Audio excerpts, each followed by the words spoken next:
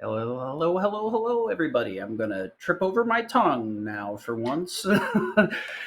As you all know, this is going to be another task showcase like we did with the Breath of Fire 2, I believe it was.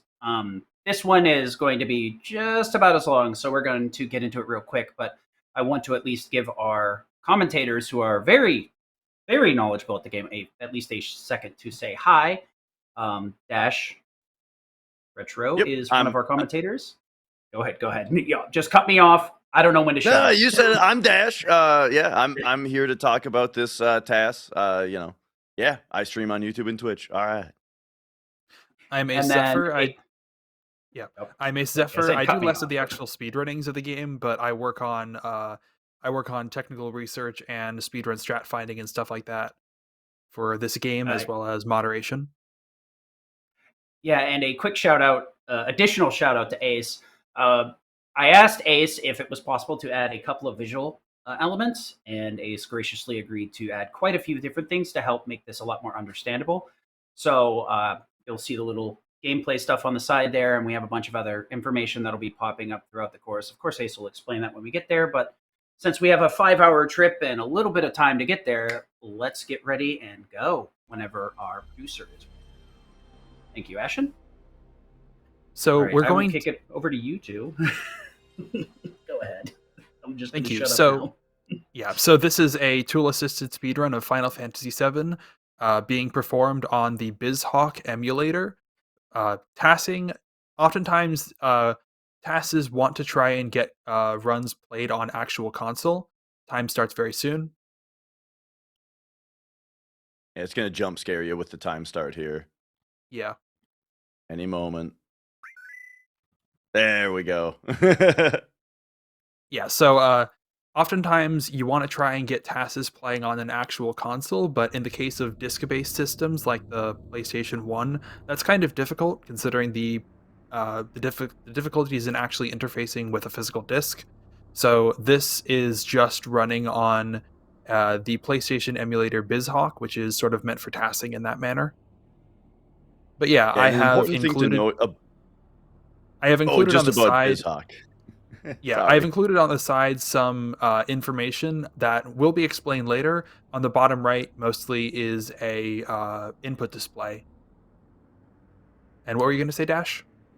Just that an important thing about BizHawk with like the loading times and making sure that the loading times are consistent is that it also means that it's PS1 load times, which is as opposed to when we run the game RTA, we run it on a PS2 in order to get faster load times. So the TAS is actually at a pretty big disadvantage in that regard, but it will overcome that disadvantage greatly.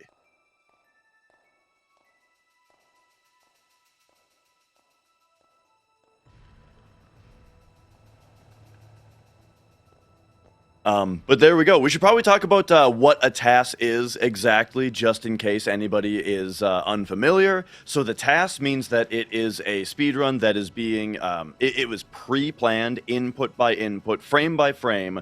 What exactly are the inputs that we want on every single frame from beginning to end? And then a computer, TASBot, plays it back. And so it represents a completely different type of speedrunning, where instead of it being like an exhibition of execution and RNG and all that, instead it's more of a mind game of like who can come up with the fastest possible way to get through the game when execution is not a factor. And we should mention this task was developed by lilgecko, who is effectively the main tasser for the PlayStation 1 Final Fantasy games, 7, 8, and 9. They are very good at it. Yeah, so right away we'll get into a menu. Menus are one of the kind of funny things to see, is just how insanely fast they're able to get through menus. And the reason is that while the field in the game is 30 FPS, the menu is 60 FPS. And so that's where a task can really obviously shine to a viewer, is how you can't even really see what's happening because it goes so fast. So on the right side, we'll be able to see a queue of the current battle actions. And at the top right, I've added a display to show the current enemy's ATB bars, which are normally invisible, as well as their HP and MP. And then there was also a bit of information up there, which was pertaining to Cloud's level up there. So when a character levels up, the stat changes that they get are random, and it's within a window, but they are random, and it is based on battle RNG. And we're gonna have to talk about the different types of RNG, but basically what it means ultimately is that the timing in which a battle ends is where the RNG is going to land, which is going to affect what stats level up when that happens. And then also, when that naming screen came up from Barrett, this is kind of a more nitty-gritty thing, but that's actually when Barrett got all of his levels, because he starts out at level 1 in the ROM, but the game, when you meet him, the game wants to put him at, I think it's Cloud's level -1. And so at that moment that his naming screen comes up, that's when the game says, oh, he should be level 6 in this case. Let's level him up 5 times right now in this case, which it did by using where battle RNG had frozen essentially at the end of the first battle.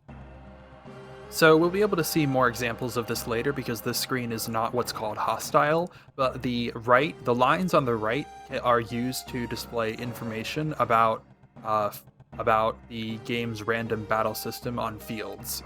In general, it's very predictable when we can get encounters, and we'll see that the lines that drop down the screen effectively represent battles that we can get, and the red dot that's at the bottom of the screen represents our current position in what's called the encounter table.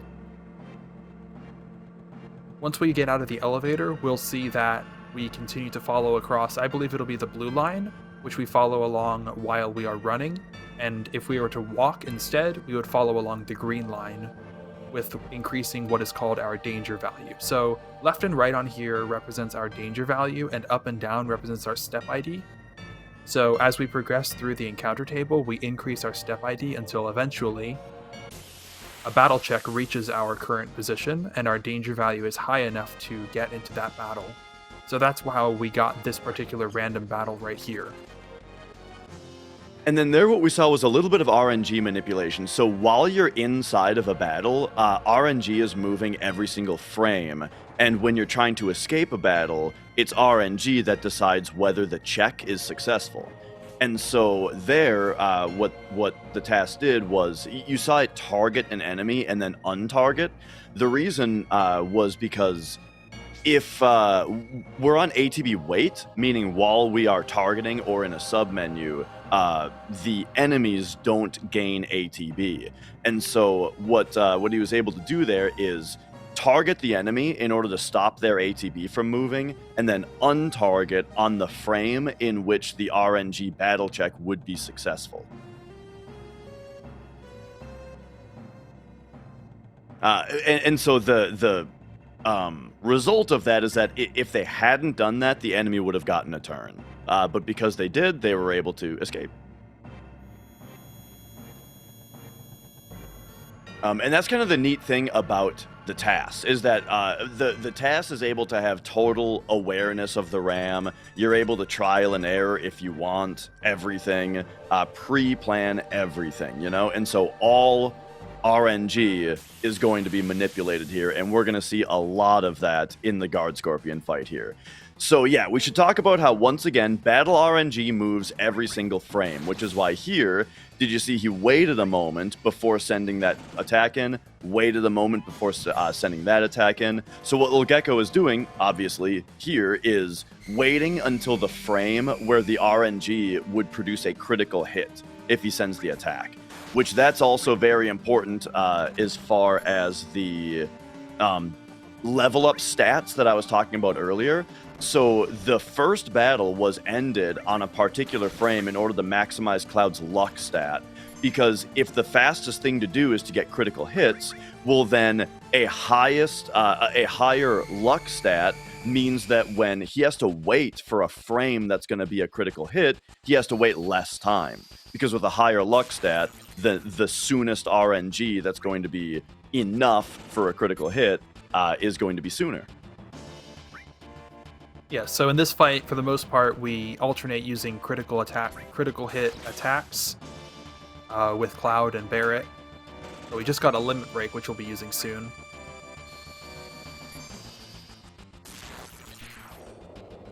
And Actually, then no, a we don't bolt to use the limit finish break him in this off. fight.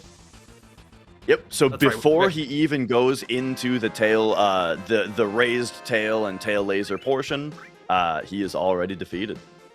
Yeah, I forgot. We actually don't use the limit break on this particular fight in this route. Which is actually crazy, beating Guard Scorpion without even needing to use the limit. Yeah, like it is possible to kill him with that before he raises his tail in RTA, but you need to use a limit with both Cloud and Barret generally, and then also either get like an early turn, maybe a critical hit on top of it, something like that. Yeah.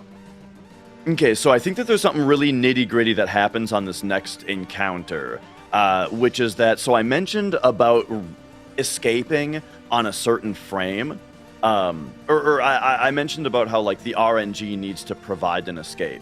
So here an extra little trick is done where what you'll see on the next fight is he escapes, but then stops escaping, and I think either goes targeting or goes into a menu.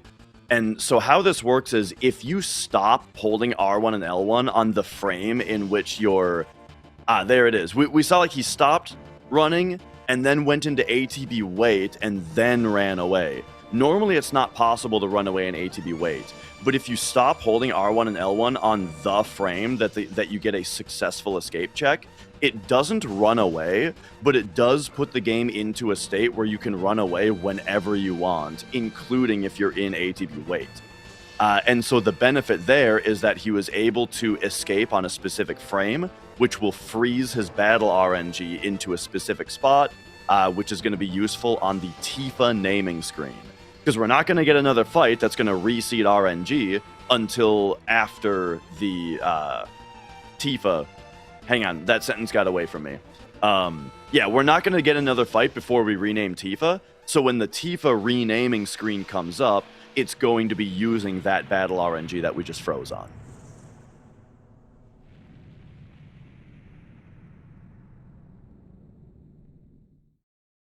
All right, there's our reactor escape. I'm sure we'll get into talking about battle RNG seeding in a bit, but for now... and also... stutter stepping we'll have to talk about at some point. Yeah, we didn't even really talk about many of the mechanics of getting it field encounters there. But yeah, that's what the... Go ahead. Like I said, cut me off. I don't know what I'm talking about. You guys take Yeah, that's what the graph on the right is all about. In short, when there were blue and green lines radiating out of the red dot, running would follow. In general, running would follow the blue line, walking would follow the green line, but it only actually checks for whether you're running or walking every 8 frames. So if you were to run for 7 frames and then walk for an 8th frame, it would still follow the green line, and you get less danger while getting most of the distance that you would from running. We can talk about that more next time we get to a hostile field, which actually won't be for a while. Yeah, because here we're going to have the whole wall market set up. And yeah, actually, this part, we get a little bit of a quiet period for a minute here. Yeah, we've got one small thing pretty soon, but...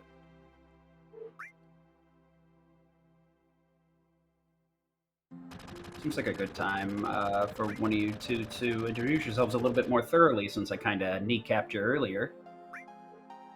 You guys want to play rock, paper, scissors for that? Or... Yeah, Dash? You can go, Ace. Okay, so, Oh, no. Hi, I am... So, yeah, I'm Ace Zephyr. I do technical speedrun stuff with this game over on my YouTube channel mostly. I also work as a moderator for the community whenever I get a chance to verify runs.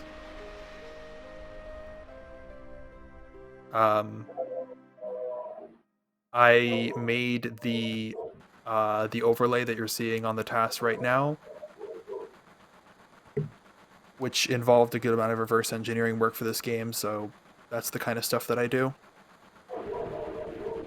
Yeah, I may have said this in DMs, but once again, yeah, Ace added all these visual elements to this task to help push it to the next level. So if you're wondering where they came from, was Ace's hard work, and there was like 2 or 3, I think, revisions of this bare minimum.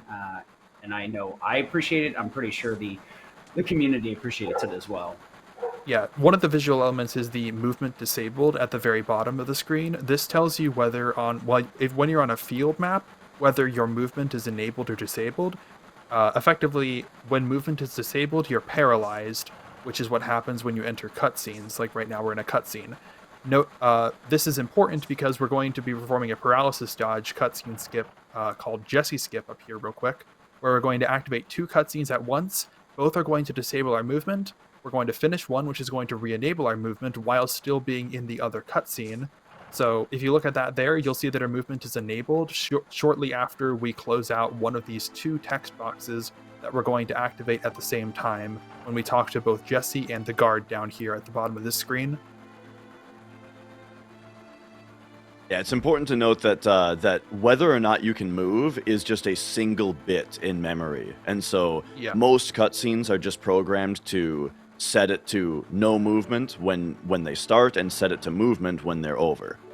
So here, we have movement enabled while still talking to Jesse. Closing the text box and then immediately transitioning into the other screen will set the flag that moves this field to the next part of the cutscene, without us having to watch the intermediary cutscene. Yeah, like how they designed the game is basically like this field, right? This particular train car, and like tons and tons of fields are programmed this way, where as the field initializes, there is a certain value in your save file called your game moment, is what we call it, which is basically a numerical representation of how far along in the game's plot you are. And so tons of fields, when they load, they look at what your game moment is in order to determine how to initialize the field. And so what happens at that part of the game is you're in that train car, then it sends you to the scene where you look at the monitor with Jesse, and then it sends you back into the train car. So when it sends you back into the train car, the game needs to know that you've seen, it needs to know it, to load it in the state that is after you've seen the monitor, right? So the way that they handled that programming-wise is the final text box, before it sends you to the monitor, it updates your game moment to be the amount that is after you've seen the monitor. Then it warps you to the monitor field. The monitor field goes through a cutscene, warps you back, and hey, your game moment is set, so it knows that to load the version of that field that's after you've seen the monitor. And so what we do instead is we use a paralysis dodge to close the box and then leave the field ourselves and then run back in. And then everything is set up to where it's as if you just watched the monitor, but you didn't. You just left the room and came back instead. Yeah, so coming up here is a fairly long set of cutscenes in the 7th Heaven. But first, we have a little bit of shopping to do. Or actually, oh, no. Never mind. No, shopping is after, actually. Yep.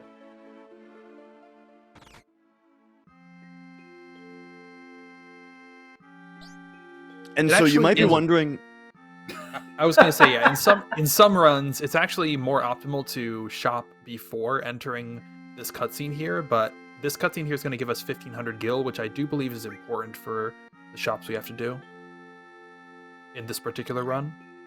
And there's the Tifa naming, so on the top right there, you can see the level ups that she got from the naming, and once again, the RNG of that level up was manipulated by that funky battle escape that I explained earlier.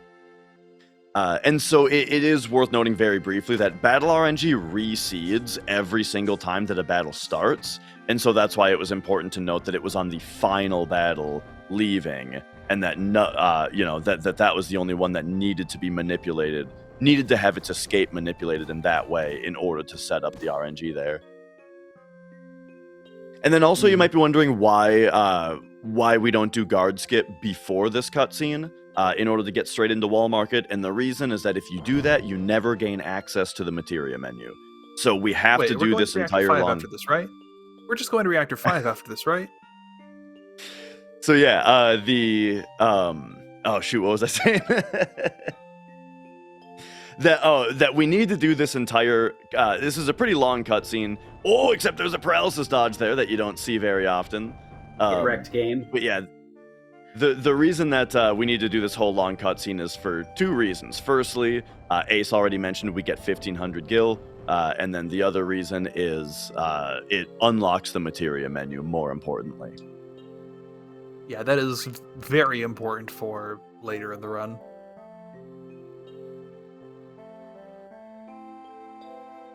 There is one route of this game that doesn't unlock the materia menu and does do guard skip right away, and that is the PC version's Any %, where they just need to make it through Midgar and then can wrong warp to the end. So that's a pretty interesting route. Yeah, that's a pretty crazy run. I think it's actually there's actually like multiple different routes for that category, some of which do get the materia menu and some of which don't, which is kind of weird. Yep. Yeah, what were you gonna say, Sid? I guess like in terms of RTA, like playing this on your own when you're doing speedruns manually, the level up RNG on names and stuff, you just got to kind of eat what you get, right? You have really no way to manipulate that in real time. Yeah, this stuff with battle RNG is basically completely unmanipulatable in the context of a real-time run. Yeah, and the reason is that every time that a battle starts, the RNG gets seeded based on the 60 FPS global frame counter that is running ever since Power On. And so, yeah, it's not really reasonable for humans to be able to hit the frame perfect exact RNG that they're trying to, and then also carry out a manipulation following it, and then do it again for every single battle. Yeah, it's a combination. There are several different... Oh, yep. I was going to say, it's a combination of needing to start the battle on effectively a precise frame, the battle RNG state also being affected by previous battles in a subtle manner, the RNG calls within battles being also being precise and also happening continuously every single frame, and also your exact party stats also affecting how those RNG calls progress. Specifically your dexterity stat, which affects how quickly the battle progresses, which affects what RNG calls are made before an RNG call that you want to manipulate, for example. And there's basically 4 different factors there that all make it very difficult and effectively not feasible to manipulate battle RNG in a PlayStation run.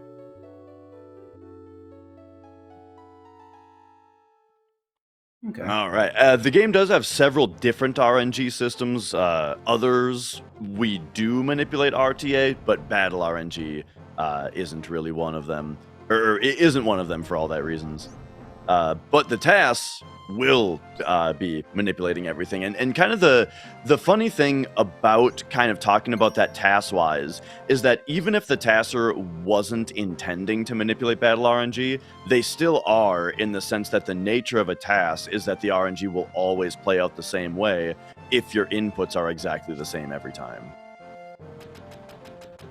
So we're coming over here to do our shopping for some grenades mostly.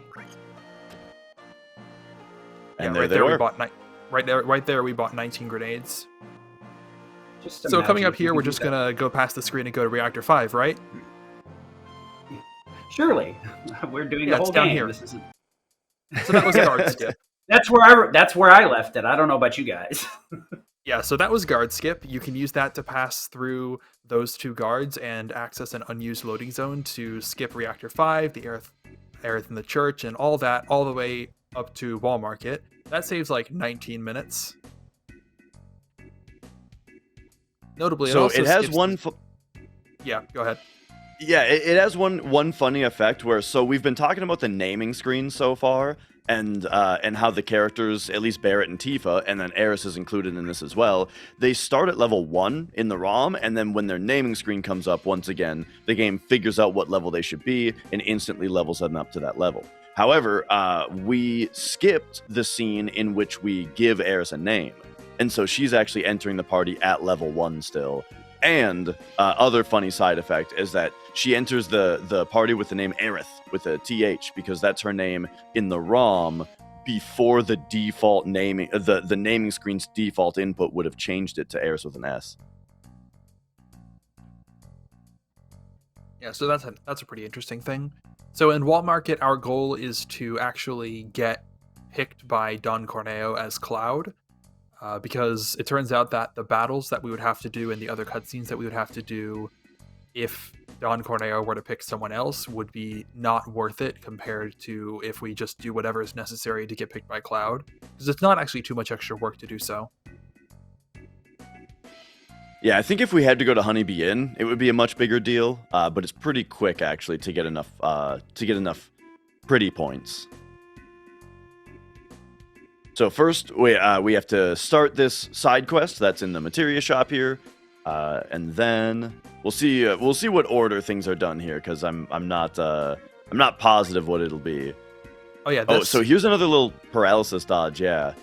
So you can tell when paralysis dodges are happening because you'll see two text boxes overlap each other and that kind of thing, which doesn't normally happen in the game.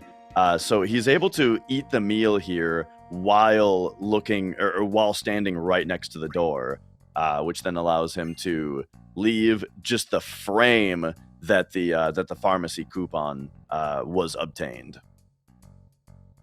Yeah, that's food skip, which isn't done in RTA for the most part, just because it's not worth it and pretty risky to do and pretty difficult to set up. But TAS can save a couple of seconds by doing that.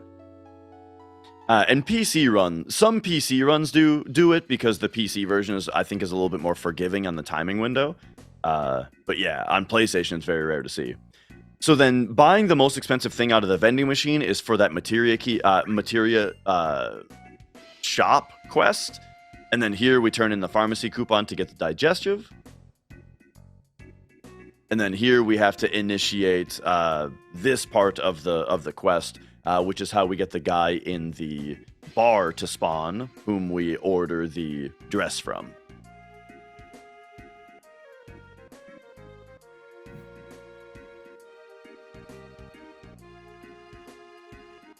And so, speaking of the ordering the dress, and then this is also where we turn in the digestive for the sexy cologne. And here we will see another paralysis dodge, which is where by opening that door early on, it allows us to move while we're ordering the dress. And so there's a couple things that need to be done here of talking to different fellas while we're in the middle of the cutscene. But that way here, we ordered the dress and got the sexy cologne at the same time, using the paralysis dodge without having to... If you don't do that, you have to watch the lady slowly walk out of the bar after you give her the digestive. Yeah, that's and bar then here skip. We're turning in the vending machine. Oh, yep. Yeah, that was bar skip, and it saved something like 15 seconds, I think. Yeah. Yeah, so that was, and then from here we trade in the juice from the vending machine to get the, I believe, diamond tiara. Here's just a funny difference. Cloud runs into the dressing room there, but he only does that if you are holding X while you start the cutscene. If you weren't holding X while the cutscene starts, he walks into it, and you lose, like, probably 4 seconds. Yeah, that's pretty interesting. And that little bit actually affects a lot of little things in the game, most notably when you grab a ladder. If you're holding X while you grab a ladder, he will run to it. As opposed to walk to it as well. But it's funny that it affects that cutscene.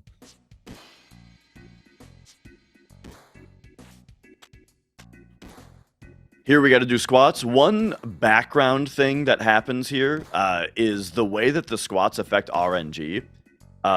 The way that the RNG system, like, we'll probably get into more specifically how it works later, but like the long story short of it is that starting the squats game here reorders the RNG table for some reason. Like, it puts the RNG table into a different order. I'm wondering if like the default ordering of it maybe made the squats game too hard or something, and so they had to find one that felt more balanced. I'm not sure. I think it was meant to change what's called the stone value in a random manner or a non-predictable manner, but they mistakenly made it so it always sets to the same value. Oh, I see. Like how the code is set up, it feels kind of like they might have meant to do something more or something different with that, but didn't. That seems more believable than what I was saying. Yeah, so that affects one of the 4 or so RNG systems in this game, field RNG, which affects field scripts and RNG values that are used on fields. There's something that we're going to be doing in about 25 minutes or so that heavily affects and relies on field RNG. And so I think we have a minute just to briefly introduce the different RNG systems. Because, yeah, field RNG is, when we talk about that, what we're talking about is that this here is the field, where there's a pre-rendered background, you're running the chibi character around, cutscenes happen, right? These are fields, and fields have their own RNG system that is used in a few different ways. The one that we were just discussing is the field script RNG, which is like anything that is random on the field that's within a script uses this system, and that most commonly is like the RNG elements of background animations. For the most part, but it can be little other things. But then also on the field, the RNG that's happening is the step ID system of when you get into random encounters. It actually uses the same RNG table that the field script RNG does. It just moves through it in a different way. And so I should also talk about what that means. The table is that the way that RNG generally works for fields in both of these systems is there is just a predetermined, pre-programmed set order of every number from 0 to 255, just hard-coded into a certain pseudo scrambled up order. And so the different RNG systems just move through that table of every number in a different way, and then they loop through it once they're all the way through it. So once 256 numbers have been called, then it loops through them again, and they would be in the same order if there weren't other things sort of affecting them. So for example, every time when you're running around and you're able to get into random encounters, the game will run through that table of numbers every 8 frames. When it does a battle check, it runs through that list of numbers in order to check your danger value against it to determine whether you should get into a random encounter. And then once it gets all the way through those 256 numbers, it just loops through them again. However, they do a little trick in order to get it to be different the second time it loops through. And then similarly, field scripts, they also go through the RNG table, the numbers one by one. And once it loops through, it just loops through again. And it will just keep looping through the same numbers each time. However, they do a different little trick on the field scripts to get it to be different sometimes, which is what we're talking about with that value stone. What that does is it determines how many spots on the RNG table do you jump every time that RNG is called. So when the game first starts, or when you boot your system, stone is 1, meaning every time that the game wants an RNG value, it just moves 1 spot on the RNG table and gives you the very next number. But when you start the squats game, it sets stone to 33. So now every time that a field script wants a random number, it jumps you 33 positions on the RNG table. And every different value that stone is able to be is a multiple of 16 plus 1. And the nice thing about that fact is that means that no matter what stone is, it still sees all 256 unique numbers in the table before any of them, before it sees the same number again. It's just it sees them in a different order. So that's why earlier I described it as reordering the RNG table. Really what it's doing is it's changing how many spots it jumps each time. So one of the things that field RNG, that the step mechanics also do, that encounter mechanics also do, they effectively call RNG twice in a per encounter check. The first RNG call actually happens regardless of whether or not it is determined what it's going to get an encounter or not. But it basically calls RNG to determine whether the encounter we're going to get will be preemptive or not. And the second call is made to determine whether an encounter whether there will be an encounter or not by getting a random number and comparing it to your current danger value, which is effectively what the chart on the right represents. However, you'll see that there's also these dotted, a couple of, like, you see one of the encounter checks, of the encounter thresholds is purple or pink or so, and there's also a couple of dotted purple pink lines. One of them is a little bit above our current position, the red dot. Pay attention to the movement that we're going to do and notice how that purple pink line is actually going to drop down to approach our current dot as we start the apps fight. I'm not confident how visible that is on the stream. Yeah, actually, it's visible. I'm looking. I have the stream open and it is visible, but kind of hard to see, unfortunately. Maybe due to stream compression, so I might have wanted to change how that looks. But I mean, but yeah, so hopefully it looks fine, unfortunately. So what the point is, though, is that, like Ace was saying, every time that a danger check happens, or an encounter check, it, okay, if he's going for that line, then we can see it. Okay, he's going for that line, so we can see it. I thought that there was another one. So here, all of this movement gets us onto that dotted line, but that dotted line didn't produce an encounter, but the game still checked whether the encounter should be preemptive, and it set the flag for a preemptive encounter. Then it checked our danger and said, oh, there shouldn't be a fight. But so, that preemptive look flag behind you, allowed apps. us to get... Yeah. Yeah, look behind you, apps.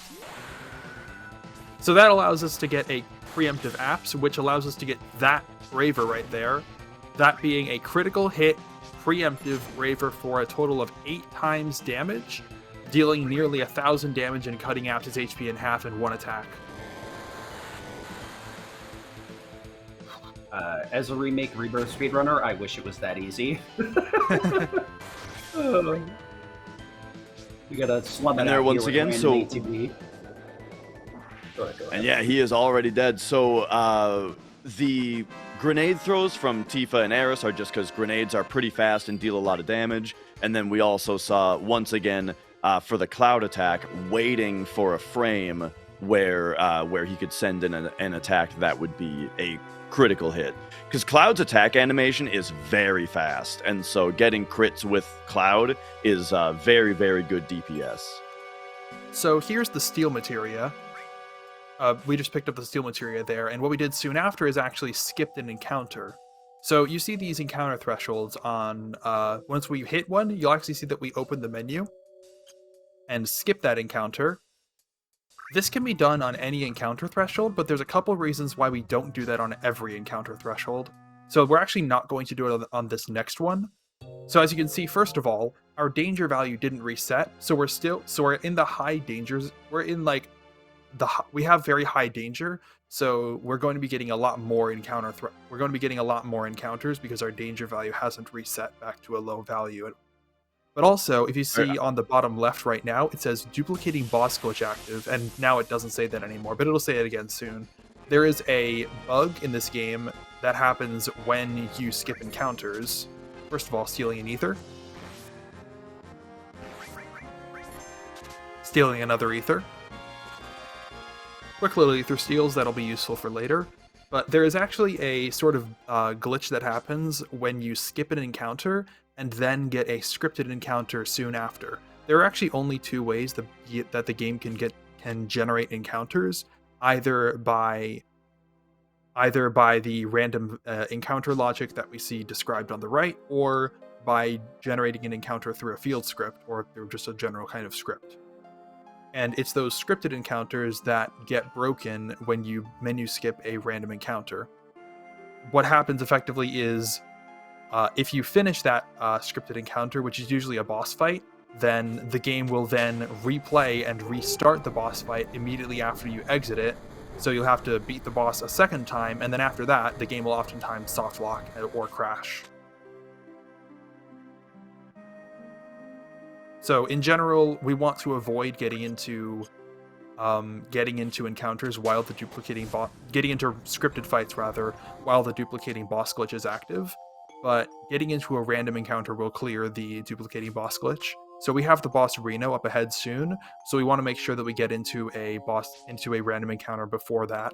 we're actually going to take one on this field and steal a couple more ethers.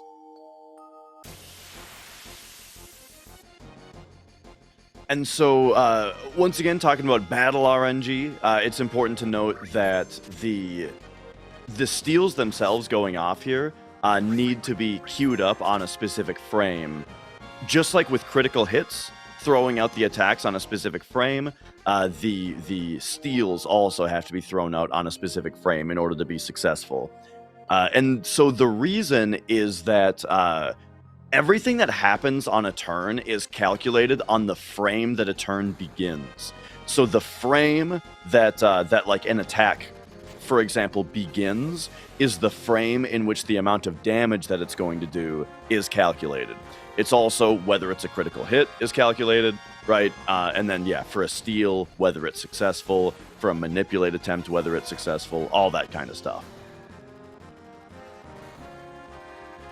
I should also mention that much of the reason why we did all those battle skips previously was to control which encounters we're going to get.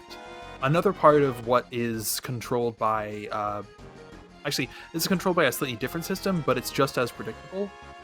It's something that we call formations. So you might have seen on the bottom right when we're on a hostile field. On the bottom right of the screen, I show the next encounters that we're going to get. Those are predicted through a different system that basically increases a value that uses the field RNG table and cycles through the different encounters on that table based on that value that increases after each encounter that you get. So skipping an encounter actually increases that table in the same manner as if you hadn't done so, or as if you'd gotten the battle normally. So we just skipped that first encounter and then got a formation immediately afterwards in order to skip a back attack there, because otherwise if we hadn't done that, we'd get a back attack that we couldn't flee from until we'd gotten a couple of attacks hit by us, until we had gotten hit by a couple attacks, which would be slower overall. And then once again, as you were talking about earlier, it was also important to take the last random encounter before the boss fight here, because once again, if he had skipped both fights there, then the duplicating boss glitch would still be active right now, and he'd have to fight Reno twice.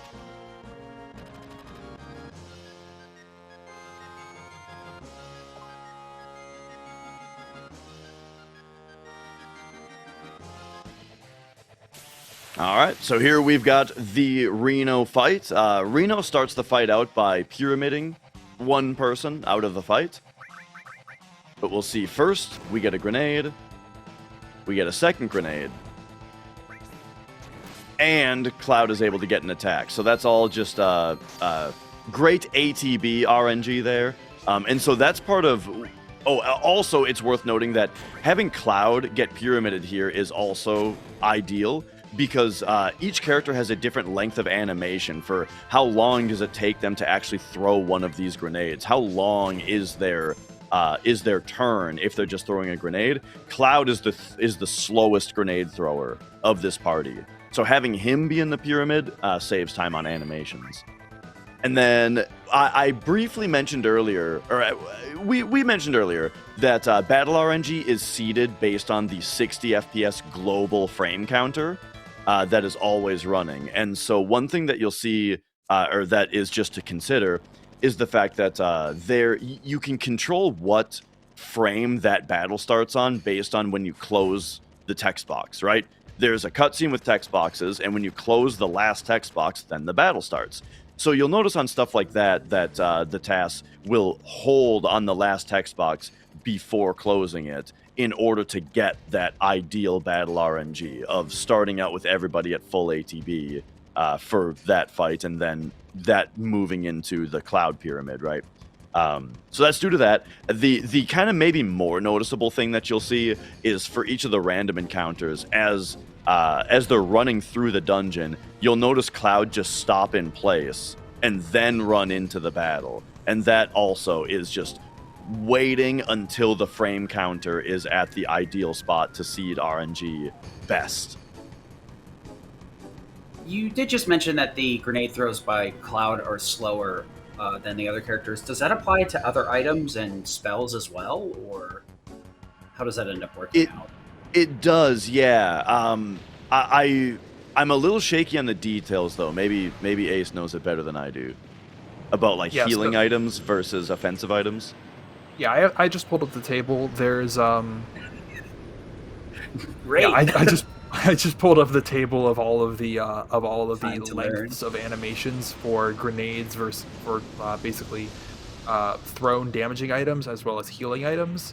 And yeah, Cloud is one of the slower ones. Usually Tifa and Barret are both faster than Cloud, though Tifa is usually close to the fastest grenade thrower. So whenever we have the opportunity, we actually try and throw grenades with Tifa.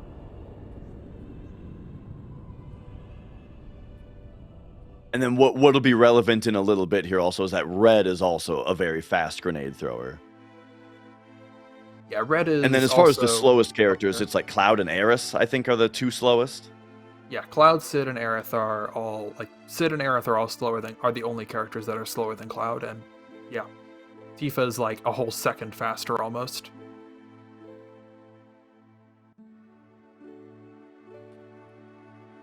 Interesting. Yeah, I just never really, like, as a casual player, didn't even ever cross my mind for a second, because the animations are fairly close at like a casual level.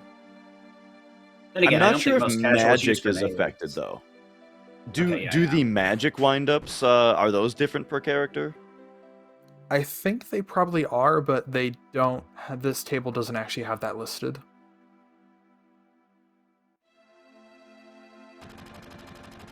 It's funny. Casting spells actually does not come up in the run nearly as much as many times as like throwing grenades does. And when we are casting spells, there's usually a reason to use the character that we're using beyond, the consideration of their animation time. It has more to do with like their magic stat in the way that we set up our materia. Yeah, and just who we have access to. It's like grenades everybody can use, but spells are going to be dependent on stats, yeah. Yeah, and if there is a difference, I don't think it's very much. Interesting.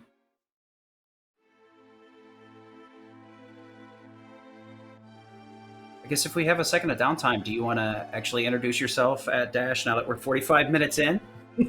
Yeah, I'm Dash. I speedrun this game, and then I also like to do. I'm also one of the moderators on the leaderboard doing verifications and whatnot, and so I really like doing commentaries and explanations of things and whatnot. And I get a lot of very nice comments about like the amount of knowledge that I have about this game. However, I learned most of it from Ace, and what I didn't learn from Ace, I learned from Brutal Speed. Or Zeal, or J-Rod, or RJ, or one of the many people of the community. Everyone in the community on this game generally is very knowledgeable, always helpful. So don't be shy to ask questions in the Discord and whatnot for any help that you may need. I guess also another small shout out. When I did approach lilgecko about showcasing this, they did decline doing commentary, but suggested these two specifically as commentators. So thank you, lilgecko, for both giving me the best commentators I could have asked for and allowing us to showcase your task. This is really a great watch. Yeah, seriously, a big shout outs to lilgecko in general for all the work that they've done all over the years in PlayStation tassing for mostly PlayStation Final Fantasy games. Yeah, big time. There's actually some strats that we are using RTA now that we learned from lilgecko's task. Just there's like a couple things that'll happen that it turns out like, oh, actually, I think we can do that RTA, or like some form of it. Yeah. And yeah, as was kind of mentioned earlier, lilgecko is also like the only active tasser of this game, and so if it weren't for them, then we might not have one to talk about.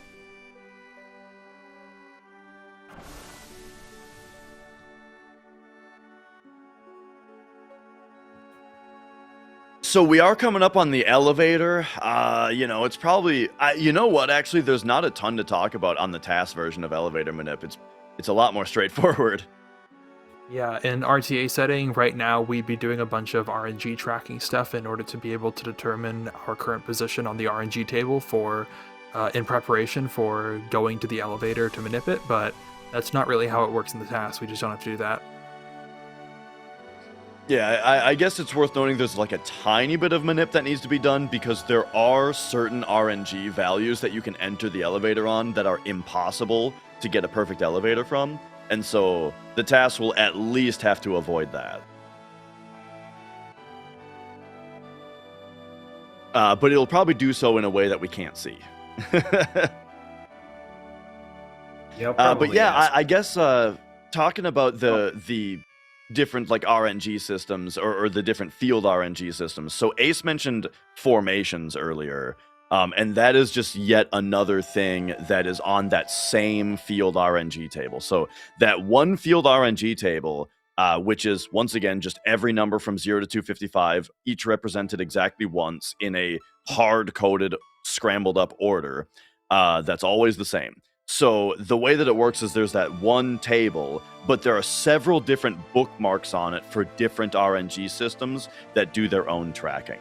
So once again, one of them is the field script RNG bookmark. We'll often refer to that as your list value. That's just your position on the RNG table as far as field scripts go. And as we discussed, that moves a different amount. It jumps a different amount every time RNG is called. That is depending on your stone value. But your stone value doesn't change very much. For example, right now, it's still 33 from when squats was done earlier. But then on top of that, your step ID is just a different bookmark on that same RNG table that we talked about. Every battle check, it moves 2 positions. One position it moves in order to set the preemptive flag, and then the other position it moves in order to grab the number to check your danger against to determine whether you should get a random encounter. So once again, that's a different bookmark that is independent of the field scripts, and it moves by its own rules.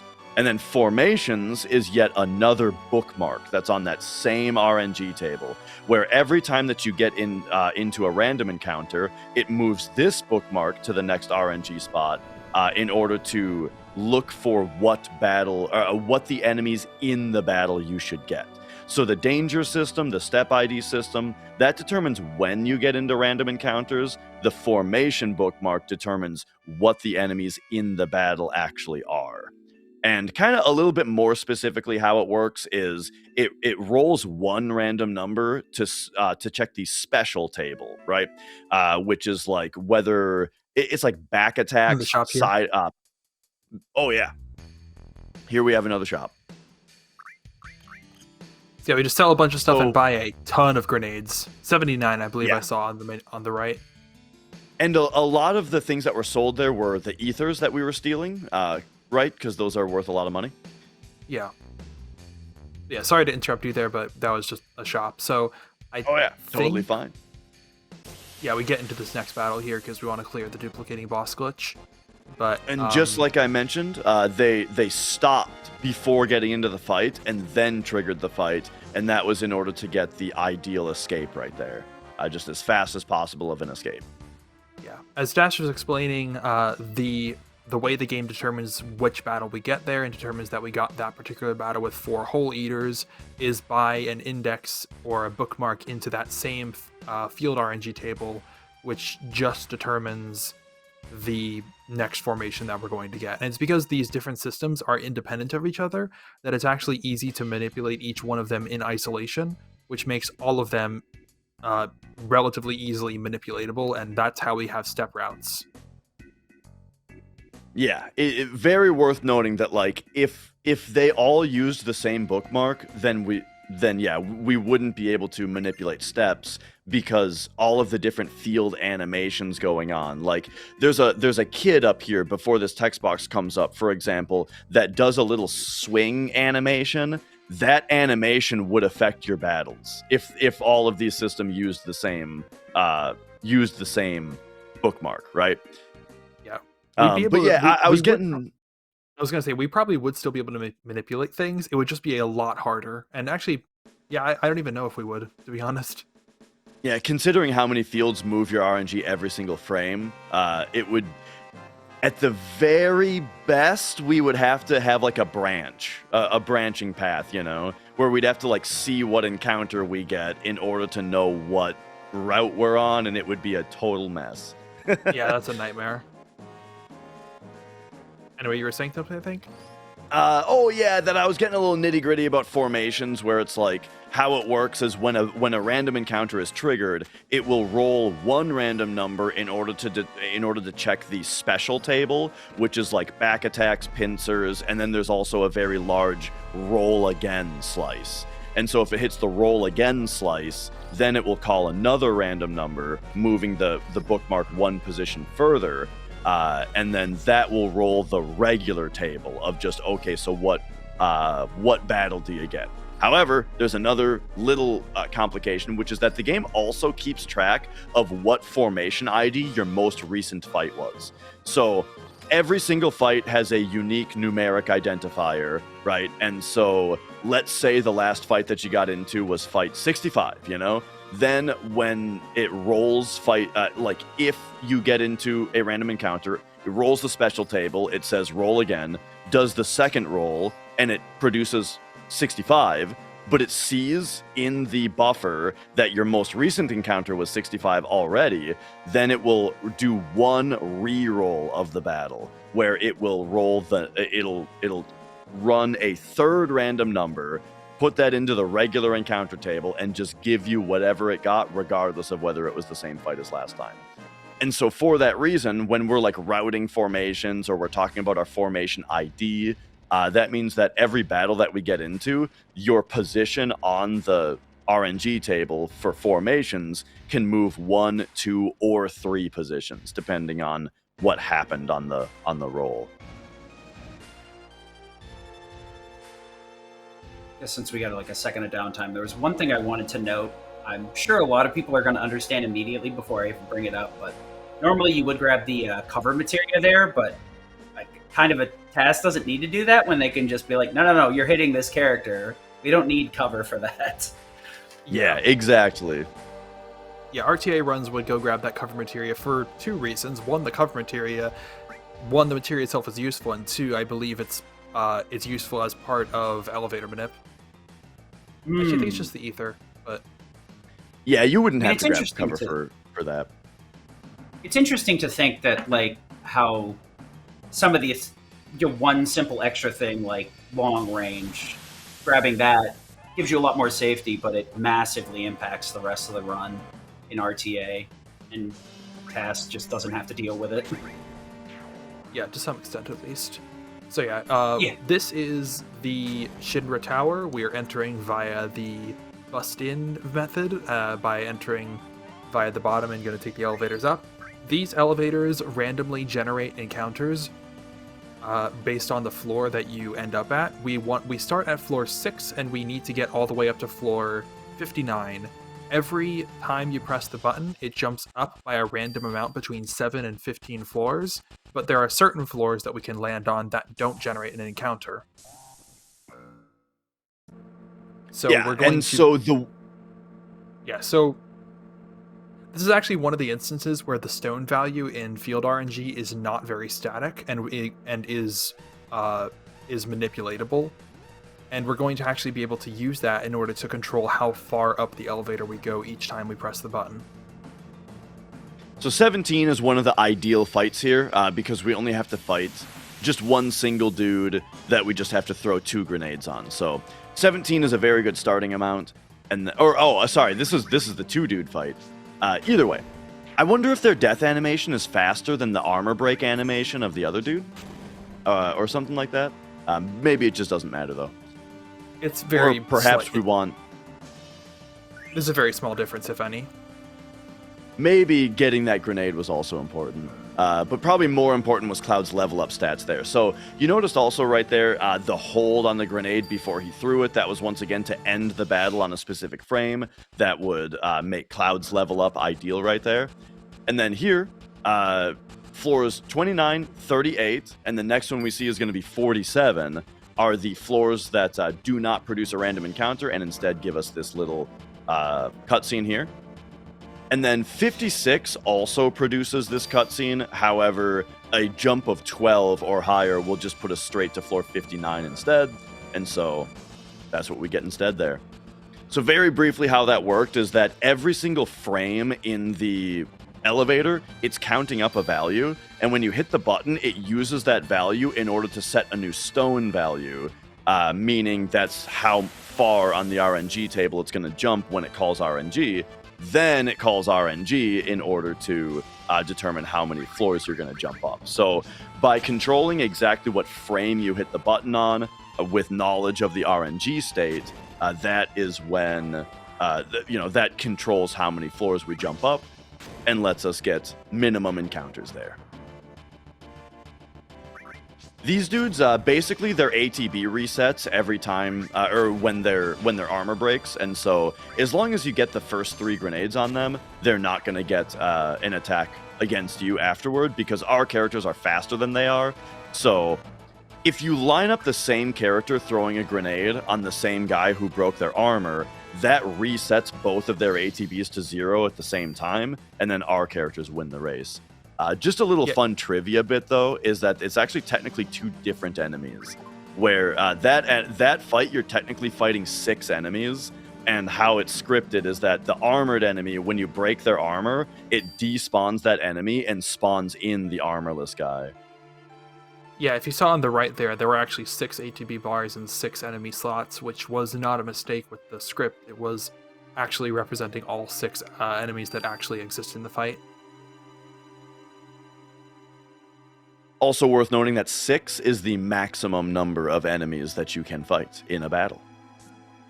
Yeah, that's how many slots the game has. I love the yep. I'm walking over here and just jet. Yeah, she goes all the way through. Anybody that's done this casual knows that that's like a death sentence. Yeah, we are just going way fast right now. I'm actually looking at. I actually really haven't looked too tightly at this, and I'm very surprised at how fast this is. Yeah, like when we do it RTA, it looks fast, and I was kind of expecting the same thing out of TAS for some reason, but no, it definitely goes a lot riskier. But it's funny to use the word riskier on a TAS because nothing is risky. So here we're going to do the mayor password. The mayor password is actually based on what your current in-game time is. It's not random. And so just, the TAS, of course, having knowledge of exactly what IGT they're on, they do not need to wait around, or they don't need to check their IGT like we do RTA. And then, so one thing I didn't really mention earlier on the menuing is that when we buy all those grenades, one thing that you can do RTA is if you hold up, for example, or if you hold right when you're buying something at a shop, it does the auto key repeat, right?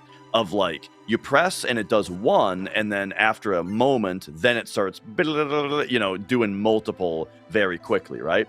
However, at 60 FPS, mashing 30 times a second is actually faster than that auto key repeat is. And so the same thing happens on the naming screens.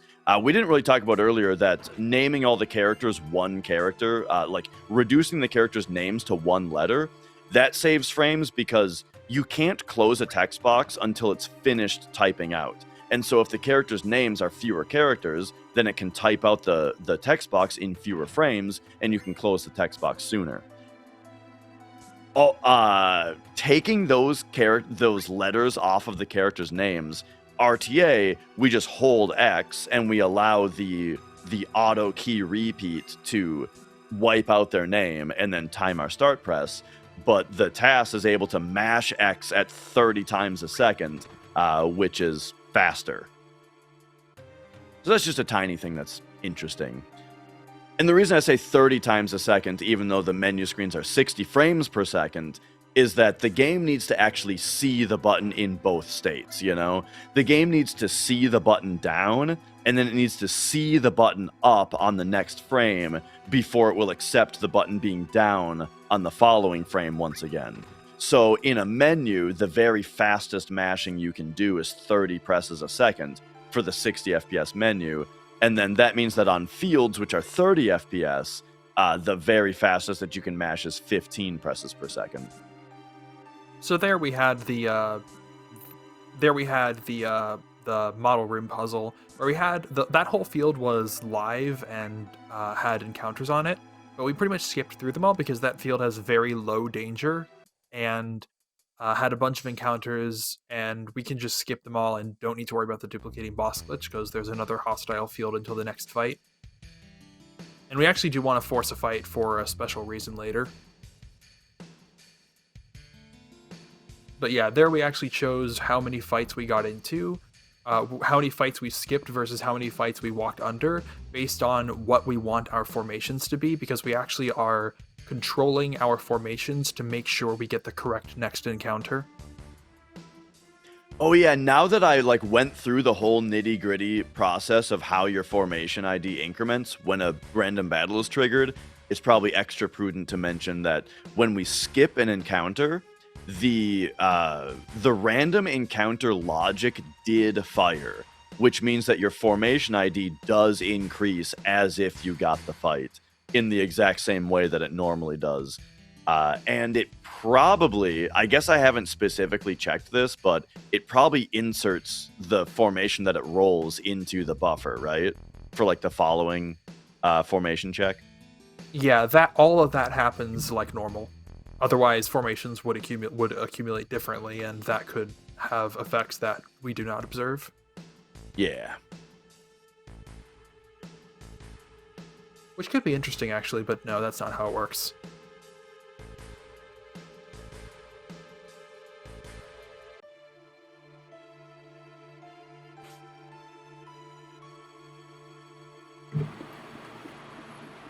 Oh, there's a paralysis dodge coming up here. So RNG manipulation was actually done in order to get this guy on the right here to leave. So him leaving the room right here allows... oh.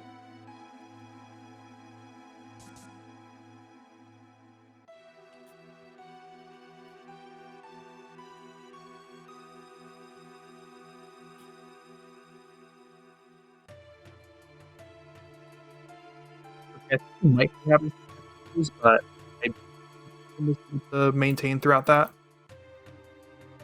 Oh yeah, that was Mike percent for sure. Beep pop boop boop boop beep beep pop. It's like Dash may be back shortly too. Now's my chance to shine. Yeah, Go so ahead, I guess I can explain that. Actually, yeah, I guess we have first this little thing with Genova in the tank.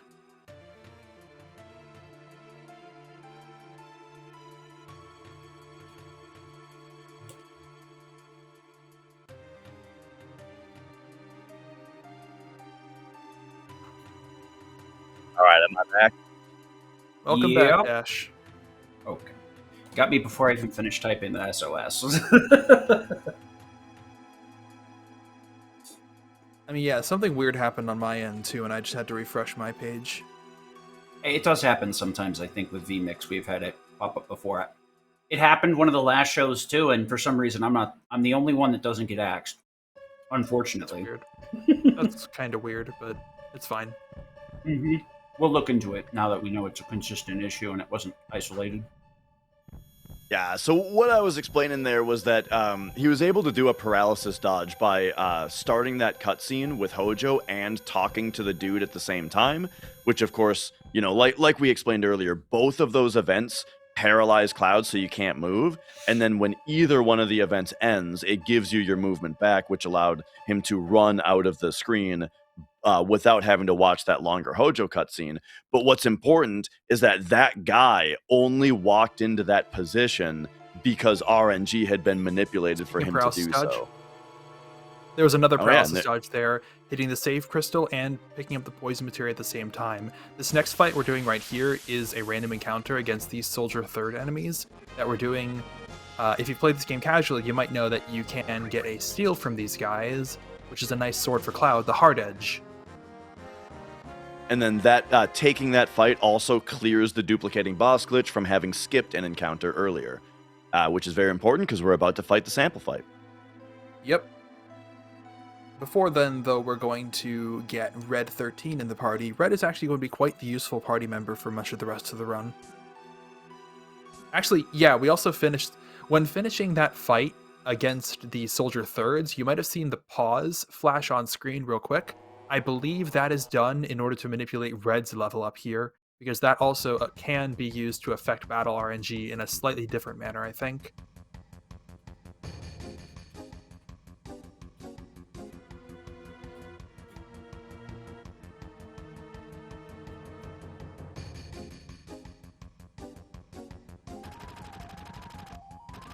Question, can most force fights like that be skipped or not all of them? So, specifically the fights that can be skipped by menuing are fights that are started by the random encounter logic.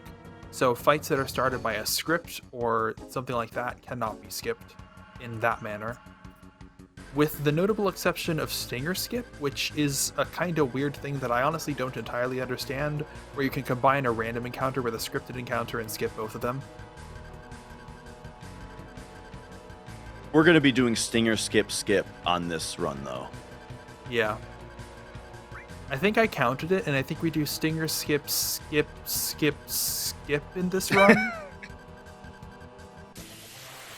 So taking having Barrett be the one who protects Eris there, choosing that option brings Tifa into the fight, which, as discussed earlier, is good because Tifa is one of the fastest grenade throwers, so it saves several seconds on this fight. It also does affect how much experience Tifa gets versus Barrett, but I have a feeling that that's less important. Yeah, Tifa's also a faster grenade thrower.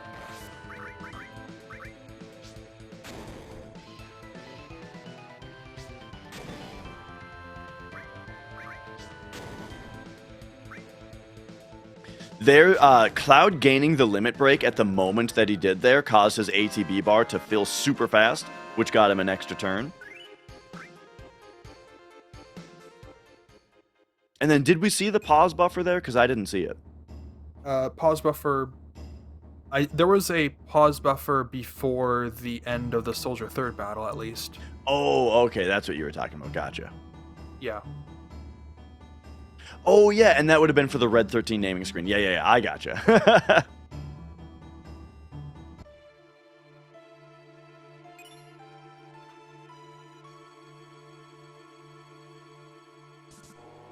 So yeah, there's an enemy skill materia. We use that to gain skills that we can learn from enemies.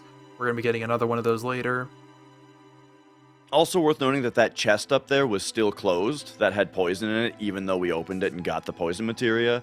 That was because of the paralysis dodge that was done. You actually can get 2 poison materia by doing that paralysis dodge, which is something that some runners do RTA. Yeah, I think that's actually an RTA thing that can be used for the bottom as well fight to make it safer.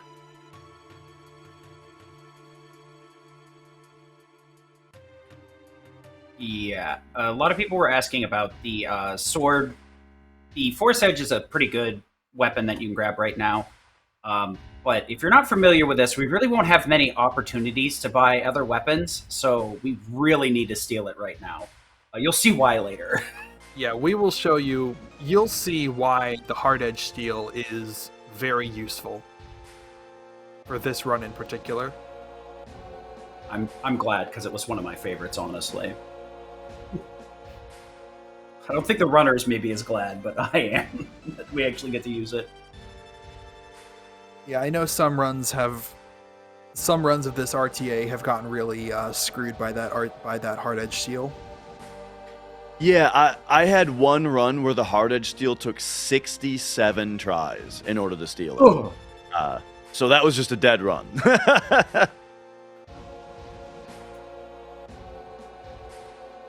That's part of the reason why.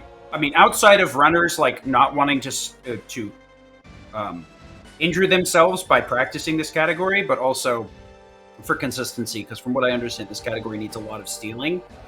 And the steal formula in this game is kind of how do I put this in like a PG manner? Bad. It is bad. Very bad. It's not forgiving.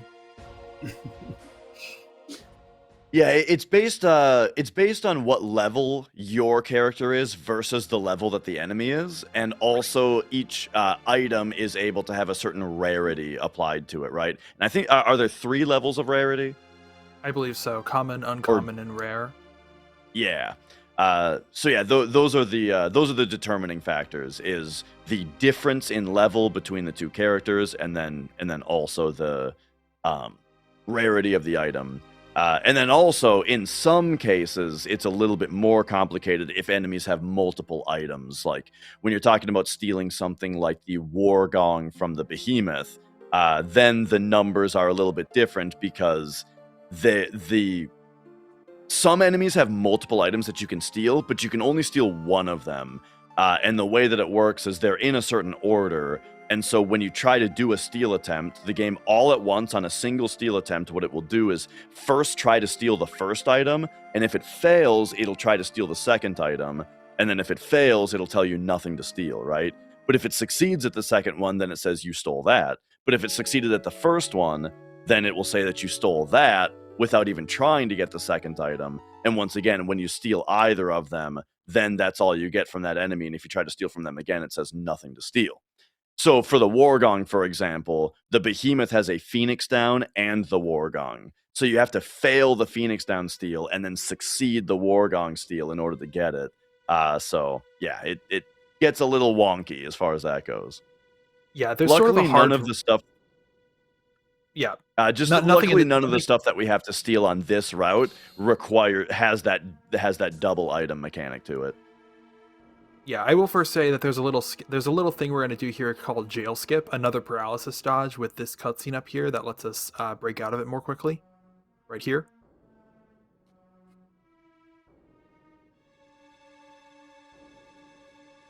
That was a little skip we could do there to... yeah, that was a little skip we could do there. Talked to Tifa and Aerith slightly earlier, which is what ends the cutscene. Little encounter skip there. And then, so that menu to do that encounter skip was also used for a bit of menuing. And you notice, so the hard edge was equipped on Cloud, and then also elemental lightning was equipped onto Cloud's hard edge there, which is going to be very important.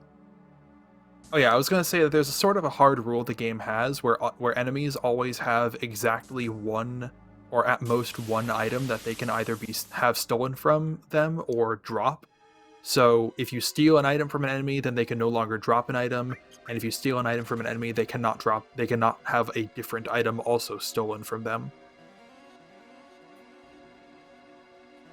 So, for example, if you have one of those items, if you have one of those enemies with multiple possible items they could have, then if you steal the wrong item, you cannot then steal the correct item because they no longer have an item to steal. If you morph an enemy, can they still drop something? I believe I don't actually know. I don't actually know.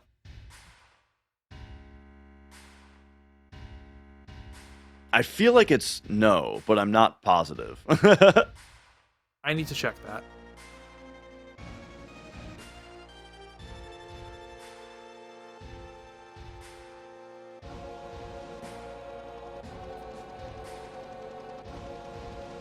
All right, so we're coming up on the little boss rush. Wow, there's a lot of preemptive step IDs in this area. We're coming up on the end of Midgar boss rush here, which the motorball fight is very, very cool, but that's the end of it.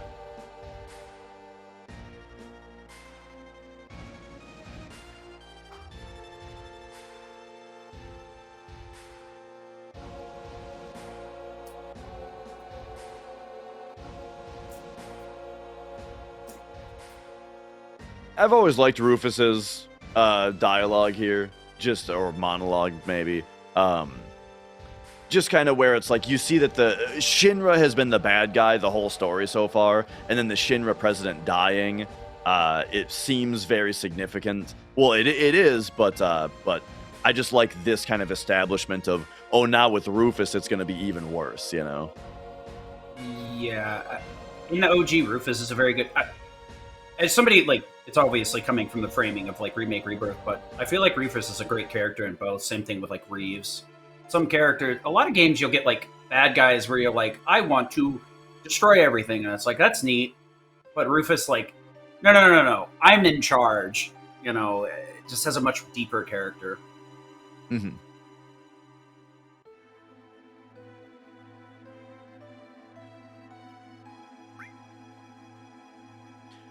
So it's funny that we can't. I guess with the input display, I could have checked whether or not it was chosen to remove the materia there. It had to have been chosen to leave materia as is, because the materia was already set up on cloud, and there would have been no reason to do that if it got removed right there. Yeah, we set that materia up for the motorball fight, so yeah. Yeah, if you press down and circle on the same frame, though, it will. You don't visibly see the cursor go down to the other option.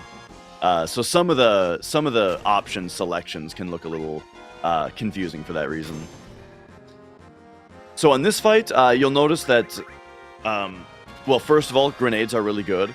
And then also, ATB weight here is being used in order to... Oh, by the way, watch Barrett's ATB bar here. So Barrett just gaining that limit break allows him to, boom, get super fast ATB right there. And then get this big shot in on a certain frame. You notice the frame weight for the critical big shot right there. Yep, normally limits here do about the same damage as a grenade, but that one did double. It's a crit. Yeah, we'll point out that if you guys haven't already noticed, there's a nice queue of actions and stuff, what's critical, what's not, damage rolls and all that stuff that Ace added to make combat a lot more readable than just like assuming everything's a crit. It actually says it down in here so you can tell. Yeah, so that's 100 Gunner, which is not the end of this fight.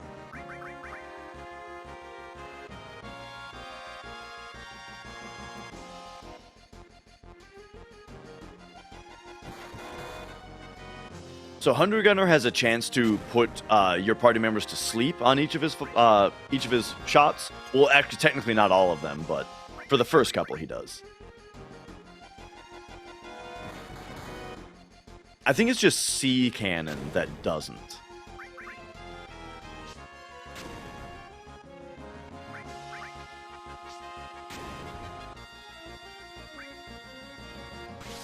And then there we once again had a hold before sending in the Sled Fang. A critical hit. And he's dead before he even gets his second turn off. Or wait, third turn. Right? He did two. Oh, the first one was a sneak attack. So that always happens. Yeah. So yeah, he did really only get one natural turn there. Another quick flash of the pause menu to manipulate the level ups afterwards, because manipulating both the level ups and the critical hit at the same time would have been more difficult than doing them separately. So this is going to be an interesting Rufus fight. Pay close attention.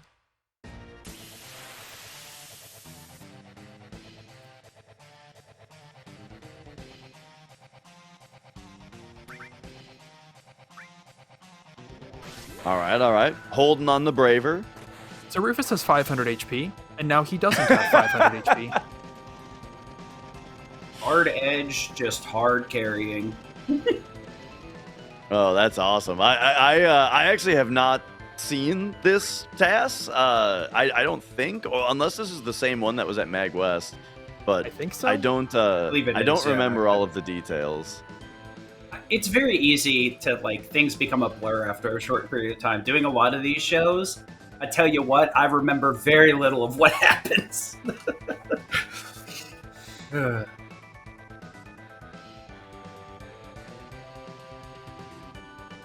So here, yeah, the position that you... Go on. Go ahead. The position that you start this cutscene on matters, because in a moment, you'll see Eris make a turn, make a pivot. If you pay attention to her, she's looking straight down right now. Boom, she just pivoted to look at Barrett. If we didn't start the cutscene in that position, she would have had to walk to that position, which would have taken more frames. Yeah, that's a little optimization figured out more recently. I think I remember about when that optimization was figured out. And then here we get one of the most famous FMV cutscenes in the game, because this one was used in the commercials. Yeah, I was gonna say that one shot on Rufus was possible only because of the hard edge we stole.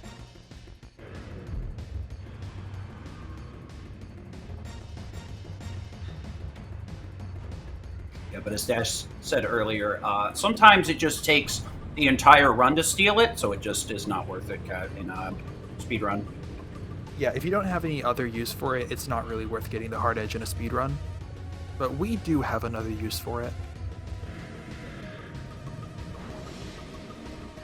Yeah, there are some folks who have routed out the any percent run without hard edge because they don't want to deal with it. But yeah, it causes there to have to be quite a bit of different routing because it is really, really good. I mean, yeah, it's kind of rough, the things you need to steal to make it functional. I will mention that we are doing a party swap here to put red in the party. This is more important than it looks like, but yeah. Yeah, for reasons we'll get into, we're gonna have these characters for quite a while in our party.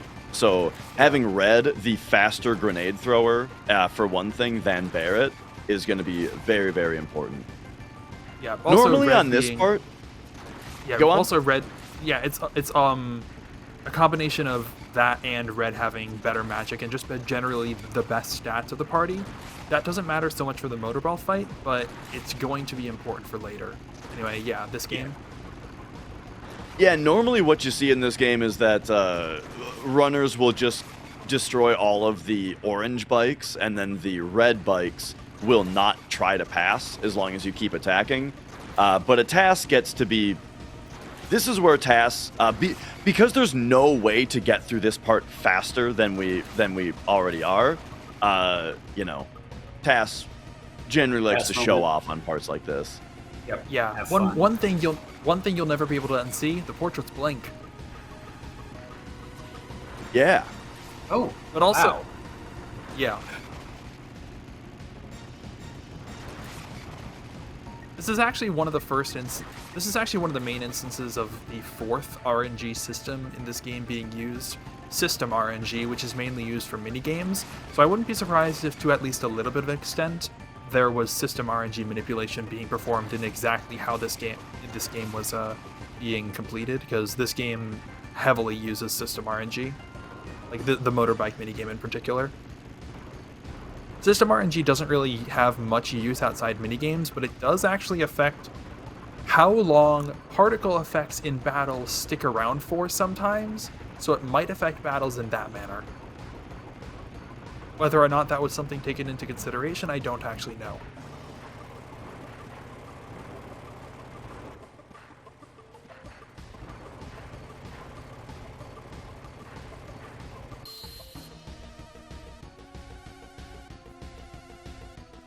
But I'll be curious to see what Red's HP ends at on this fight. Yeah, even if what I just said was taken into consideration, it would save frames at most. So yeah, here's Motorball. Remember that we put Lightning Elemental on Cloud's sword, and so we're going to be able to do a bunch of powerful attacks on this enemy that's weak to lightning. So first we get Fast Grenade from Tifa. Motorball's arm attack always hits the character with the highest current HP. So the next one is going to be on Cloud. There's a very powerful, critical, regular attack. 334 damage from a regular attack there. That is very strong. This strat is very useful on Motorball. Again, because of the hard edge. Do either of you had any idea? Chat was asking about the amount of damage we were taking on the drive here. Any particular reason you could think that we were just kind of letting them beat up on the party? So in general, I think we can it's just do that. funny and not gonna matter. Well, it also lets us control like the total amount of damage. I'm not certain, but it also the damage can affect what order and who Motorball attacks on those turns where it does arm attack. So that might be what would have been affected. Manipulation. Okay. So yeah, that was Motorball. A pretty quick fight compared to strategies that don't have the hard edge. Meanwhile, we get a cutscene fight and remake. Woo-wee!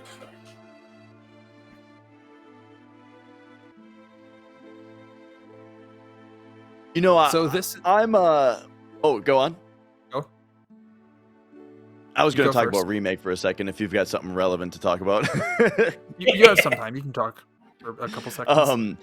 I'm notoriously very, very critical of the remake, but I will say that I liked the idea of making the motorball fight a motorcycle boss, because it was like the Rufus fight, the other fight with the motor ball. Yeah, This is there's so many bosses there already that, like, I thought it was a nice Okay. change up of pace. So that right there was Barrett skip, a quick little paralysis dodge to avoid a little cutscene at the end of Midgar. This is the world map, which uses another type of RNG, world map RNG, in order to determine its encounters. World map RNG is much more manipulatable than the other types of RNG, and so we effectively never get a world map encounter unless we want to. So we're able to do that to dodge. We're able to manipulate this to dodge all of the encounters from Midgar to the Chocobo Ranch. Now, we're at the Chocobo Ranch now. That was a little glitch that we could do to access the Chocobo Ranch early. It's weird. It's a weird little It'll thing. maybe make sense in a minute. Like, after we Yeah. talk about point triangles, maybe then we can swing We'll talk back about to that. some stuff. So we now want to get a Chocobo. To do that, we need a Chocobo lure materia. We are going to catch a Chocobo on the world map in order to get it. This is all in service of the big skip that this run is sort of built around, Disc 1 skip. So I will have a display for it in a bit, but we can effectively... this skip effectively involves manipulating the loading of chunks in the world map, the different square regions that each contain a loaded section of the world geometry, and affecting how Cloud has stored triangle pointers within those chunks in order to get the game to refer to data to effectively garbage data as collision data for the purposes of performing collision. So first, we actually need to make it so that we're able to dismount the Chocobo anywhere. We can do that with a little glitch with the Zolom here, because normally dismounting this Chocobo, this wild Chocobo, would simply make the Chocobo run away. But there's a little thing we can do over here. This little patch of grass right here lets us dismount the Chocobo without it running away. If we get on the patch of grass and then get a fight with the Zolom, then we actually preserve this state outside of the battle, outside of this patch of grass. Dismounting the Chocobo will now allow us to... dismounting the Chocobo now will make the Chocobo not run away. So on the screen right now, this shows a demonstration, a visual of all of the currently loaded chunks in the world map, overlaid on top of the large world map, which represents where in the world map these chunks are. And the red dot on the actual world map shows where Cloud is right now. On the top right, you can see information about Cloud's current stored triangles. They will turn different colors based on how glitched they are. So we just touched a triangle by the upper left area there. We're now going to take the chunk that the triangle is in and load over a different chunk, such that that triangle now points to data that's in a different chunk. You see that chunk that is now green? That means when you dismount the Chocobo, this happens and we go through the floor. So now we touched another triangle, and now we're going to do the same thing again. Now we have a second stored triangle in a second chunk. Effectively, we're able to get the game to read garbage data instead of the data that it meant to for collision detection, because Cloud effectively stores triangles in an attempt to optimize the collision detection routine. But we're able to then swap out the data that is being stored and get the game to read garbage data as collision data when it's trying to find the triangle that Cloud is standing on. We just did that for a third time, and as you saw, we ran underneath the world because it happens that particular glitch triangle data happens to place us very low into the ground. And now running around to take that chunk that the third triangle was in and load it into a specific spot to glitch it in a particular manner to get particular data loaded there. So now we have the first 3 chunks all green and glitched properly. I want to And yeah, throw out this also move- that when we go deep and we saw Cloud had like the forest particles coming off of him was because that triangle also the game thought was forest. Yeah, it's an interesting little thing that happens there. So there we did our 4th chunk, and as you can see, we've gotten quite far into the ocean now, but we have to go one chunk at a time like this. Go into the ocean, touch a triangle in a new chunk, then go back and unload the data that is at that chunk. Red means something special. The chunk up at the top right being red meant something special that would have been bad, but now it's green, so we're good. And now the first 4 chunks are all green, so now we can go all the way to the 5th chunk. And we're getting quite close to the North Continent, which is quite far in the game. We're just able to walk there now, apparently. So now we hit the 5th chunk. We can And run so it's all worth the way noting back. also that. Oh, sorry. Go on. Go. This trick is possible RTA, and there are a few runs that have been completed. Like if you go to just PlayStation Any %, you'll see the runs that are about an hour faster than the others do this trick, but it's much harder RTA because one detail is that if we were to get a random encounter at any point during this process, it would completely wipe out all of the glitch progress that we've made. And so with all of that, we're able to cross over enough of the ocean to make it all the way to the Forgotten City.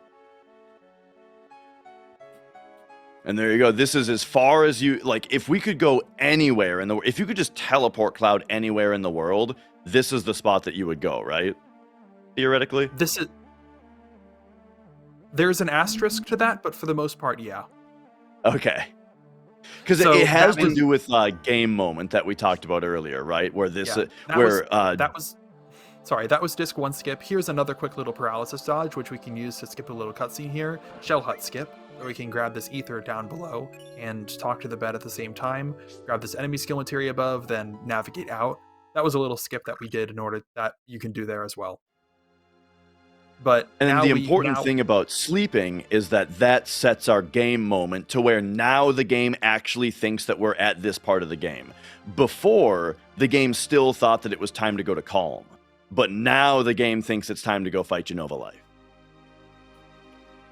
Yes, so this has resulted in us bypassing Calm, the Mithril Mines, Bottomswell, Junon, Costa del Sol, Corel, the Gold Saucer, Gungaga, though that's technically optional, Cosmo Canyon, Nibelheim, Mount Nibel, Rocket Town, the Temple of the Date Sequence, and the Temple of the Ancients. And all of that has been skipped, and now we are here. And we are quite underleveled. So that's the thing.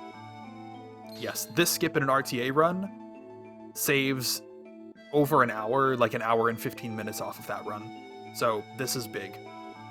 Yeah, and the thing is, it immediately saves more than an hour 15, but as Ace mentioned, we're underleveled, we're also very under-equipped now, and so the way that we have to do the following boss fights is very different from how we used to do it.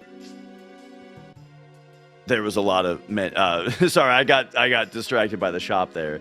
But yeah, the way that we have to fight the following bosses is very different and a bit slower because of it. And so it ends up not saving all of the time that it immediately saves because of the catch-up now that we have to do. Yeah, so I this mean, skip honestly, was... that's one of the... Go ahead. Go ahead. You know more than I do. Nope, I don't really have too Sure, much to say sure. right now. So, I mean, like, that's the other benefit here is the bosses, the way that it works out makes this reasonable to tackle, because I kind of did the thought experiment in my head. I was like, where else would we be able to take on a boss at such a ridiculously low level without having to grind or something? Because that's another, like, just happy coincidence, right? Yeah, we'll see. Yeah, so We'll couple see how things that here. works. First of all, stealing Dazers. What Dazers does is it paralyzes one enemy. And then also we just grabbed the water ring. The thing about the water ring is it makes the wearer, it's an accessory that makes the wearer absorb water. And we're about to fight the Genova Life boss, and one peculiarity about the Genova Life boss is, guess what? every single one of her attacks is water elemental.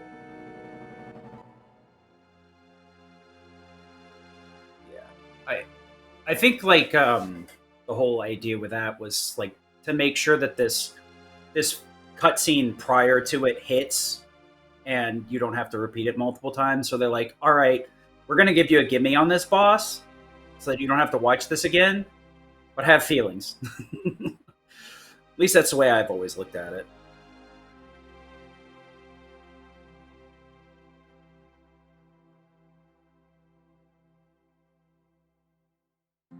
Little thing Yeah, here back that's in the fairly era of common in runs unskippable is that we can actually grab the comet materia through the floor. I'm so glad, because that was always my favorite materia, and I never got to see it, and it made me so sad. Yeah, Dash, what were you saying? Sorry. I can't remember.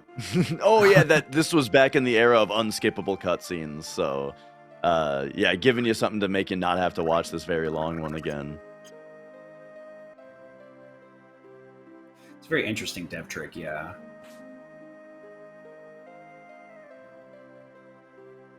And then, of course, we had the era of skippable but not pausable cutscenes for a while, which was also kind of rough. Oof. Yee. There's something rotten about hitting start and having nothing happen, and you're just like, dude, I need to use the restroom. Yeah, well, I guess I'm not seeing the rest of this.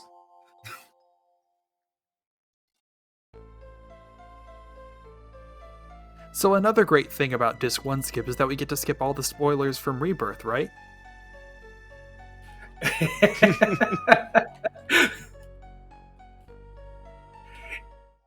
Yeah. As part of the community, was really interested in the meme name of Rebirth skip, because it functionally does skip Rebirth, which is a very interesting serendipity that this was like found and crafted very close to the release of Rebirth.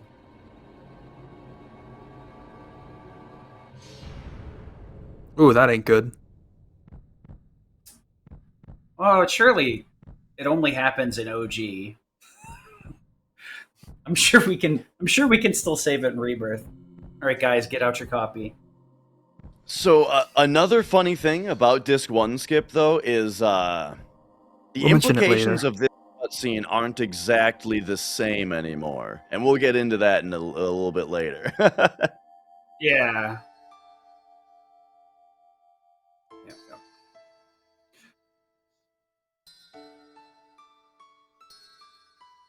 I mean, I remember won't be this in as a Rush kid, Hour like, 3. Wasn't there already a Rush Hour 3? I could have sworn there was already a 3, and they're doing Rush Hour 4 now, right? I think it's a callback to one of the jokes specifically, like when they killed a bad guy in Rush Hour 1 or Rush Hour 2. Oh, And that's, I see. One of the jokes. It's been a long time since I've seen Rush Hour 2. Yeah, I see. That's funny. My memory is full of useless information like that. Yeah, I know some people. There's like two groups of people that couldn't have cared less when this happened, or people that cried. It's like very, very strict line. I was definitely in the crying camp. All right, you either so we get into the actual boss fight now. Mm-hmm. So once This'll again, be Cloud fun. having the hard edge is very important here. So she starts out with Aqualung, which kills everybody except for our character who has the water ring equipped. And then also, on top of the character not dying, we also learned Aqualung on the E skill that we picked up. Both of the E skills, I'm guessing, that we picked up earlier. So if you see, Cloud is doing about 70 damage per attack. If you see in the top right corner, Genova has 10,000 HP. Yeah, this is going to take a while. Because I'd imagine without this give me for the boss fight, it's like you'd have to do some massive grinding to beat anything that this late in the game. Oh, and one thing to mention also is that on top of your luck stat, critical hits are also somewhat based on the difference in level between the two characters, right? And I'm guessing that at our very low level, I'm guessing that critical hits are maybe impossible in this fight. Yeah, there's just a 0% chance of getting a crit. I think even at normal levels for speed, I think at more normal speedrun levels, there still is either a 0 or very close to 0% chance of getting a crit. I think, yeah, there's a 0% chance of getting crit on Demon's Gate, and this is actually about the same level as Demon's Gate, so I think so. Now, one thing to mention, though, is that every time that she does Blue Flame, she has a random chance to do Aqua Lung afterward. And Aqua Lung takes up a significant amount of HP, or MP, sorry, every time that she does it. And so RNG manipulation is being done here in order to make sure that she's doing Aqua Lung every single time that she's able to. And then casting Comet here not only is a nice burst of damage, but when you do a magic attack to her, she counters with Reflect, which also takes a significant amount of her MP. Genova Life has 34 MP right now, as you can see in the top right corner, and that's actually, yeah, now she doesn't even have enough to cast another Aqua Lung.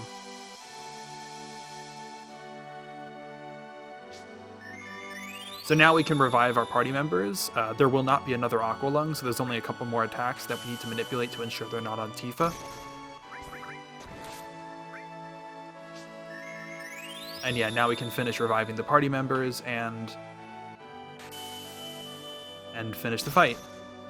Just finish off. Genova only has 6 MP remaining, and her smallest attack is Blue Light, which takes 8 MP, right? So she just cannot take any more actions for the rest of the fight because she's out of MP. Yep, so now we just kill her with 1,000 cuts. Or grenades, so, yeah, here's where a lot of the rest of the grenades go. We stole the ethers partially to purchase grenades for this fight, but also because ethers are nice to give to Cloud to restore MP to be able to use more comets. Because comets are a very good DPS in this fight. Even if we have to use ethers on every comet in order to restore MP. What's really gnarly, though, is that Comet has a chance to miss. So, of course, that's being manipulated to not happen here. But RTA, if your Comet misses, it's just so much damage that you lose out on. Yeah, it's a pretty high chance of missing, like 17% or something. So, in RTA, that's common enough that it's a legitimate thing to worry about. So now we're under 5,000 HP, so we're halfway there.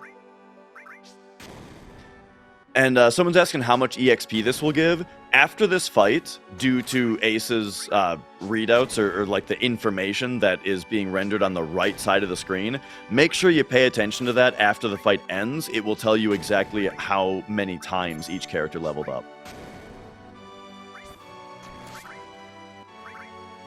Yeah, unfortunately, it's not as helpful in like real time, where the task just kind of zips through the menus. But it's definitely a pause in the YouTube VOD or the Twitch VOD whenever you're done. Whenever we're done. I will say that the menu displays that I put on the right side when menus are being performed aren't entirely accurate. I'm not entirely certain why, but just be warned that if you do pause throughout them and see something that looks weird, that probably is weird and not necessarily correct. But that only affects like the things talking about what things were changed in menus. Yeah. I tried. I mean, it's a lot better than like frame by framing the menu if you're really that interested. Makes it a lot easier. Frame by framing the menu is really difficult too because of the way that, like I was talking about earlier, if you press down and circle on the same frame, then it just picks the thing that's under it without the cursor reflecting that. So it can even be really tough frame by frame to follow what's happening in a task menu. Yeah. So we've got like 6 grenades left, I think I saw. We're in the hundreds. We're in the home stretch. And so, as I was talking about earlier, this is one of the reasons where even though the Disc 1 skip saves so much time right off the bat, it doesn't end up saving the entire amount of time because of a fight like this. So here we go. If you look at the right side, so Cloud leveled up 3 times, Tifa leveled up 4 times, and Red leveled up 3 times. And then the characters in the back, the characters that are not in a fight, they get 50% EXP, right? Yes. Yeah, so they leveled up as well. You did also Gary have to do a Hunt- bit of backtracking too. Gary Hunt, because Cloud could do enough damage with the hard edge that it wouldn't have been worth getting more grenades by stealing more ethers to have him do grenade throws instead.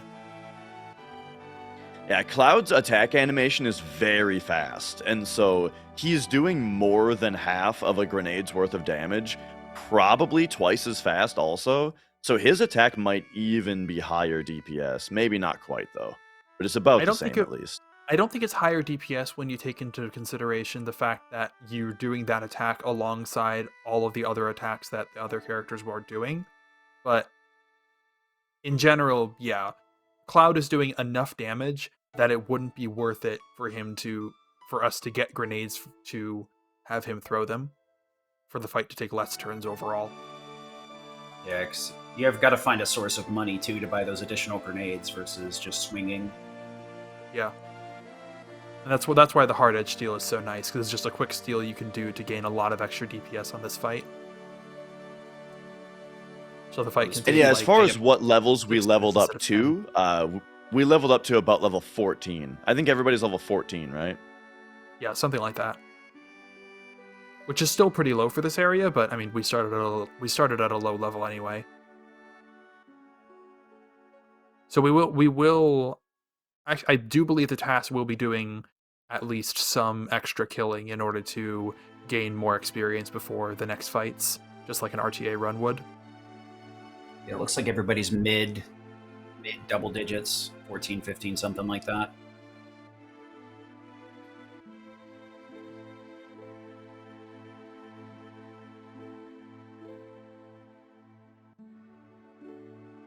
All right, so that was disc 1 already. So yeah, the input display shows the current disk that's in the system in the bottom right corner, so you'll see that go from disk 1 to disk 2 in the middle of the disk change screen.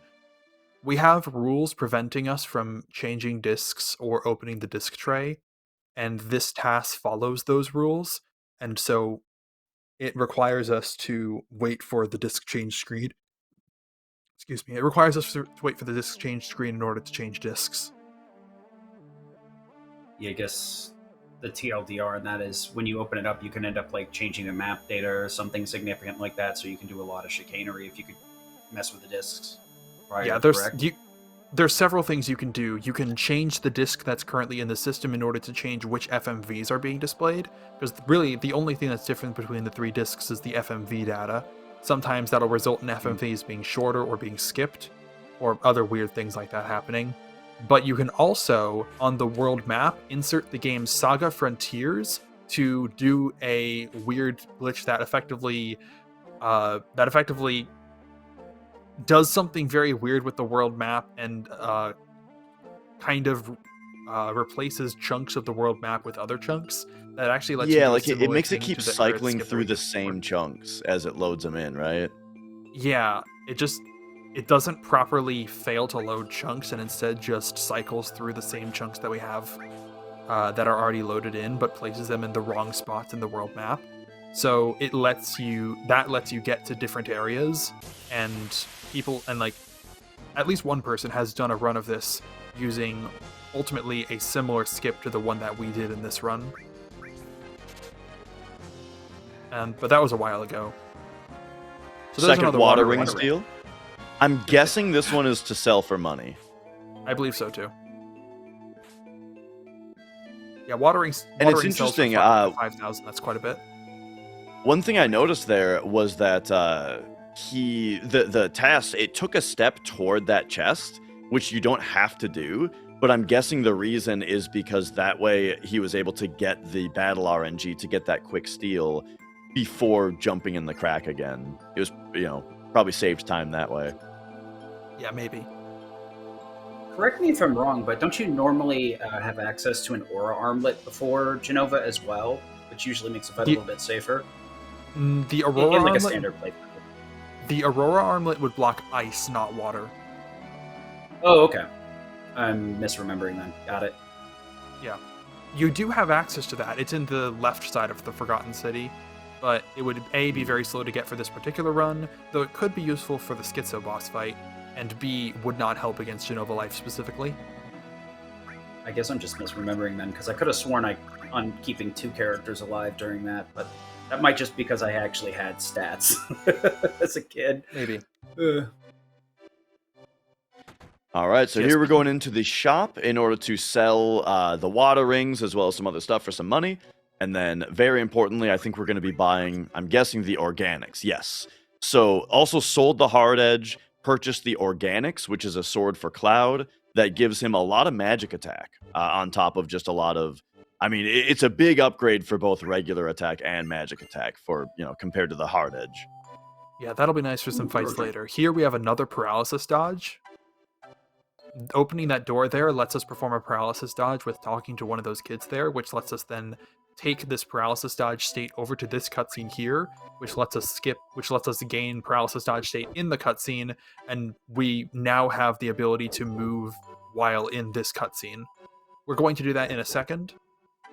Yeah, right now in a bit, we're gonna move down over to one of the houses.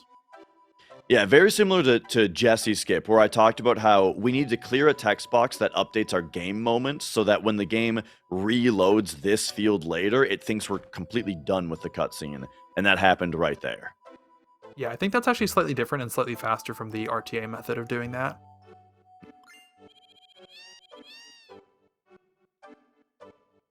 Turbo petting the cat. And now that we have the snowboard, we can go straight to the snowboarding section. Enjoy some smooth 60 FPS snowboarding action. It's still weirdly quiet, though. The TAS can't manipulate that. I do really like seeing this type of stuff on TAS, though, where it's able to get frame perfect close to these ledges to get everything, just perfect. I think it's very entertaining to see. Meanwhile, I managed to bonk when there's literally no obstacles. It's almost a miracle how bad I can be at this game. So one thing That's about snowboarding. snowboarding is it's kind of like barnstorming on Atari, where if you move slower while you're turning, right? So the best thing to do is to be going straight forward. And then when you hold R1 or L1, it lets you turn more sharply. So you'll notice just a tactic that the TAS does, and a lot of RTA runners play it this way as well, where any movement that you do technically should be with R1, L1, so that you can make the adjustment that you're trying to make faster, and then get back to being neutral. Also, being airborne. Yeah, I was gonna say doing a little thing here where we're hitting the back sides of the slopes to be airborne for less time.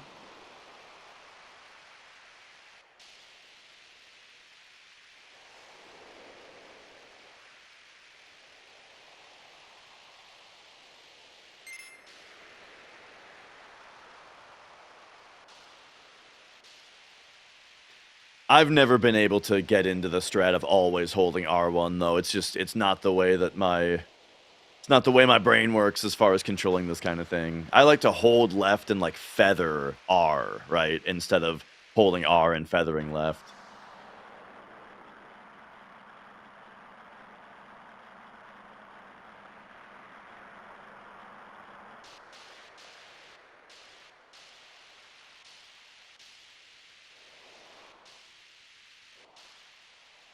And so I guess this is. Let me pull something up here.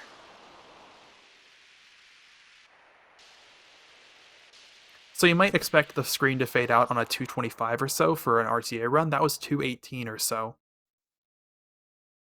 218. Yeah, I was just pulling up what the world record time is. Or not the world record of all time, but the current world record of this category happened to be 223.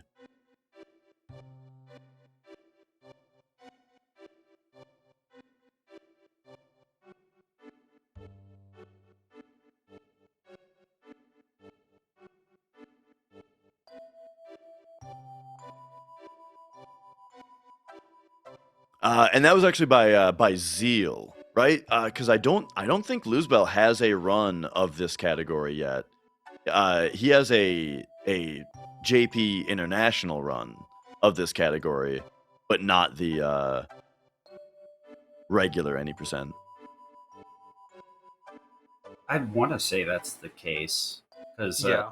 Zio was one of the first people I reached out to run this RTA, and Zio was like, "Yeah, no." I don't here- blame him. Fight against snow, we can steal a little useful item, the circlet. Woohoo. So that is a super low steal %, because once again, stealing is based on it's partially based on your level difference, and we are a very low level right now, and the circlet is a highest rarity steal. So that I think each one of those steal attempts is like, I want to say it's less than 5%. Something around that. Yeah, the circlet is a very useful item to have for some of the next boss fights, so it's really nice to get the steal there, but it is hard enough that strategies have been routed around not having the circlet as well. Though Here, I think think we runs- can yeah, we runs can want finally the talk about circlet. stutter stepping, where we can Oh, yeah. see that the TAS is it was, well, now they're done on this section already. But yeah, running, but walking every 8th frame. So every frame that the game does a danger check, it's walking, so that they only get walking danger, which is 1/4 as much as running danger. But then they're able to run the other 7 frames. And walking is also 1/4 as fast as running is, as far as like Cloud's movement through space. Yeah, And so so This right yeah. here is a world map segment, which is just kind of interesting, but also means we can not get any battles through it.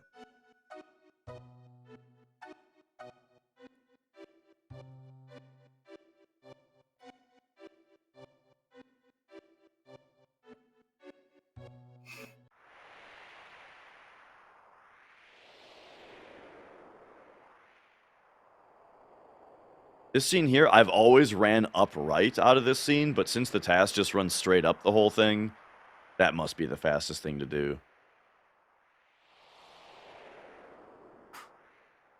Unless it doesn't matter. There are interesting things about the TAS where it's like, I mentioned sometimes Cloud has to stop in front of a battle and then run into the battle on the frame that produces the best battle RNG. Well, let's say he has to stop for an entire 10 frames. That means that up until that battle, there's 10 frames of leeway that the TAS does not need to necessarily be optimal in order to hit that checkpoint of that proper RNG.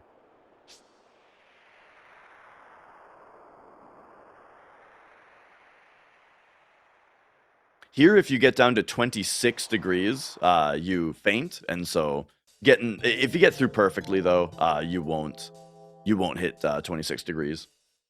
I was gonna say it looked like they were mashing for shakes during the running segment, but I guess I'm wrong. They were not. Okay, I guess it was stutter stepping that I was seeing then. Yeah, they were not shivering Blind there. casual player incoming. There is a ribbon, by the way, that was bypassed there because we're just not going to need it. And there again was stopping short of an encounter and then running into it. And then this will be a little bit of catch up as far as our low level. These 4 Zolaculter fights, being able to throw out an Aqualung. So Cloud has the organics on, which is good for his magic, and then he probably has the circlet on as well, right? Or maybe the wizard bracelet, maybe all 3. Just things to boost up his magic to be able to one-shot that encounter.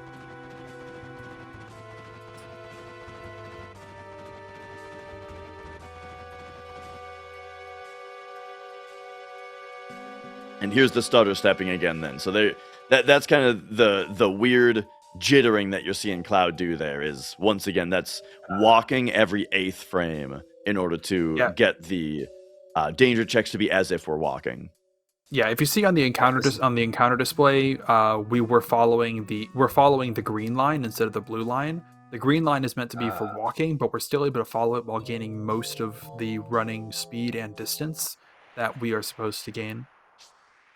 So Right, actually on this field, Go ahead. Yeah, on this field, dash actually, I think you actually pointed out a slight unoptimal decision the task made with when it chooses to shiver. Yeah, because your temperature goes down faster once you get underneath a certain degree threshold. And so, yeah, up here, the task will do a shiver that's required to get through this screen without freezing. But if it had chosen to do the shivering earlier, then we could spend more time in the upper zone where your degrees fall more slowly. And that could be used to save some frames here. Yeah, it's one of Interesting. those small things that you don't really think about necessarily. But It yeah, is PX. possible though, like I was saying earlier, that if he has to stop and wait that many frames for the next battle anyway, then it wouldn't even matter. Yeah, PX Machia. Yeah, you can skip battles by opening the menu, but there was a notification on the bottom left corner indicating that there was the duplicating boss glitch active after having done so. First of all, learning Magic Breath here. Yep, Magic Breath is another very, very powerful enemy skill. Just one shot it with Comet. But yeah, we were able to skip battles using a menu buffer on the same frame that we normally would get the battle on. However, doing so results in... What was I going to say?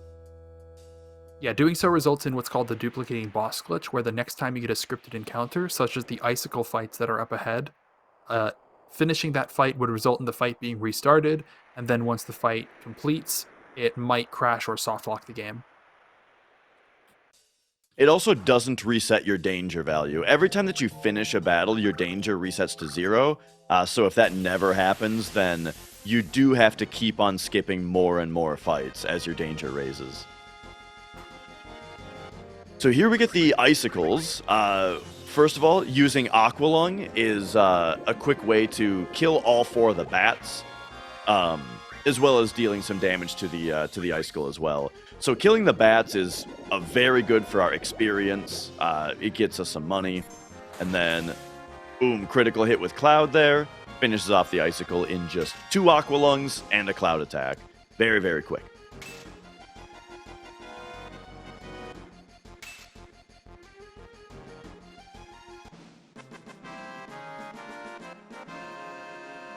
These icicles, I do believe, have a random chance to counterattack, so we avoid it from... We make it not do so by manipulating RNG.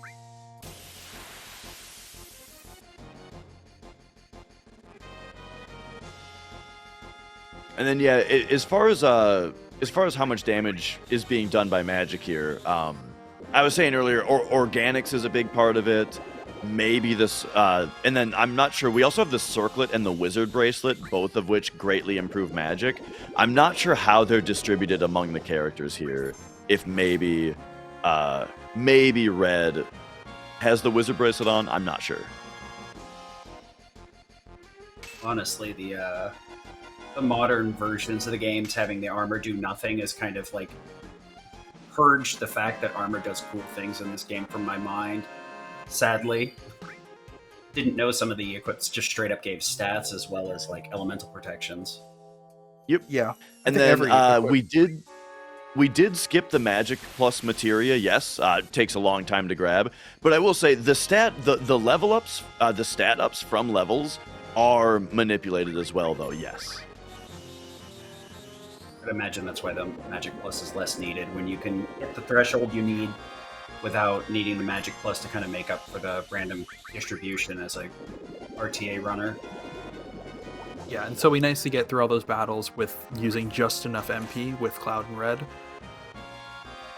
I wonder if queuing a defend on Tifa there affected the battle RNG table in a way that it does affects actually level ups affect here. battle RNG. Yeah. Queuing a defend actually does do a special thing with affecting battle RNG that I don't really want to get into. But what that means though is, yeah, so a bunch of characters leveled up from that fight, and so the defend on Tifa there was, I'm guessing, to actually manipulate favorably the stat ups that we got from those levels. Yeah, it might have been. So Chet is asking about red and the purpose, because we did mention that there was a reason we were bringing red, but I don't think we fully went over it, besides the faster nade animation. Yeah, it's these Uh, fights that we're doing here where red needs to use Aqua Lung and other magic-based attacks. Red has a generally high base magic stat. Because I know red was extremely popular. We still had to go through Cosmo Canyon, because you would get a very strong weapon, but he's usually like base highest level and pretty much a good magic user in the OG, if I remember correctly. Yeah, I mean, we don't have very many choices. We can't have Aerith with us right now, because, well, you saw what happened to her. And she Yeah. would otherwise be a pretty good magic attacker. So red is another option. Barret is pretty much the only other option we could have. And so yeah, Barret's like the only other option that we could have here. And so and he's much worse in magic Yeah, attack like specifically, which is the thing we need. Barrett's build has always been towards like tanking, really. Even no matter what variation you're playing, unless you're playing like a very specific mod that lets you like distribute stats, Barrett's just always been assigned the tank role.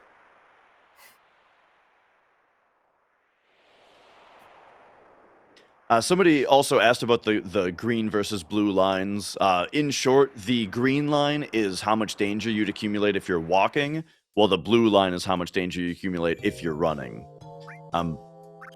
And yeah, we get into we're getting into the schizo fight here. So we saw red got the circlet there, I noticed. I'm not really sure what else happened. Things and stuff and things. Equipment. So yeah, this is the schizo fight. Couple things to point out. Both of the heads will counterattack after a certain number of attacks have been dealt to it. The ice head will counterattack after 6 hits, and the fire head will counterattack after 5 hits. So we're going to be using Aqua Lung on it in order to deal our damage, because Magic Breath, it's immune to the element that Magic Breath deals, and Aqua Lung is otherwise our most powerful attack. It conveniently hits both the heads. The fact that the two heads counterattack on slightly different numbers of attacks means that they will not use their counterattacks at the same time, but we still have to be prepared for them. So we've done 2 hits. We're going to do our third right now, I believe.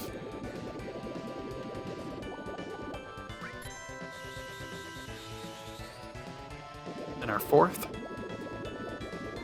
Our fifth one, I believe, should mean that the fire head will counterattack. After we do the 5th one, I mean.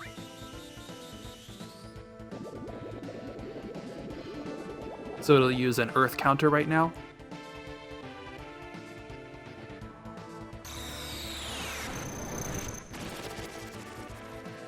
That does a lot of damage, so we need to be prepared for that and heal. We can heal by having our party get flamed. Or by a Mega Elixir, that also works. Cheeky use of those absorbing armlets. Yeah, the RTA strat for this fight is arguably less interesting, but does make better use of the absorption armlets.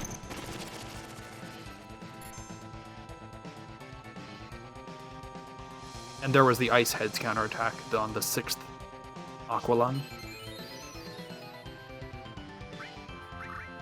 So now we don't have to prepare for another counterattack until the 10th attack, when the Firehead will do its 2nd counterattack.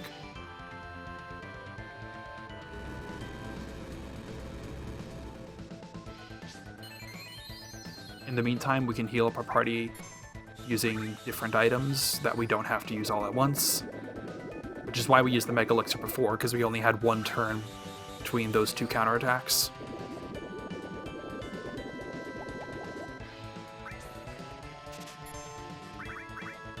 Protect Ring Steel, that actually counts as a hit on the Firehead. So there's our next counterattack.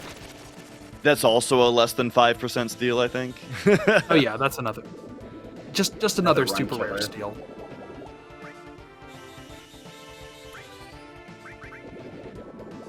So next Aqua Lung is going to result in the Ice Head counterattacking. we're not going to survive that, but luckily it's not going to survive this. Now, on death, both of the heads will individually do a lightning counterattack. Luckily, we put the bolt armlet on Tifa, I believe. No, it'll be on... Yeah, it's on Tifa. I've heard of the bolt armlet. And yeah, that one did so much damage that no character could survive it, so we needed that bolt armlet. Does this funnel the EXP exclusively into Tifa, or...? Yes. It doesn't. Well, it doesn't funnel it like other games do. She gets the same amount of experience regardless. So if a character ends a battle dead, you just lose that experience. Okay. Yeah. So we have each game Skits is inconsistent. Go ahead. Yeah, Schizo doesn't actually give that much experience relative to what you would think. So it's not too much. It's not too big of a loss, but those death counters basically mean that we can't viably keep more than one character alive at the end. Okay. So we choose. So yeah, we're going to want Tifa to have a lot of experience for later. So that's why we choose Tifa. I wonder why. Tifa, what an odd choice.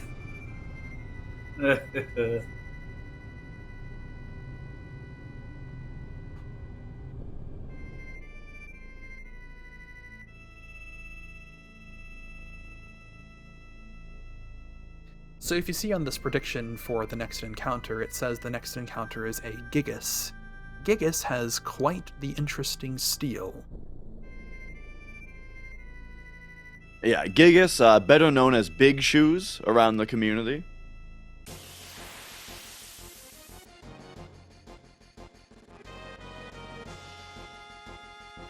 There he be. Look at the size of those things.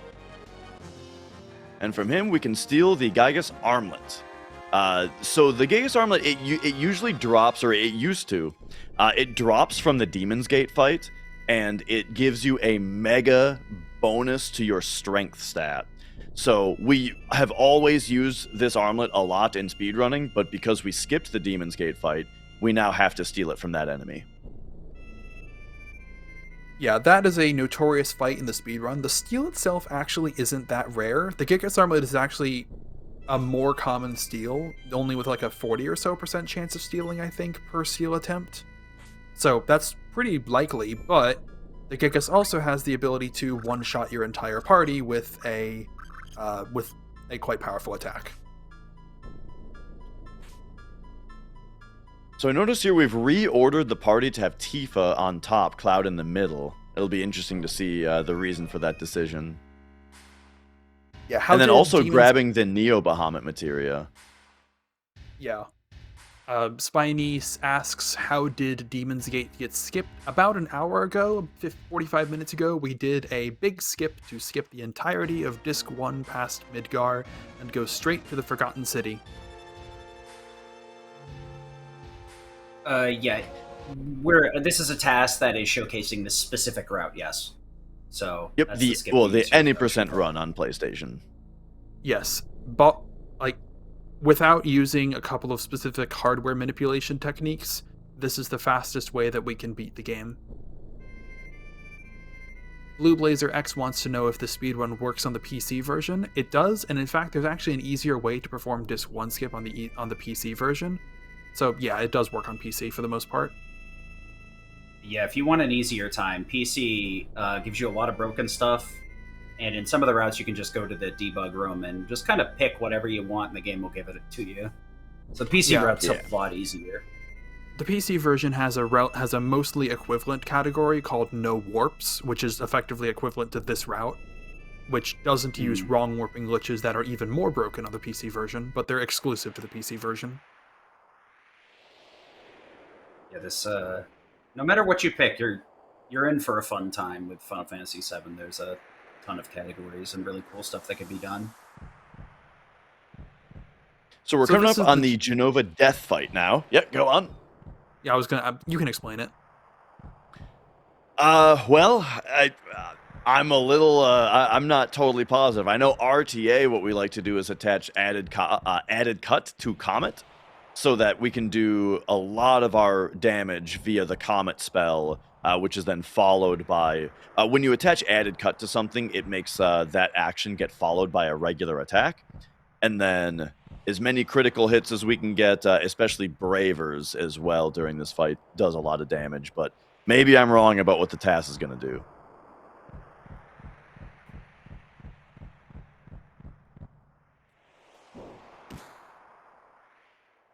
And Adraxis is asking if disc 1 skip is easier or harder on HD console. I would say it's easiest on HD console because you can just disable random encounters, which helps a lot.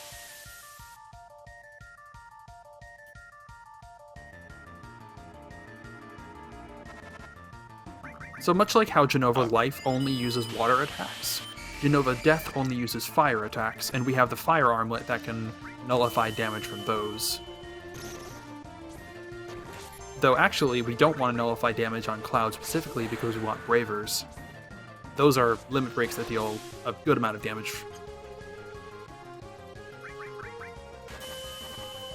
And yeah, this fight really shows off the power of the Organics, which is that sword that we bought back in the Icicle Inn. Oh yeah, it looks like the comets aren't even necessary.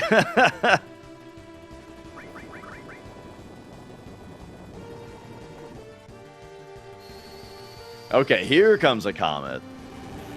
Oh, this makes sense because a comet takes a lot of MP, and so we'll probably just get a few comets with added cuts out, and then when we elixir Cloud to get him, maybe elixir Cloud to get him his MP back, and then that will also refill his HP in order to let him get more Bravers, I'm guessing.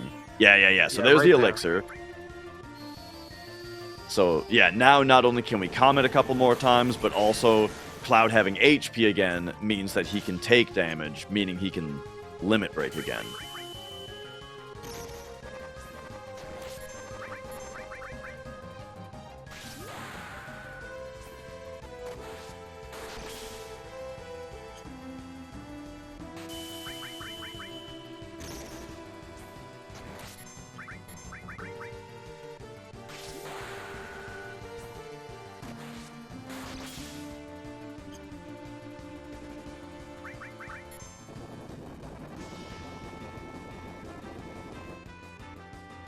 All right, and if you're paying a lot of attention to the readout that's on the top right, one thing I mentioned earlier was the fact that the HP, or so all damage calculations are done at the very start of a turn.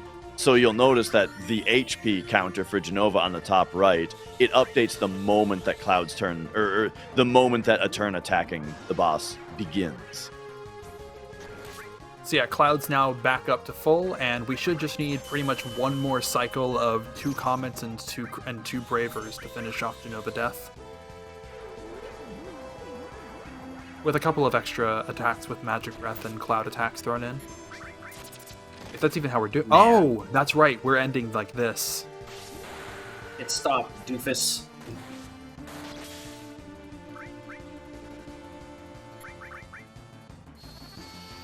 That's right. So we actually another end the defend fight. there to manipulate battle RNG.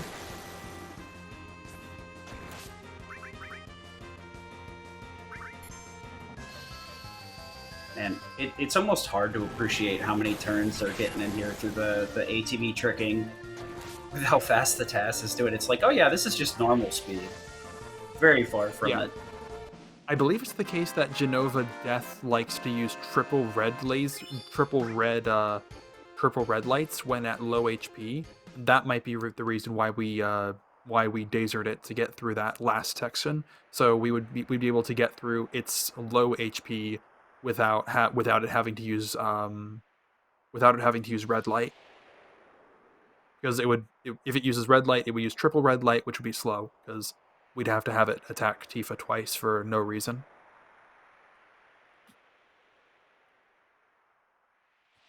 So this is the part of the run where there is like 15 minutes of just cutscenes. Yeah, there's so not if going we've to got any other... Yeah, there's anything not else going to be to too much talk about during this time? Yeah, there's not going to be too much going on for the next little bit. So either we can talk about things, or if you guys want to go grab something, grab a snack, use the restroom, anything you guys need to do. Now, once we start one of these cutscenes up ahead, which we'll point out in just a second, would be an optimal time.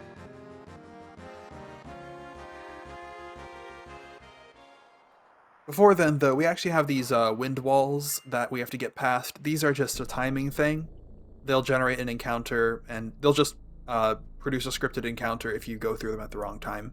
So we just wait till it doesn't.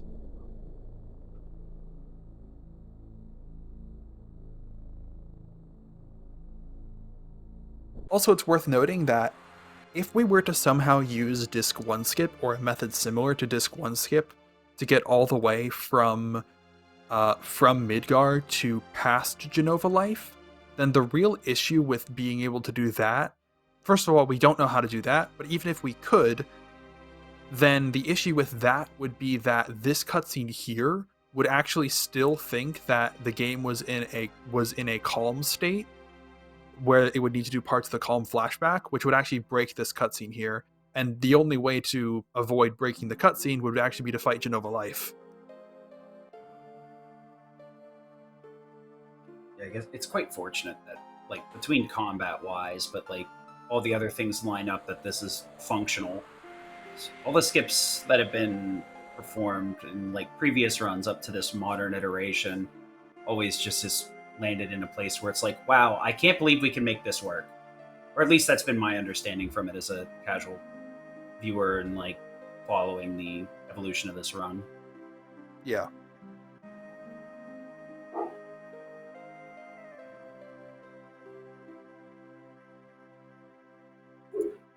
I only had a cup of coffee for breakfast, so I'm having a bit of a snack during this little part.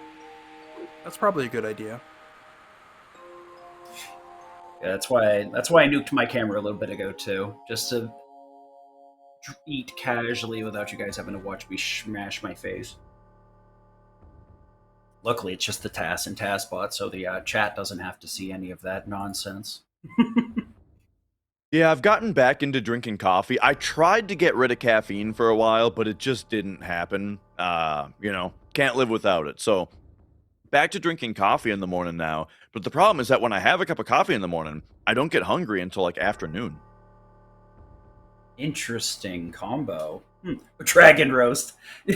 I guess on that subject, we do have, like, a permanent partnership with Dragon Roast for our event now.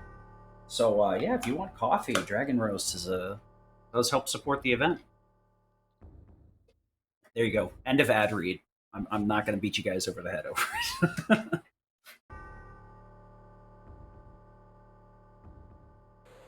You roast better than what's happening to Nibelheim right now. Yeah, speaking of roasts.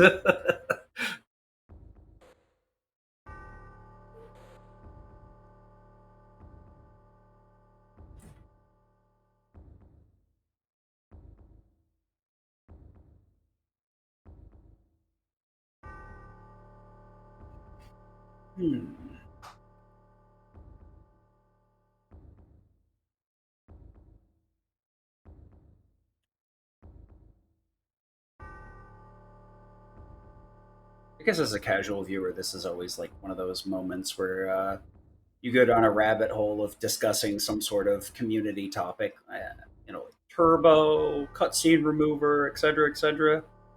Has there been any attempts to make a cutscene remover for this, or has that really not been needed because of modern ports?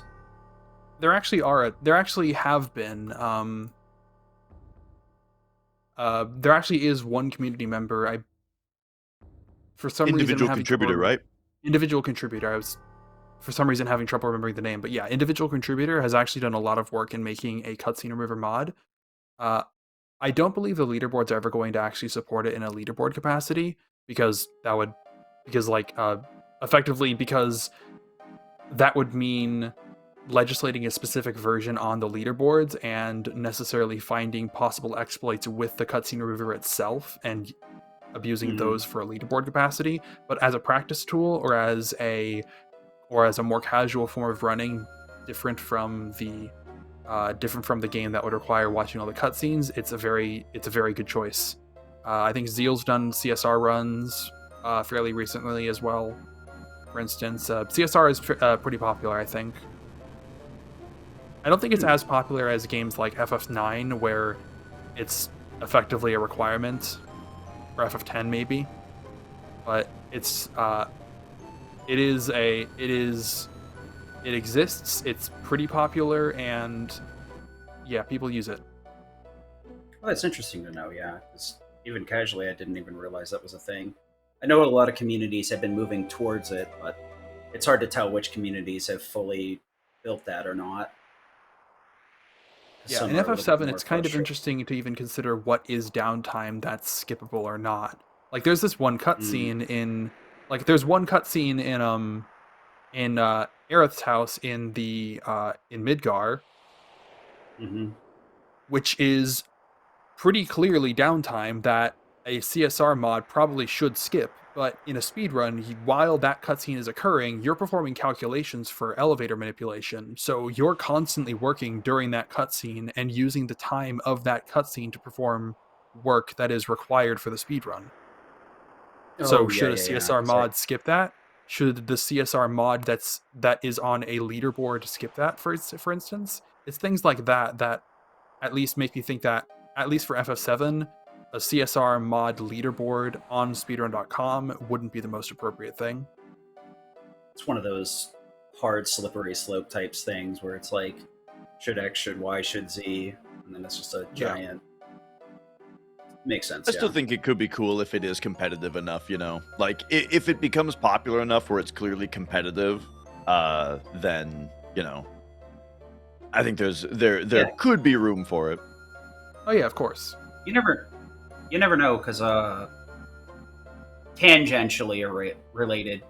I've been working on Breath of Fire 2 GBA, which has significant differences from the SNES version. I mean, other than eye searing color issues and audio, but they also like reduced encounter rate, doubled the XP, doubled tripled money, and a lot of people hadn't really cared about it until recently, and just everybody's gotten interested in it. So it's always the litigation of adding new leaderboards for stuff because it's technically glitchless, but it's way quicker.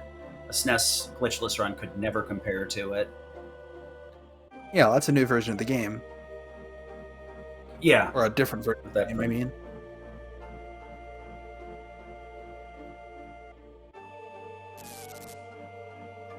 Oh yeah, Rebel. That's another thing. The SNES version can, if they actually use the glitches to equip different weapons. So technically, it is faster still on SNES. That's right. I forgot about that. I'm not used to having access to that. But the point I was getting at is, yeah, it is functionally a different version. It's just a matter of like, it's a lot more cut and dry to say, yeah, it's a different version. And then when you add the CSR in, it's like, what do we keep? What do we do? What do we remove? Because I think, if I remember right, what you're referencing is like you use the waterfall to figure out where you are to make sure you get the right elevator pattern. Yeah, At least, you record a video of the waterfall patterns as you walk by them, replay that video in slow motion, record the timings of the glows on that waterfall, input those into a spreadsheet, then use that in order to compute how long you should wait and some other information about your particular elevator manipulation. So it's a fairly complex and lengthy process that you need to perform in order to perform the manipulation. And we use the downtime that you would have during that cutscene to perform it. yeah. I remember Just back in Incredible the was day. asking earlier if anyone still plays on a CRT. I'm actually buying a new CRT tomorrow. Ooh. Yeah, I got mine on my desk over here, and it's making it a pain to figure out how I'm going to do my monitor setups, but it's not moving. It's staying there. It's earned its role. Yeah. I've got a 20-inch PVM that I've used for a while as far as like streaming, and I got real into RGB and like modding my consoles and stuff to do all RGB. But now I'm wanting another CRT that's like upstairs in the regular gaming area, like the family room, And so I'm deciding on that one. I'm not going to get another PVM and another set of like SCART to BNC adapters and all that kind of stuff, and rather I'm just going to get a regular old CRT for up there that is still a Trinitron, right? And it'll take S video, so I think it'll look really, really good. And then I'll just get like a RGB to YPBPR adapter, right? So if I am using a system that only does RGB and not S video, like Genesis, for example, then we can just throw it through an adapter. Yeah, that is like an unfortunate shift that Limit Break has had to make towards like using RetroTinks to just convert to a modern display, because it's very difficult to maintain several CRTs and move them around. So, that field that we were just on actually has an... I was just mentioning that field that we were just on is just used in cutscenes, but it actually has an encounter table as if it were a live field. Huh. Interesting, yeah. You know, I wonder if part of the reason for that, Ace, is that like when they were making the game's fields, I think they did a lot of copy pasting, in order to initialize the new field that they were making and then change things. And the reason I say that is that when I was researching the text boxes, I noticed that there were text boxes that would appear on tons and tons of fields that are from cutscenes that occur on other fields. You know what I mean? Yeah, I wouldn't be surprised, but also I feel like how it works, how it is on that particular field, the encounters are Northern Crater encounters, unlike any of the other encounters, I think. So I think that field might have just had encounters from an earlier point where it was intended to be able to be played on. Oh, yeah, yeah.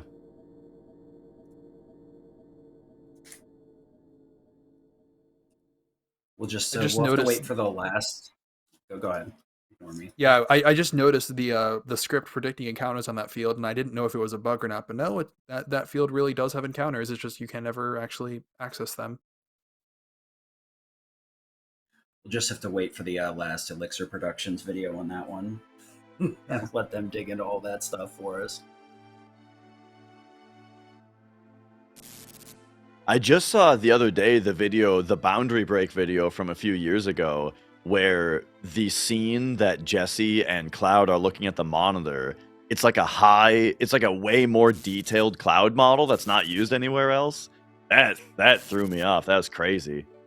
Yeah, that's weird. Because all you see is the back of his head, and it looks very, very similar. But if you move the camera and get it and turn him around, he's like eerily detailed.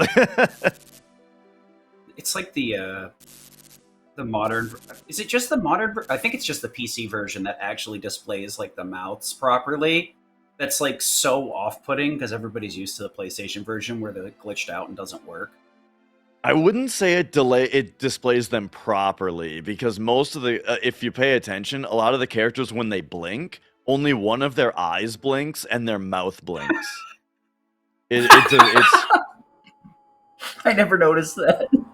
Oh yeah, you will not unsee it now if you start paying attention. Oh no, what have I done? They've ruined it forever. It's like they're all winking at you and licking their lips really fast all the time. We're sorry. Damn, I'm gonna get that bucket chicken when I'm done.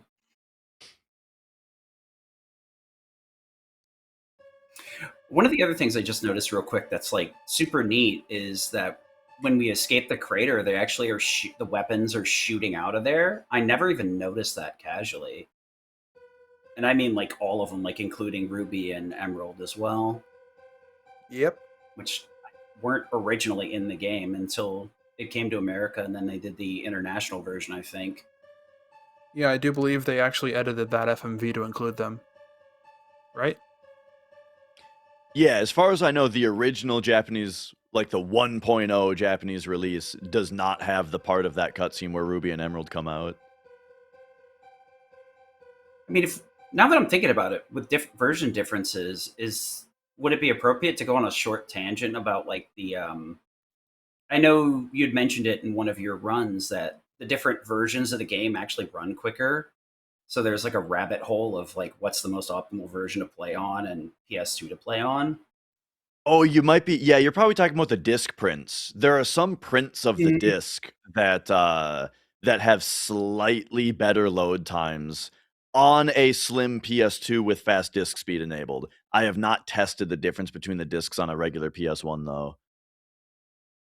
Yeah, which is But interesting yeah, because these discs are bit for bit identical otherwise. yeah. Like And like if you rip a fast disk and you rip a regular disk, it's the exact same hash, the exact same data. Huh.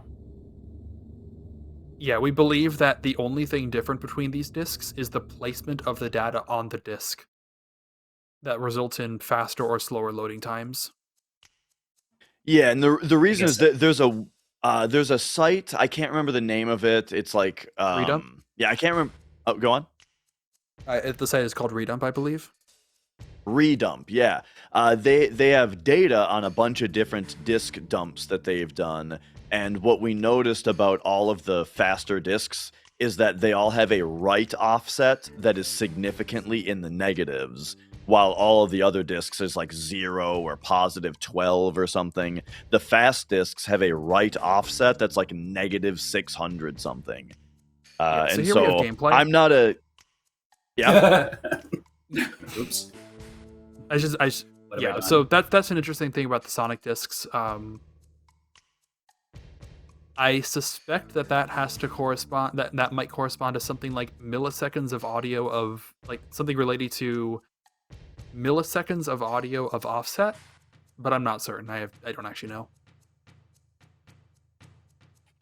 Yeah. I'm not a CD expert, so I'm not exactly sure what the numbers mean. But what we can tell you is that ultimately it means that like every field almost loads like 5 frames faster or something, or something to that effect, right? And it adds up to I think a couple minutes over the course of the run.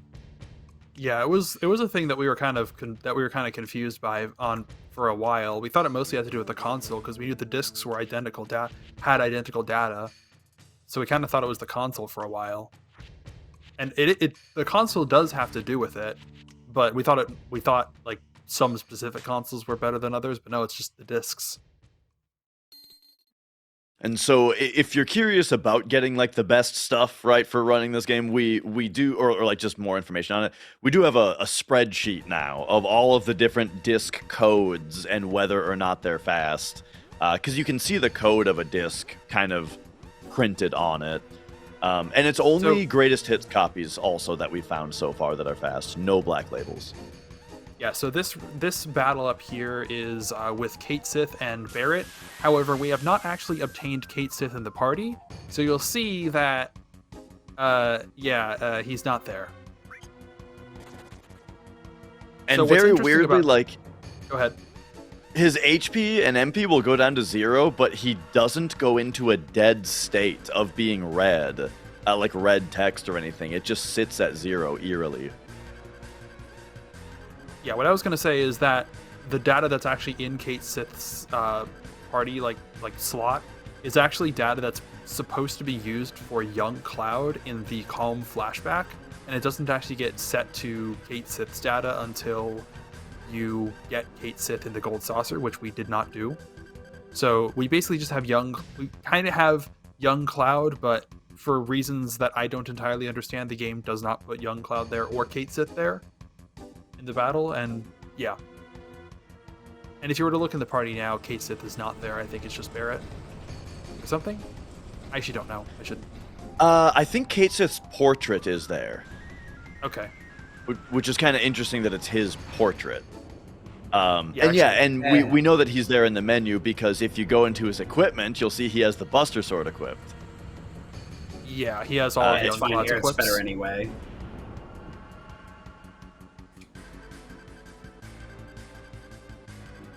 The preemptive materia that young Cloud has in the Calm flashback is also equipped to our weird Kate Sith young Cloud fusion character here.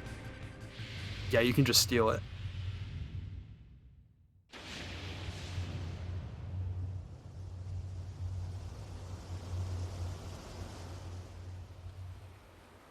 So there's a funny little skip here that happens where on every scene like this, where we don't have a player character, there actually is a player character. They're just invisible and usually locked in place. And I say usually because you might notice the task holding down and run right now.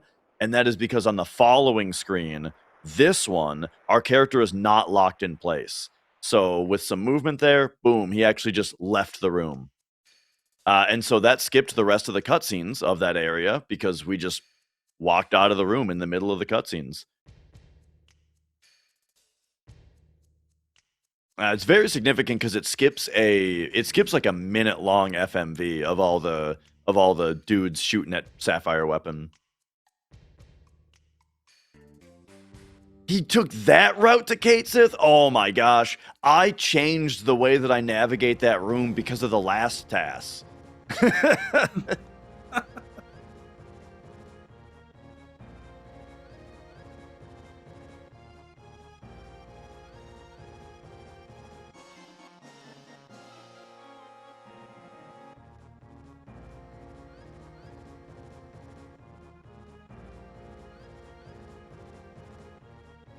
All right, we're just about at the end of the whole escape sequence here.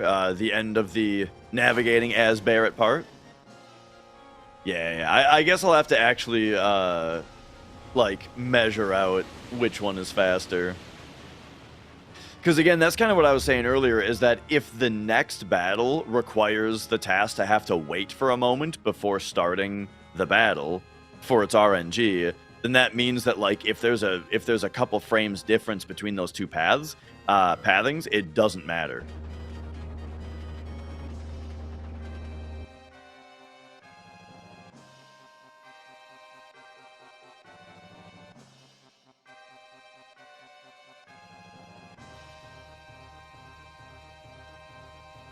So yeah, there we just got through the entirety of this runaway, of this escape, I believe, without getting any random encounters. Mm-hmm. I was just lucky in the encounter table.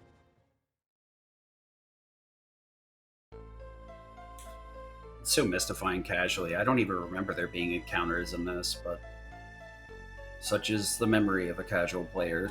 You forget after 15 years.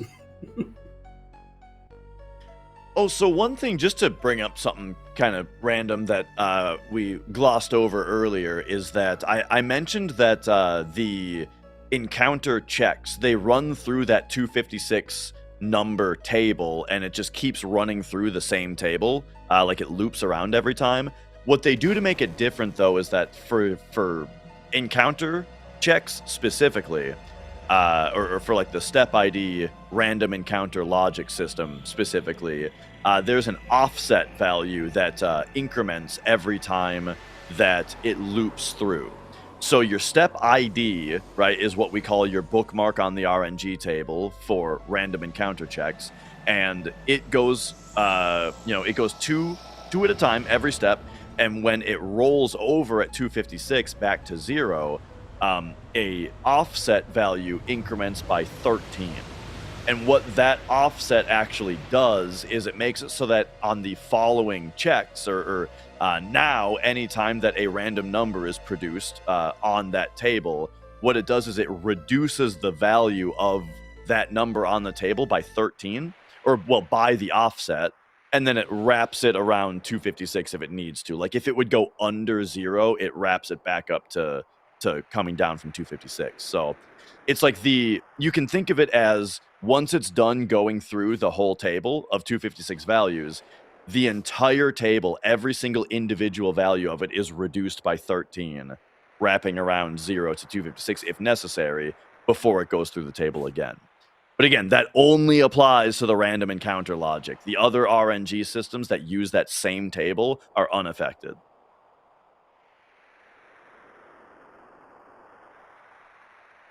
But that's why even though the table is only 256 numbers long, there isn't a noticeable repeat of like the step pattern that you have to do throughout the run.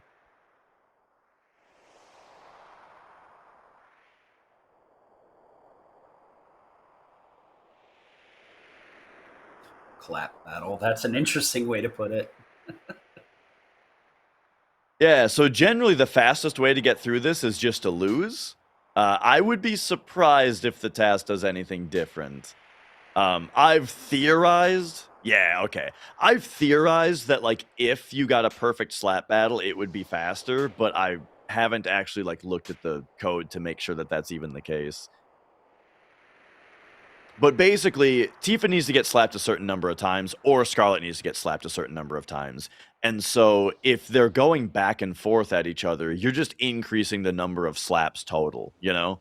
And it's RNG who succeeds at the slap. So if you just don't do any slapping, right, then Tifa gets her required number as quickly as possible without adding any Scarlet slaps. And we can afford this giant airship. Wait, what? When do we get this? Tifa's got really strong arms. I was going to say, I appreciate that we can afford this giant airship. We surely didn't steal, but we could not afford a rope ladder, just a rope. Well, they do have a rope ladder later, so I think they see the problem here and then they do fix it later. They resolve the issue. They're like, climbing that rope kind of sucked. Maybe we should get something better.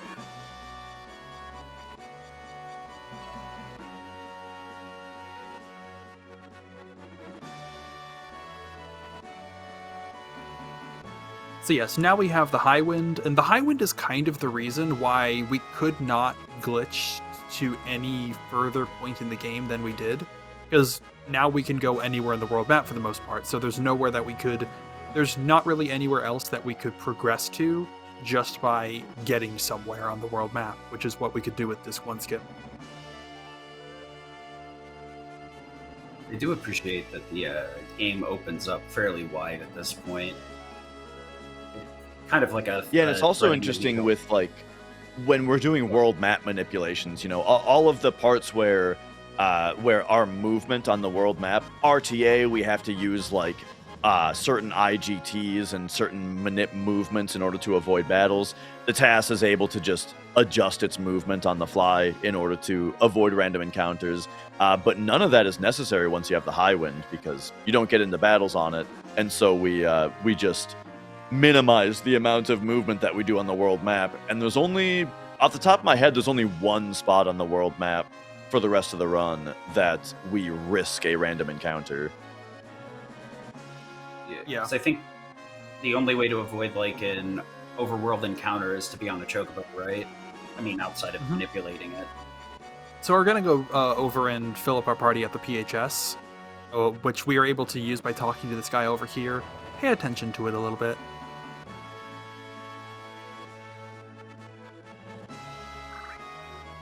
You might have caught something there.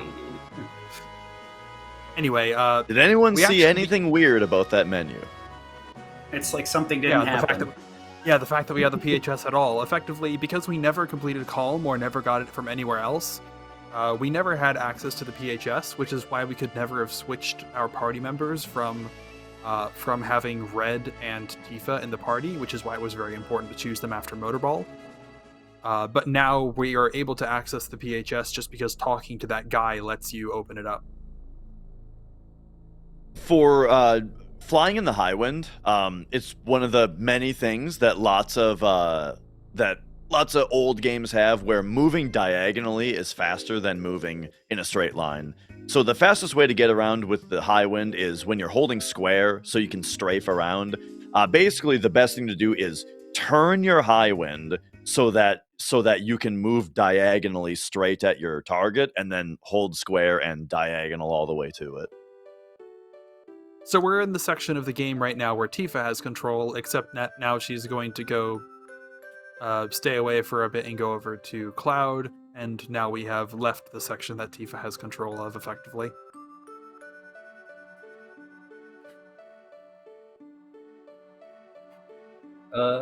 I mean, we don't have to pick it up this moment. But at the moment, no curse ring yet. Right now, in order to get the curse ring, you have to do that whole side quest.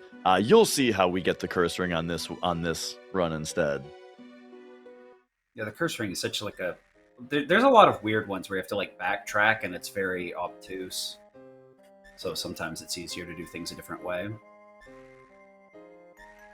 Yeah, the TAS has other methods. Yeah, this is. I'm sure we were going to talk about it, but this skip also affects Sid as well, right? Because his levels will not have initialized. Yeah, though luckily Sid actually exists and we can use him in battle. Fortunately, yeah. I guess this goes a little bit back to the text thing too, where we shortened everybody's names, but Sid is like one of those characters where the difference between 2 and 1 characters is like non-existent, so you would just name him CI, or is that just a runner preference? Yeah, Ash, you're the my expert. estimation. Yeah, so I wrote a script that like simulates the text boxes and then went through and like recreated every single text box that we see throughout the run in order to have it simulate how many frames you would theoretically save by renaming the characters. And the estimation is that each character on Sid is about 1 second. So it is faster to take the take the letters off, as long as it doesn't take you 2 seconds to do so. Yeah, that was a really interesting video. I was like, oh, Um, I never really thought about it like that. Yeah. I like to leave the eye on Sid, though. Sacrifice the 1 second, leave the eye on him, because I just like to be able to differentiate the characters' names in like the battle menu, in the materia exchange menu, and that kind of thing. Okay, that makes sense. Especially in 100% runs, the materia exchange menu is a lot more important. I'd imagine there's a lot more juggling doing that. Especially with like the trio of high growth is what? Cloud, Sid, Yuffie, I believe. Because they're the only ones that either get like quad or double or triple growths. Yeah, Cloud and Sid are the triple growths. Yeah, Cloud and Sid are the only ones that get triple growth weapons, and those are the only ways to get triple growth. Oh, I know what it is. Like Yuffie gets, I think, like a 4 double, so you can get more materia out of it, or more materia growth out of it, or something like that. That's the reason I usually ran her. And just in my head, I was like, yeah, she gets a triple growth. Nope, not how it works. And materia- the rune armlet that you can buy from Bone Village is nice for double growth on armor as well. Yeah, 100% is all about materia growth. Not all about, but it's a lot about it. Yeah, any category that aims to have everything, like materia growth is like a big sticking point, because I know the achievement runs for like Remake and Rebirth suffer a lot of having to like hit max level. I think Revive is one of the worst ones in Remake. Rebirth is I don't know what they were thinking with the AP curves on that one. It's way too expensive.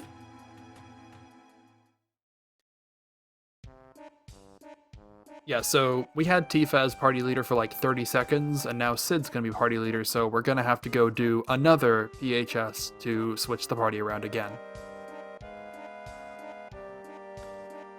How is the speedrun different if it weren't for the magic defense bug? As far as I know, really the only part where magic defense is a huge deal is in the 100% run, when you're going to fight Ultima Weapon the first time.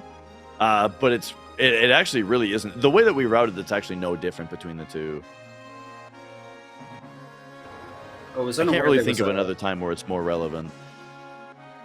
Oh, I was unaware there was a magic defense glitch in 7. What's the TLDR on that?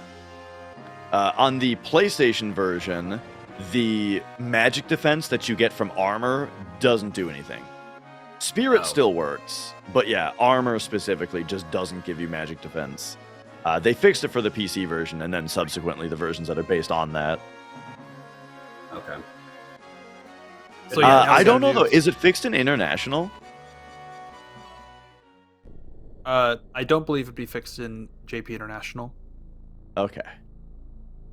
Like, JP International is effectively the same thing as, like, minus Chocobo Racing. I think JP International is the same thing as US. for the most Gotcha. part. So here we're doing a something thing that you might not. Yeah, go on. You do it. yeah, we're doing something kind of unusual in buying a chocobo stable. Normally, this would be used to catch and breed chocobos. If you wanted to do that, you'd need at least 3 chocobo stables. We are purchasing exactly 1.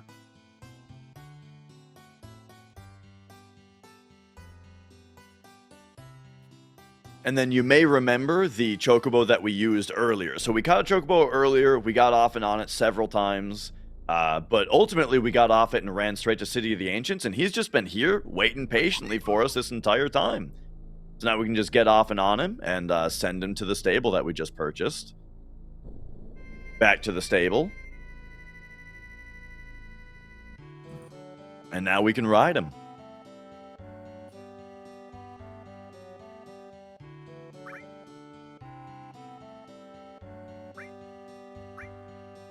We think it's very good. A dead chocobo does look like he needs a good home. Very questionable state when you load him into the stable.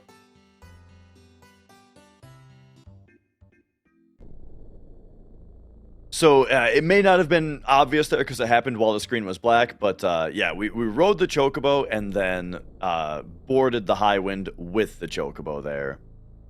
So a couple things we have to do as Sid. Go on. You talk first. Sure. A couple things we have to do with Sid is the 2 different huge materia quests that are available. One of them is here in Fort Condor, and then the other one is the train sequence that's going to be back in Mount Coral. So the Fort Condor sequence, the fastest thing to do is to just lose the minigame as quickly as possible.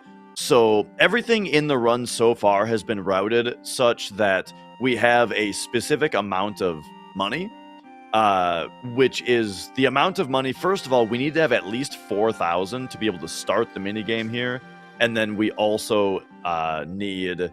Oh, and then we want to have as little more than 4,000 as possible, though. So here, going over to this shop. Yeah, doing some shop stuff. You might have also noticed when we were talking with the man earlier that Aerith is actually in the party again. We'll talk about that more later, but Aerith is actually a pretty good party member, and so we want her in the party. In fact, we're bringing her in the party precisely for the next fight that we're going to do against the Commander Grandhorn.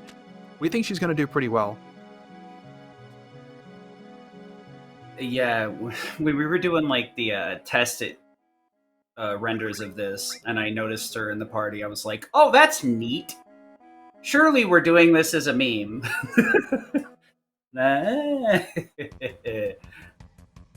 So yeah, fastest way through this minigame is, again, we said we were going to lose the minigame, so we just build structures and destroy them until we run out of money.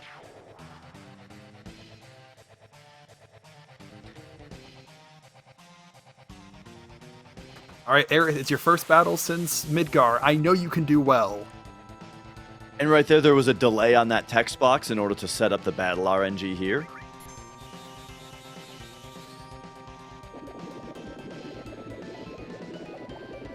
Surely well, this will not have good.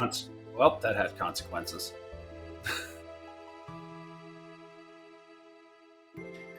So once again, we mentioned that the fastest thing to do is to lose. We didn't mean just the minigame. Also, it's fastest just to game over real quick on that part. Yeah, so actually, I'm kind of surprised the game works fine with having Sid as leader and Aerith as in the party there, if you think about it a little bit. The amount of things that don't break this game are, quite frankly, amazing. Yeah. Yeah, people talk a lot about like how, oh, you know, the game is held together by duct tape and toothpicks or whatever, but I don't know. Yeah. So here's another example of the game being held together by duct tape and toothpicks. So there's, I'll explain why in a bit, but right now we actually need to go through the mountain and use this chocobo that we just got in order to be able to do so. So if you remember what we did for Disc 1 skip, we're just going to do a little one of those things. And straight through the mountain.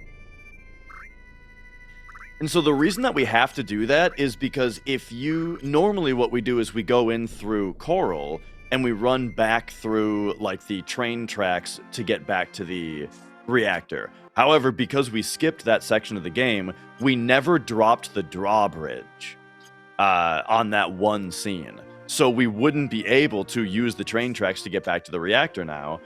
But regardless of which way you go in, you always come out on the side of the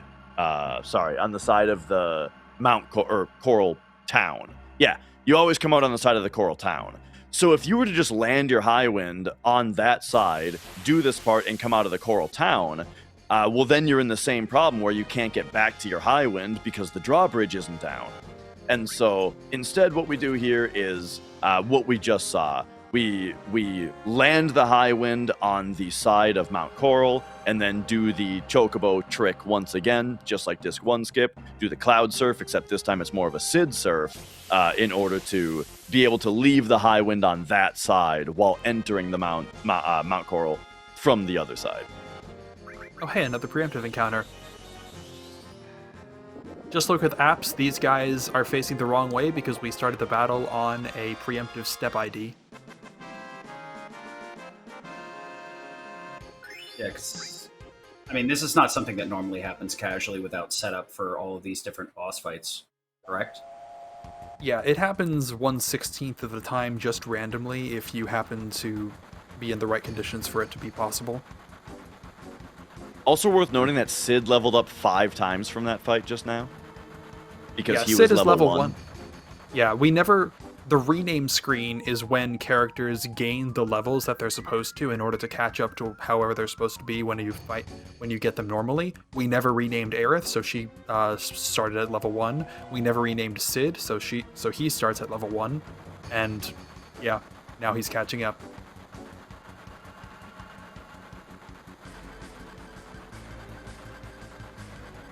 I still have a feeling he's not going to survive these train fights.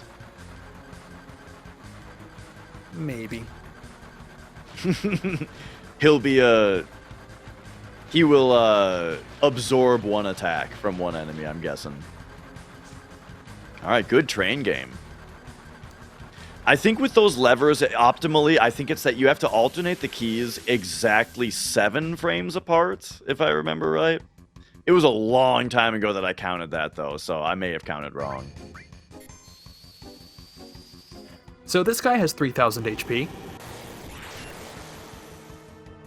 Just give him 1 extra, you know. Yeah. It's a tip. A 0.3% tip.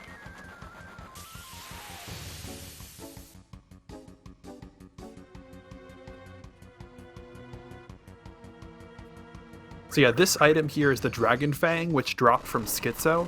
Usually it's used on this fight, it's just convenient to do so. The trains in general are a pretty interesting puzzle in most runs, because usually in many runs that do the no slots category, it's Tifa that's your main damage dealer, and she's not available here. And we also have this section of the run being a puzzle here, because, I mean, Cloud is also not here, he's been a pretty big damage dealer.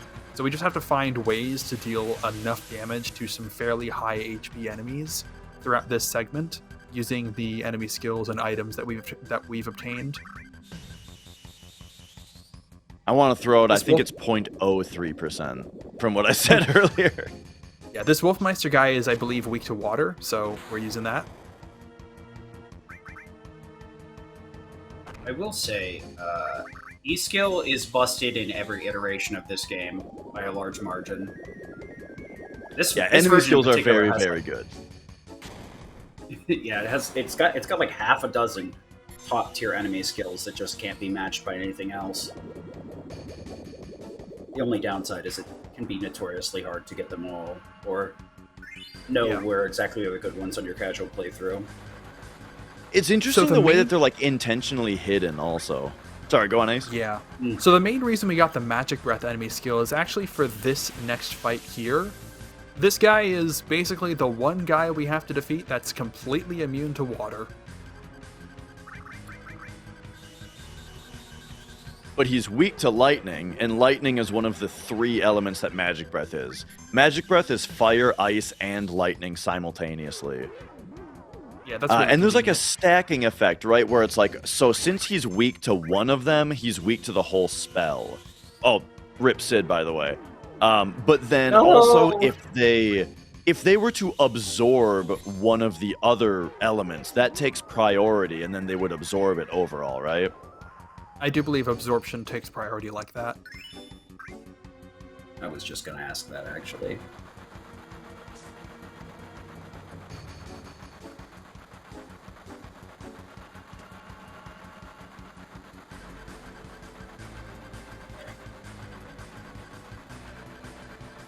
And then yeah, so the question was asked if we're crashing the train. This is actually the only huge materia that we're going to actually get, because crashing the train would require us to wait 6 minutes and 30 seconds here. Yeah, surprisingly, even if you command the train to speed up, which is what we do, the train still does not crash. All these spoilers for the final part of the remake trilogy. Dang it. We said there would be no rebirth spoilers. We didn't say anything about anything else. Very true. That is very, very true. Ugh. This is another really interesting side function of having Aerith in the party, right? That she like has no lines of dialogue in these cutscenes. Yeah, that's part of why we bring her everywhere. Also, because the only other choice we would have is Barrett, and, well, we didn't bring him before, so we're not going to bring him now. True. So, yeah, we get this huge materia. Afterwards, it's a cutscene that we can skip with another paralysis dodge. The cutscene happens, but we can just walk away. Yeah, guys, thanks. You can tell me thanks on the way out. And I mean, like, right now on the way out.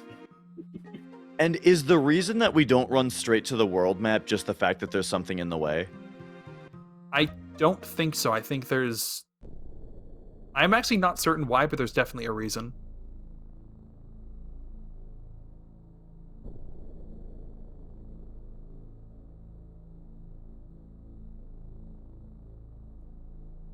And there we go. Once again, having just the right angle to be able to fly diagonally the whole way. Flying backwards isn't necessarily faster than flying forwards. It's just diagonally is what is important. And so you want to just have to spend as few frames as possible turning the high wind. And so a lot of the time that means that going backwards is going to be exactly 50% of the time. Theoretically, it's faster to go backwards.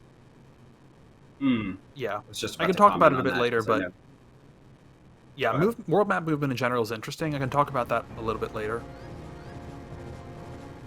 But right now we have Ultimate Weapon. Ultimate Weapon in most speedrun categories is fairly simple. You just have to survive the fight.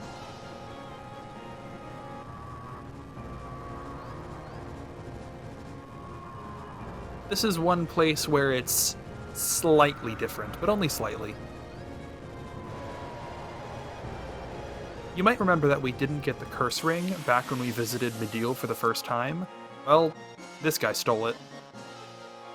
So guess what we're gonna do?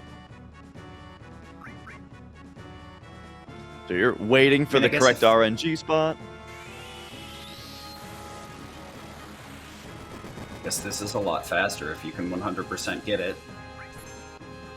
Yes, this is an extremely uncommon steal, so we would...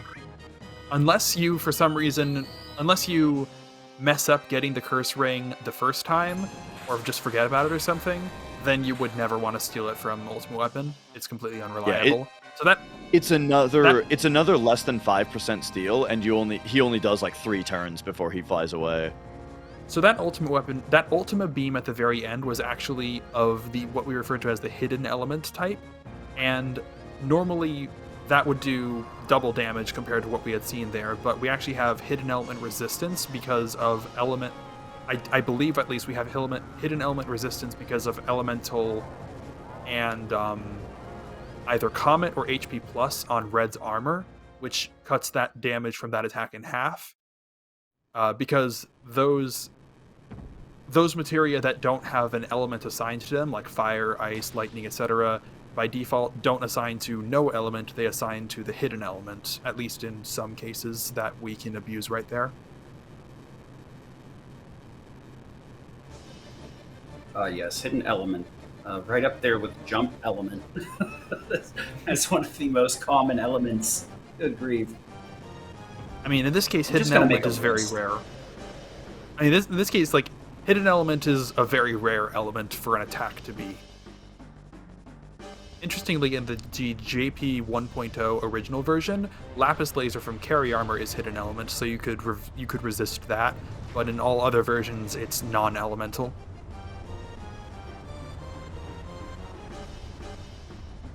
So, if you remember that last sequence of cutscenes, well, we're about to do another. So, yeah, this is another chance for anyone to go use the restroom, grab a snack, anything you need to do before we go through the end of the run. There are a couple of things that I wanted to bring up earlier that I kind of want to talk about at some point, and I didn't bring them up earlier because we had a chance to talk about them now. Starting, I guess, with why we have Aerith. Like, we saw what happened to her. Why do we have her? Why does she exist? Well, basically, normally when you're playing through the game, your ability to use Aerith is restricted not when you actually see what happens to her, but when you actually finish the Temple of the Ancients is the point at which you're no longer able to use Aerith. From a gameplay mechanics perspective, that's once you defeat Demon's Gate effectively is the point at which Aerith is no longer exists in the game, is effectively killed off, even though the cutscene doesn't happen for a bit longer. Yeah, specifically, And like we that's the never- part where the game is coded to remove her, to remove your access to her. Yeah, that general area is when the game removes access to Aerith. And we never did that. We never got through the part of the game that removes access to Aerith. So we just never had Aerith's access removed, and so we just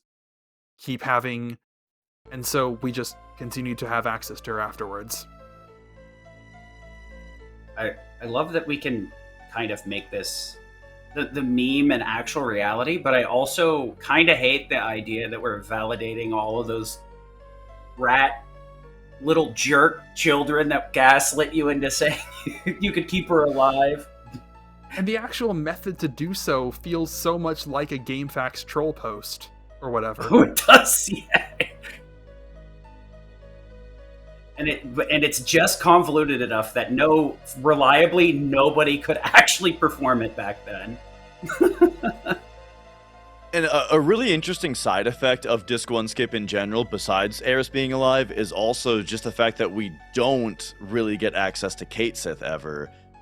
Because before, if you just did PlayStation Any %, the fastest thing to do was to recruit Kate Sith, get his slots limit break as quickly as possible, and then use slots against all of the bosses. And then that's what created that split between Any % and Any % no slots, right? But now there is no longer that distinction for Any % because slots is no longer the fastest strategy.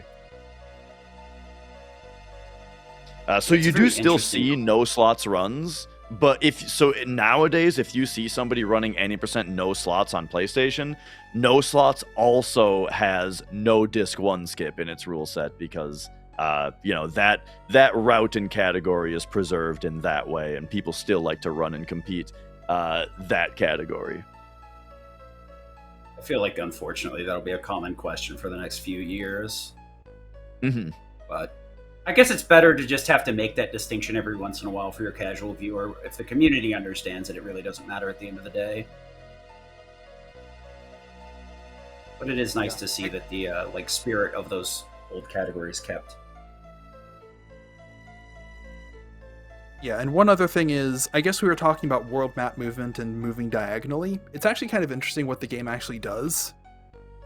Oftentimes, there's an issue with how games will, if you want to move a character diagonally, that'll be commanded as moving them to the side as well in a direction left or right, as well as a direction up or down. Let's just say we're moving them down right.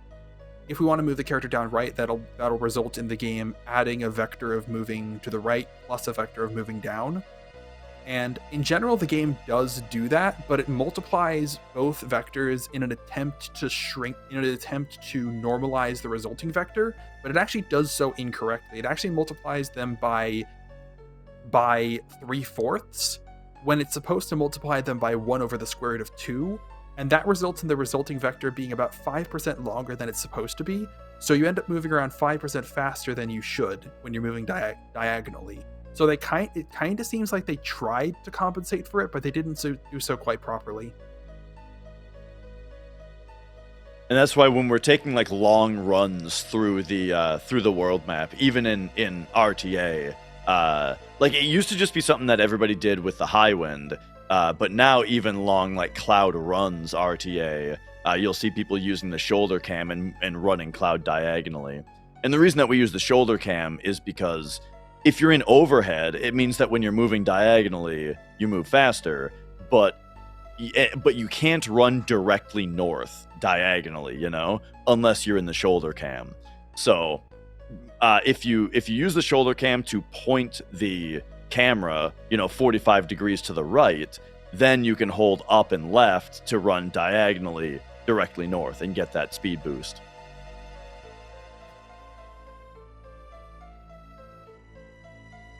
And that was something that, so like I said, people used to only bother doing that with the high wind, but that was something that I saw a lilgecko TAS doing, the shoulder cam diagonal movement on the world map, and that's an example that I had mentioned earlier of something that I saw on the TAS and went like, I think that could be implemented RTA, and now we do that.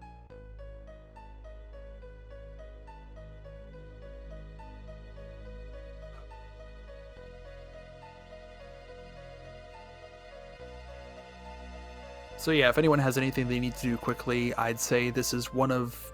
I mean, there are definitely some cutscenes later on, but this is probably your best opportunity to go do it. In fact, I'm going to go grab a snack and use the restroom real quickly. Sounds good, Ace.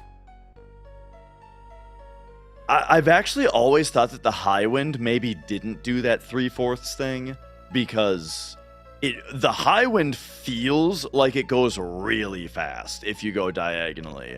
So I've always assumed that holding square to be able to strafe with the high wind made it go into like a mode where it didn't even reduce diagonal movement. But hey, that might just be a perception thing. That it feels faster than 5%. Yeah, it's one of those tricks where it's like it's just slightly quicker, but it's just noticeable enough that it feels much more than it really is. Mm-hmm. Of course, from a casual perspective, it's been so long since I've used diagonal movement. Like, I'm thinking, oh, is this Final Fantasy VI? Are we trying to avoid Doom Ks? Is there a gameplay reason besides speed? It's always good to know.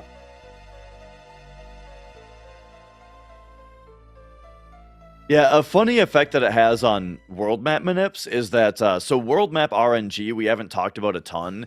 It's seeded based on your in-game time as the world map loads in.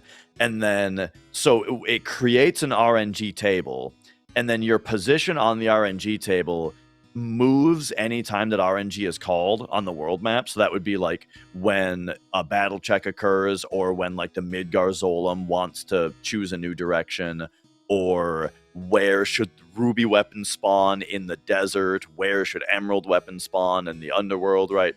All of these things will move your position on that table.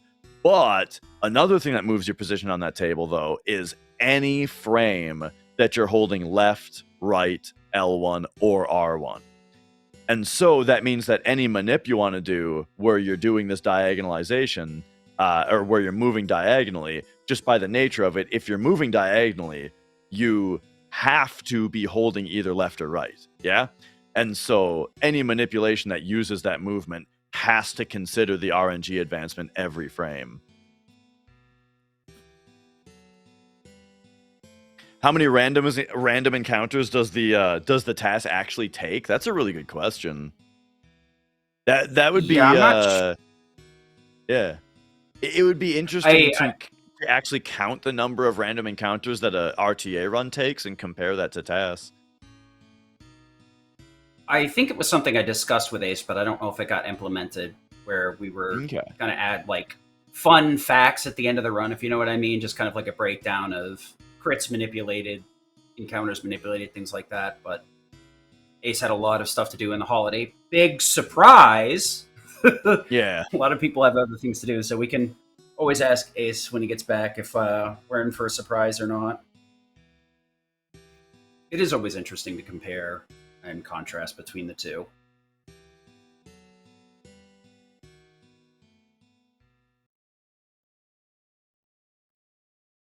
I think Ace had mentioned it before, but he was interested in implementing this in TASs in general, so there may be a road or a time where this is more popular in the Final Fantasy VII TASs.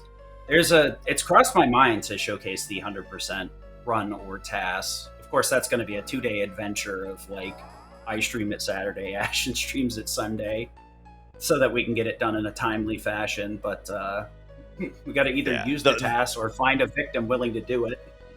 The 100% TAS is insane and awesome.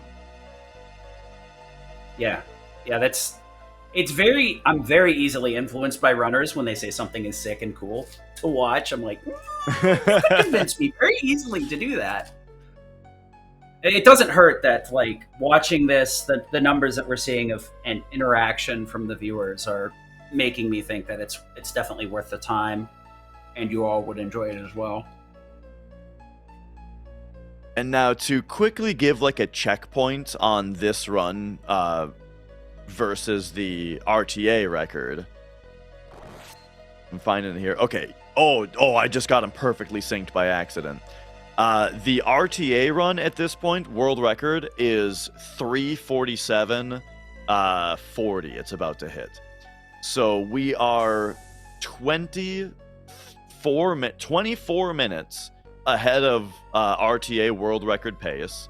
And a really important thing to note, though, about when you're comparing RTA versus TAS is that the TAS, as we mentioned at the top, is using regular PS1 load times, while an RTA run is going to be done on a PS2 with fast disk speed enabled. And so that means, so once again, the TAS is at a huge disadvantage as far as load times are concerned, but we're still 24 minutes ahead here.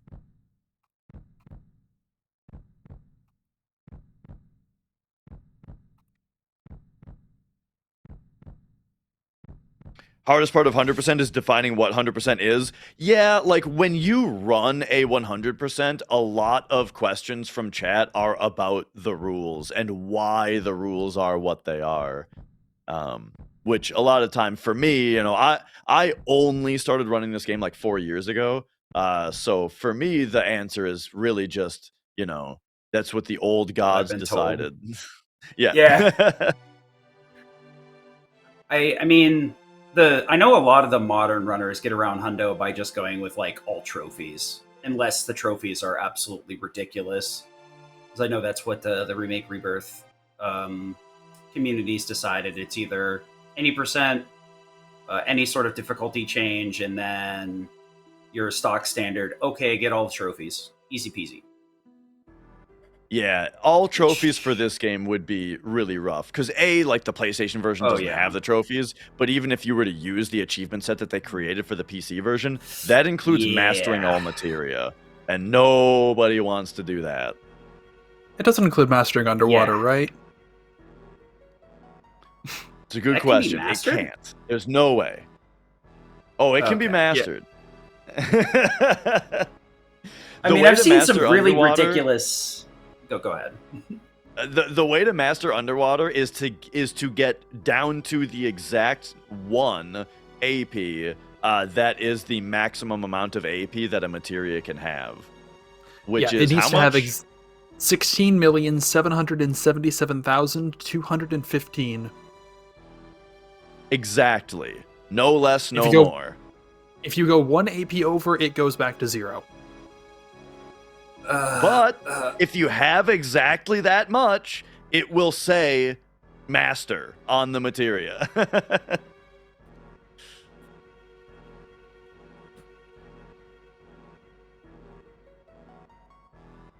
That said, though, I don't think that applies to the achievement, though. If you're going by achievement rules, I don't think you have to do that. Yeah, almost certainly.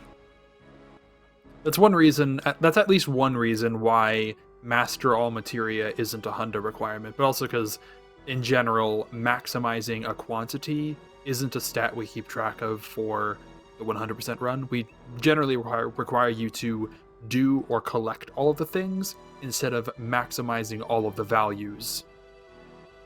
Yeah, because mastering a materia doesn't get you anything that we don't already have. Because, like, mastering a materia just gets you another of the same materia. Leveling up a materia gets you more abilities, but we already have all of those abilities because we get the master magic, master summon, master command. So, yeah. I was going to say, that's really like the goal of mastering them, is to create the masters that allow you to cast the spells infinitely and have access to all of them at any given time without any penalties or bonuses. Yeah, maybe if you were to rethink the rules with a different philosophy nowadays, I wouldn't be surprised if getting all stars on at least one of every materia, which would not be the same as mastering, I think. I don't know.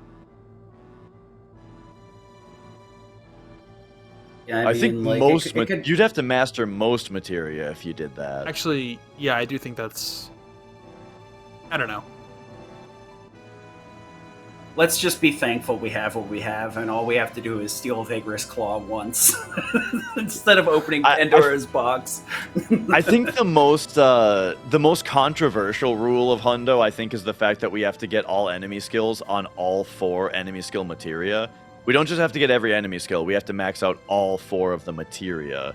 I like that. I think that it makes the routing a lot more interesting, and I think doing it is fun. But yeah, that's what people always question. Honestly, yeah, actually, you're right. All stars is mastering. I'm just not thinking properly. Yeah, I think it was something that came up, and I was casually mentioning doing the hundo, and then you're like, all 4 enemy skill materia. My brain like immediately stopped and caught on a fault. I was like, "There's 4 enemy skills? I thought there was 3." Huh?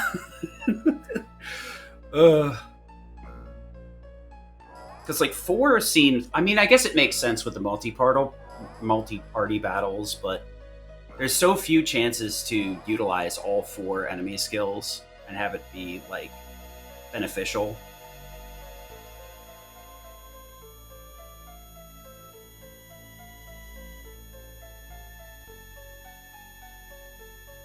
Hey, look, Cloud's done coping or something.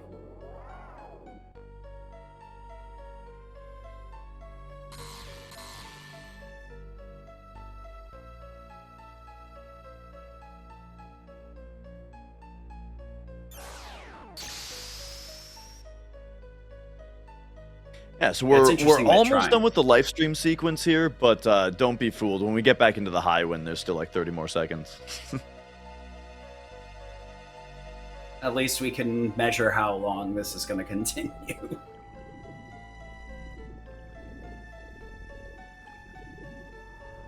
Yeah, I do appreciate that, like, in every iteration, I guess the last one's really to be seen, but enemy skill is just, it has like 1 or 2 extremely powerful skills, which is surprising because like Remake has a whopping 4. Turns out self-destruct is very ripe for abuse because we were talking about how. Oh, go on. Taking damage doesn't really differentiate whether you take damage from yourself or not, so you can dope limits with self-destructs, which is super hilarious. This game is a lot more clever about that. The Wayfaring Fox, last one, yeah, Chocobo Sage. Yeah, the enemy skills are Midgar, Junon, Forgotten City, and Chocobo Sage. And one thing I started to say earlier is that I like the way that some of the really powerful E-skills in this game are like hidden. Like, people always think of Aqualung, Trine, Beta. Those aren't really hidden, but the really good E-skills are like White Wind, which you get from an enemy that never uses it. But if you manipulate them, they've got it in their list. You know, the other the one enemy skill that everybody thinks of as being the best one is Big Guard. And again, the enemy that you get Big Guard from never uses it, you know? But if you manipulate them, it's on their list. Oh, what's Big Guard? And then you use it on your party, and now and that's how you get it. It's kind of neat. And it's such an unassuming enemy to have that kind of E skill as well. Yeah. Big Guard, I always thought was just barrier and barrier, but does it have haste as well? Yes, it does. Okay. Because I saw you mentioning the haste in your ATB video, Dash, and I was like, wait, what? Huh? Where'd we get haste from? Wait, Big Guard? Oh, wow, it's even more broken. All right, we are finally out of the infamous live stream segment. Not skippable yet.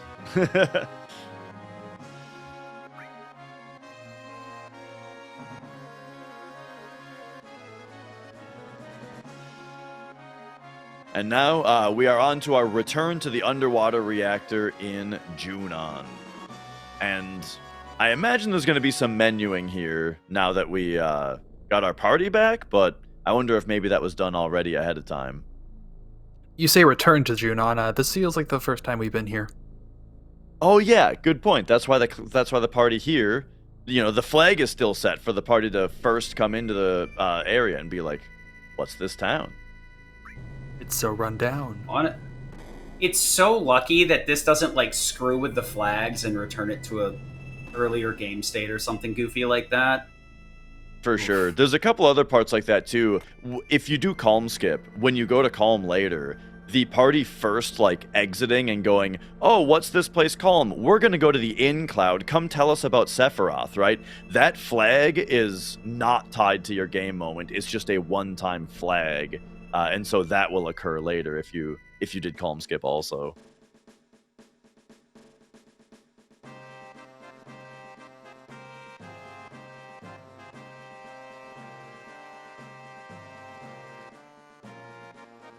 And then here I always think that this is funny where they point out right here that the gun is gone from Junon. However, it was still on the model on the world map. And it is gone from the model of the world map later, but that means that just in that tiny amount of time they got rid of it? I don't know. It would have made much more sense to me if the gun was already gone from the world map straight out of the live stream segment. It's always bothered me a little bit. So the rest of the game, the underwater reactor is down right now, but we're going to go a bit to the left to go to one of the stores that's over here to buy a very special weapon. Yeah, so earlier with everything that we skipped Materia Keeper, and right in front of Materia Keeper, normally what you would grab is a weapon for Tifa that we can buy right here. Oh boy. Surely this will be fair, balanced, and not completely broken. So the Power Soul is known for its damage multiplication conditions, where it's a weapon for Tifa. If she is in critical HP, it makes her do double damage.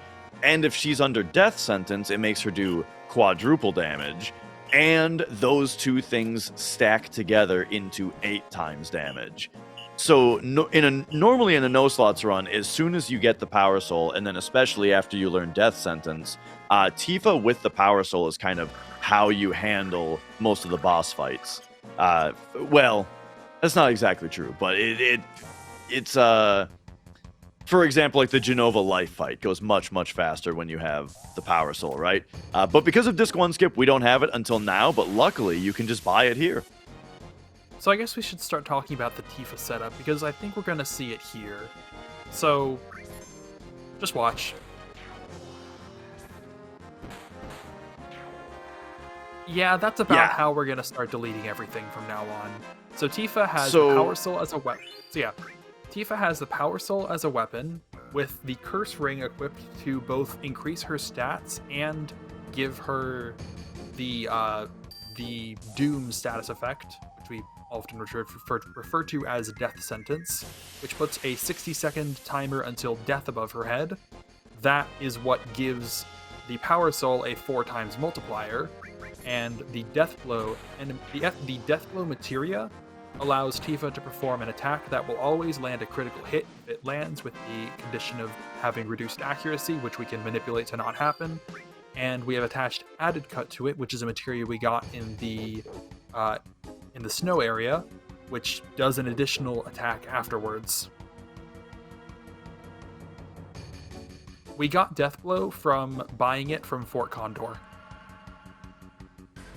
We didn't really mention it at the time because we got a number of things at the same time.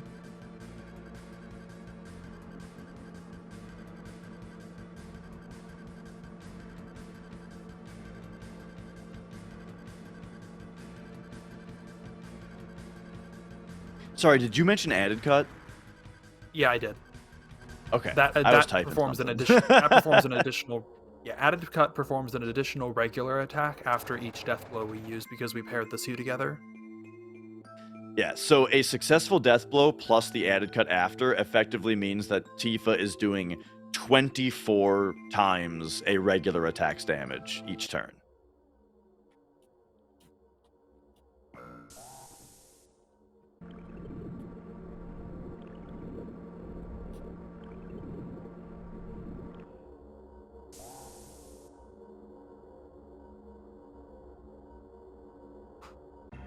Yeah, Adraxis, that's basically what happens.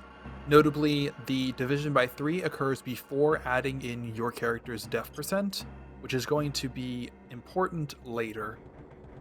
Or actually, no, it won't be. It would be important later if this were RTA. Yeah. So the only way to like work around that accuracy penalty is like sleep and stop, correct? Yeah, there's a couple paralysis, of states yep. There's a couple of Just states that you paralysis, can put yeah. the enemy in that will make them unable for attacks to miss them, such as paralysis, manipulated, I believe, if you enter the battle and they're turned around because it's a preemptive, stuff like that. Interesting. But oftentimes, and for many boss fights in this game, we do not have the ability to put the enemy into any of those states, and so we just have to deal with the reduced accuracy. Okay. And then, yeah, so I put it in chat a moment ago, but the actual, oh, well, there's Tifa in critical HP for us. Put it in chat a second ago, but the actual percentage chance for Death Blow to hit normally, it is your regular, well, so normally your hit percent is like your character's attack percent, which is one of their stats, plus 1/4 of their dexterity, plus their own evasion, which is defense percent, minus the enemy's evasion. So the enemy's defense percent. The thing that Death Blow does is it takes just the part that is hit percent plus 1/4 of our dexterity, just that part, it puts over 3. But then it still adds on our own defense percent and subtracts the enemy's defense percent normally. So what that means is in RTA, once we get the Mistile weapon, the Mistile gives you like 50% defense percent, and so that just gets flat added to your accuracy for Death Blow. However, as Ace alluded to earlier, being that this is a task that can just wait for the proper RNG instead of having to use the Mistile, we'll be able to avoid having to bother with that.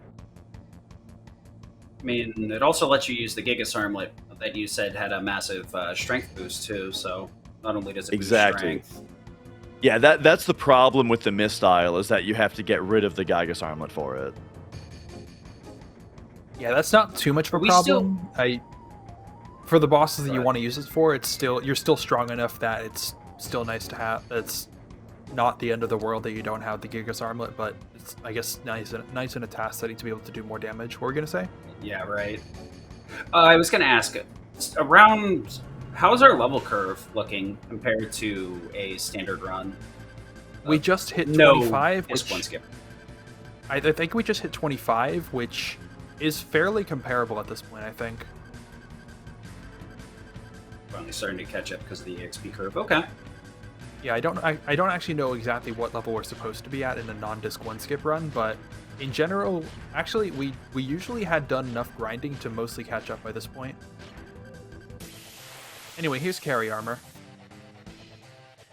Yeah, so people ask about Lapis Laser. The way Lapis Laser works is it has a 1/3 chance to just open the fight with a Lapis Laser. Whoa! Nice crit on that added cut, by the way. Oh, there's another successful death blow. And a critical. Oh, and he's dead. Deleted. Killed 1.5 times. GG. Yeah, so I said that the death blow plus the added cut means that she's doing 24 times damage. However, if she's critting with her added cuts, well, then she's doing 32 times damage.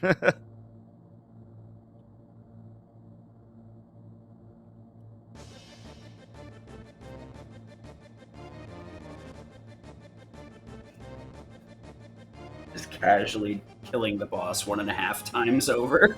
Good grief. I mean, we did almost pretty much exactly kill the boss there.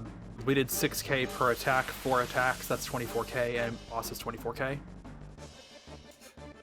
All right, well, fair. Reading failure. What a shock. It's fine. Viewers will know that this is the casual state of being here. I don't know how to read. And then death blow added cut is just a great way to take care of a regular 2-dude fight also, because it's a little bit faster than doing something that affects, like a magic breath, for example, that hits both of them. Yeah, the fact that Tifa's actually in critical HP does another 2 times boost to the Power Soul's damage, which is why during one of the fights beforehand, we had Tifa get attacked multiple times by enemies that we couldn't avoid having them attack. Yeah, very similar to what we're about to see. The fact that it was a pincer attack means that the enemies start with full ATB, and we start with none. So very similarly here, there's no way to avoid the enemies getting 3 turns here.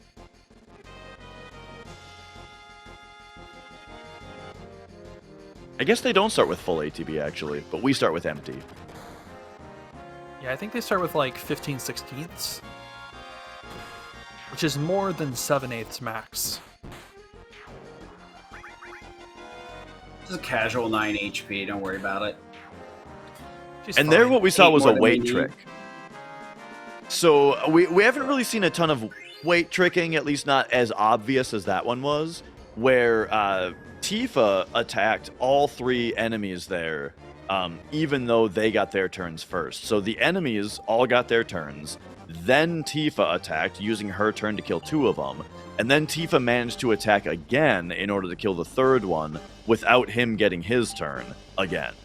And the way to do that was that after queuing up Tifa's attack, we then went into a sub-menu, or into targeting, in order to hold time.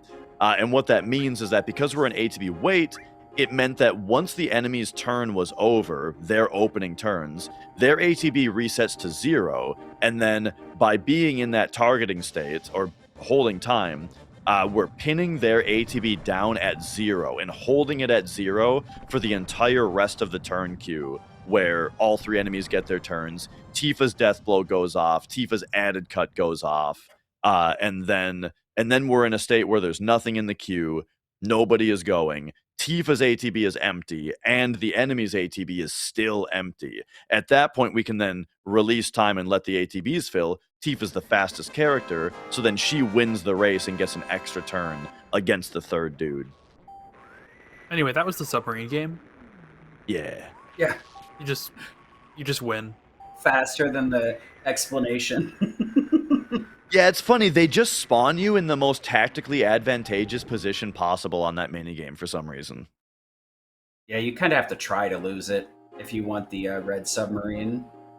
Hello, Emerald Weapon.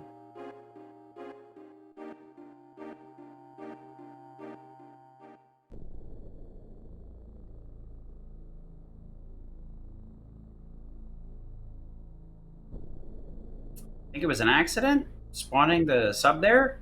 I get the feeling, if I had to guess, devs probably put it there to test it and then intended to reposition it later and just forgot to do it. I mean, this is a minigame But- that also exists in Gold Saucer, and the versions in the Gold Saucer are not that trivial. So I wouldn't be surprised if they just wanted to give you an easy one there. Yeah.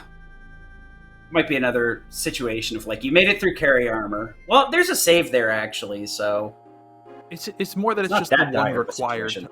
It's more that it's just like the one required time.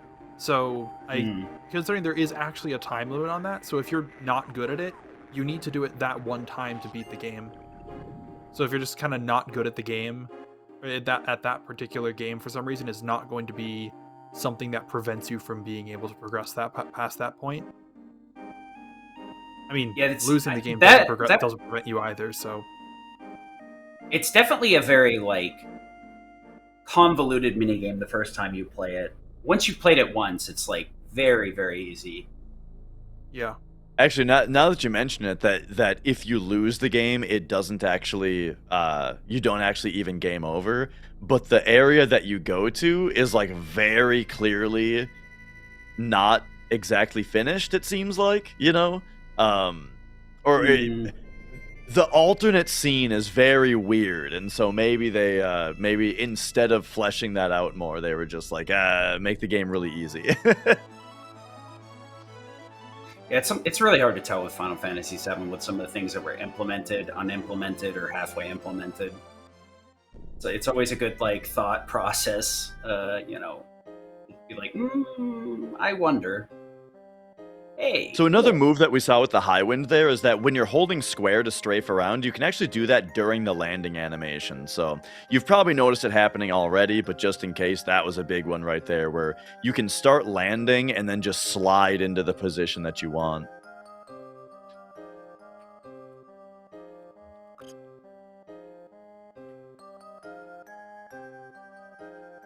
I'm actually not sure what was purchased there. Surely it's not the Yoshiyuki.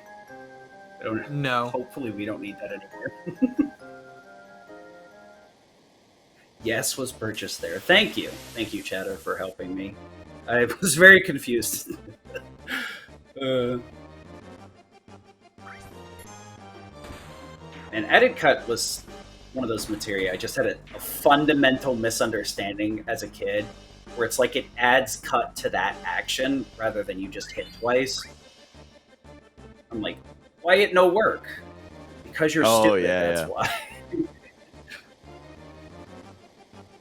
This game has a lot of like very cool materia, but they're not all very thoroughly explained. Yeah, sneak attack is a casual weird one, for example. Yeah. Especially the wording of it. Like, if you have sneak attack on Cloud and he successfully does his sneak attack, the words that are displayed on screen are Cloud was caught by surprise. And it's like, that's not what's happening. BoF 2 has the same thing. If you try and run in BoF 2, it just says won't run, and I'm like, really? You prefer dying instead, I see.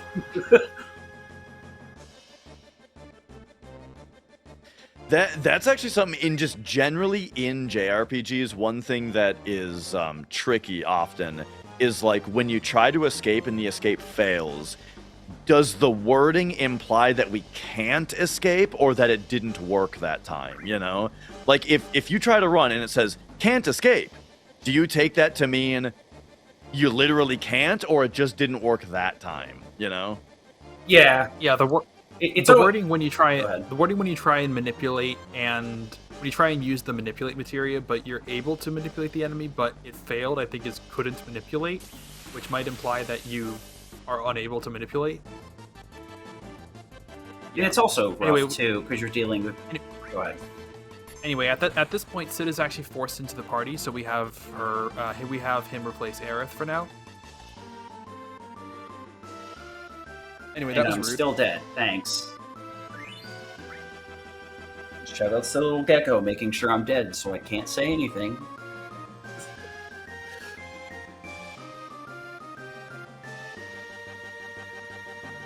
I was going to say, like, part of the other tricky part of translation is that, especially with JRPGs, we're dealing with, what is it, functionally usually 2 letters per character. So everything has to be cut in half in a lot of situations. Also, shoutouts to Rude's remake voice actor, who we got to voice those last couple lines there, who I got to voice those last couple lines there, and which would be on YouTube if MagWest were willing to upload Dash's commentary of this task that he did months ago. Yeah, they were saying that it should be early October, but we still haven't seen it yet. Maybe I should send him another message and ask about it again. It's probably an appropriate amount of time has been waited. I mean, I do know the person that's in charge of MagFest. I can give him a poke, but I'm not sure if MagWest is run by the same person or not. They're yeah, I'll send him a message. I'll give him a poke. Don't worry about it. Speaking of voice actors, there was like a glimmer of a hope that we'd get John Eric at some point, but I've never been able to make contact with him again. But they're a fantastic voice actor as well. Made me turned around my entire opinion on Barrett. To be honest, to space. I love how it's like, surely these things won't be important to the story, and we go there when they're important to the story.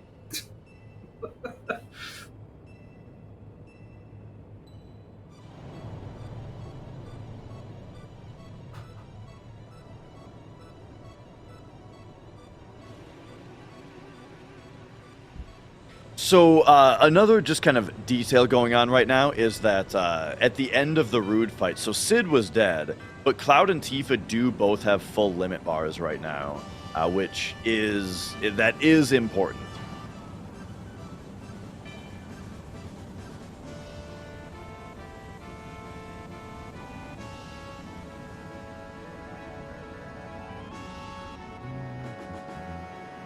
This just seems such like a dubious idea. We're just gonna fire off a giant rocket to space at an angle, like about 15 degrees. All right, sure.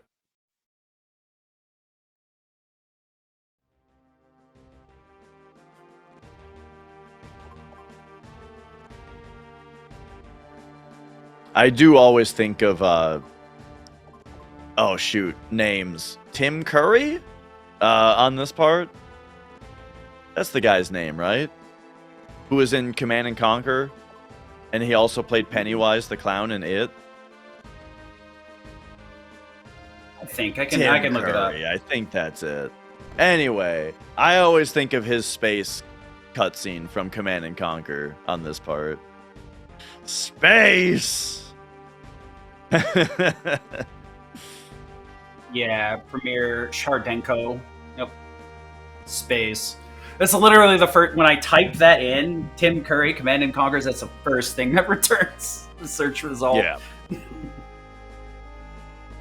So I should mention that you are not required to get the huge materia here. Sid suggests doing so, but we don't listen to suggestions. Yeah, the only huge materia that we actually get is the one from the train part. Because like we said, not getting it on the trains requires you to wait out the 6-minute timer. I mean, the main function of the huge materia is to fuse the materia into master materia, aside from, I think, the red one, which also gives you Bahamut Zero, if I remember correctly. The blue one? Is it the blue one? Yeah, I know we get it from the blue one in Hundo, but I'm not sure if that's... I'm not sure exactly how it works. In Hundo, we definitely get it from the blue one. I'm just not sure if that's required. That's probably correct, then. I vaguely recall somebody mentioning that you can dig it up the other day as well. Pretty much all the missable things can be dug up in the mini-game. But then again, I don't know the veracity of those claims. A lot of them can be. My brain just would assume that the Bahamut Zero would be in the summon materia, not in the independent. Or yeah, it would make sense. They call it, yeah, wouldn't be the first time. I think the other ones are meant for transforming materia into master materia. Yeah. Oh, that's true. Yeah, like because it's when you choose the get closer option that the huge materia form the master materia, and then the blue one there is no master support. And so when you get closer to that one, I guess that does the special thing of giving you Bahamut Oh, Zero. yeah, that would make sense when you put it that way, because like you really can't have a master for that. Makes sense. Imagine if you could, though. Attached to one This thing, game it is just does everything. I could just imagine the cacophony of things that would just cause the game to crash. Master command And cut attached to death blow. master support. Oh.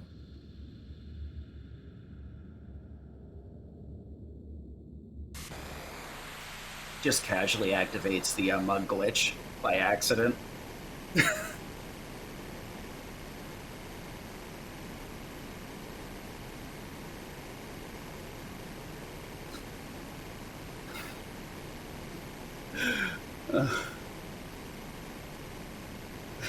Thanks, PX.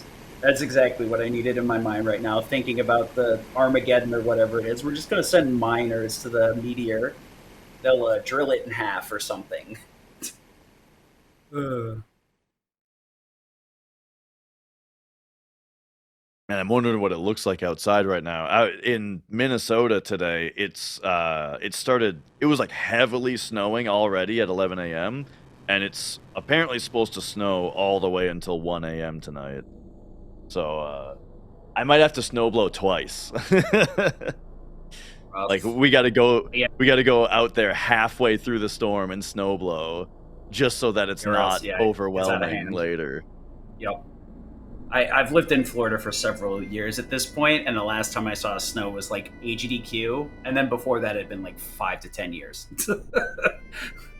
I know what it's like because I've lived in New Jersey at a point, and I'm like, oh god, this is so much work. Yeah. And yeah, basically all that's left is Diamond Weapon and Crater. That about sums it up. Oh, well, I mean, there's the Hojo fight, but I mean, that takes place over the crater. No. It takes place in Midgar. We just warp there. Yeah, I do appreciate the that we still have one skip left, although it's fairly well known at this point. That's such a weird oversight, the Midgar skip, actually. Yeah, that one is crazy. Just the fact that you only have, we'll talk about it more later, but the fact that you only have one frame to move and you just happen to be placed one frame away from the thing that you need to touch is very crazy. This game is just like a series of fortunate circumstances. Yeah, the thing is though, like, so it is really crazy how well some of the skips just work out, you know? There are things that you just don't hear about that don't work out, though, you know? Like, for example, being able to skip out of Midgar, you know? There's just a couple things, right, that prevent that from being possible. Because everybody memes about it, but doesn't realize how much effort's gone into trying to make that actually happen. And it's just it's just a brick wall. There just aren't really any ideas. Like none that really could feasibly work. So here we see right being buffered to turn the high wind just a little bit, and then there we go. So this is the last segment. I mentioned that there's one segment remaining where we risk an encounter normally. So here, world map manipulation being used to not get any encounters on the way to Cosmo Canyon over there. Because you can't land the high wind in that Cosmo area for whatever reason, so we have to go on foot over the Cosmo Canyon, and there's a risk of a battle. And like Zehan, it does break all kinds of stuff, but like it doesn't break the stuff that we need to not be broken.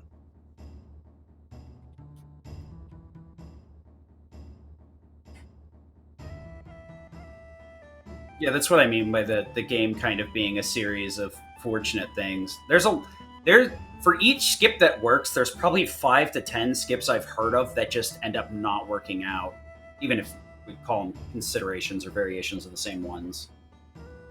But there's been a lot of attempts to break this game, and the ones that you're seeing have been long in the works and take a lot of effort, not only to set up, but find a way to make them functional to even consider setting up in the first place.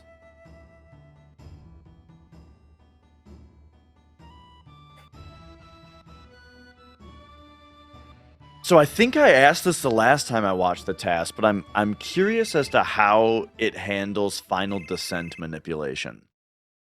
Because So oh yeah, go on. our stone was from Elevator.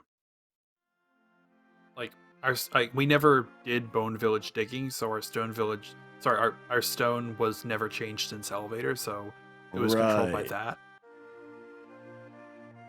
And TAS in general just kind of does whatever manip it needs to. I guess more slowly through while going to FD, as opposed to just doing a final jump on this field, on that field out there rather. Yeah, like we'll probably just see the movement in the northern crater will be maybe slowed down a little bit to allow RNG to move or something. Or more rather, one of the many fields in this game that calls RNG every frame might have been lurked on for longer than strictly necessary in order to get RNG to a good point, such that later it would eventually move on to a point with a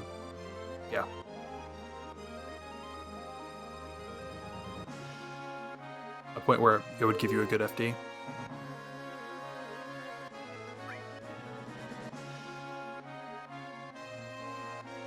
All right, so with Bugenhagen back, we are just off to City of the Ancients here. And this is in order to get to the point of, oh, right, we need the Chocobo again. I forgot about that. He's important. Well, that just works out so well. Just went right by him.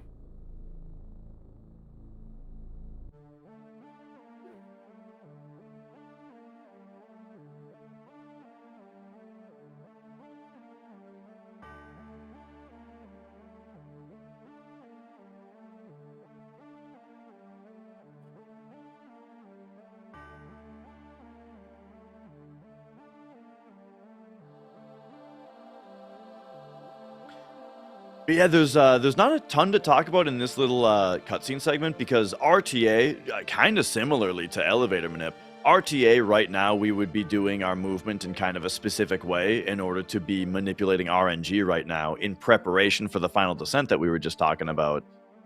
But yeah, with the TAS, it's going to be handled differently. So we just have cutscenes here.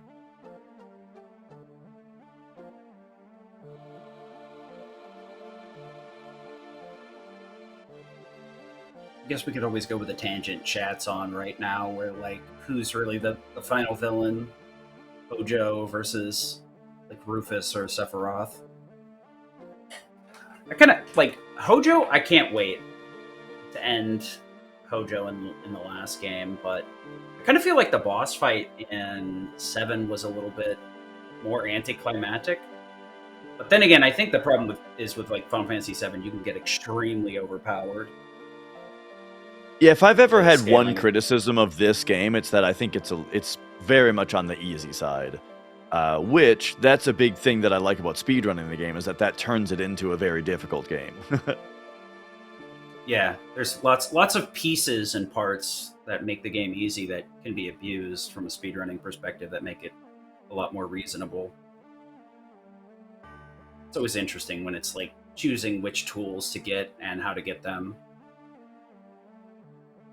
Like we were talking about earlier, Big Guard getting, was it half physical, half magic, and haste out of it? It's a pretty big key that some of these skips make it much more difficult or impossible to get.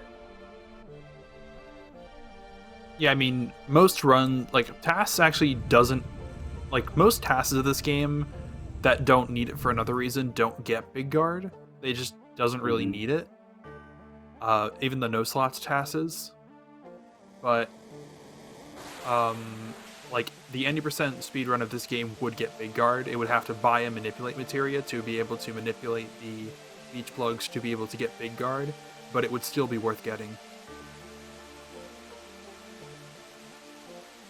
See.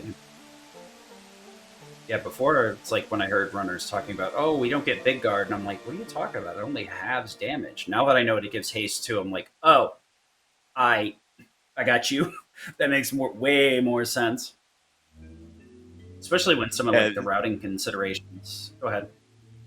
There are a lot of damage mitigation strategies though, like so barrier halves damage, being in the back row halves damage even more from like certain attacks, and then sadness, having everybody in sadness all the time reduces damage by 30%.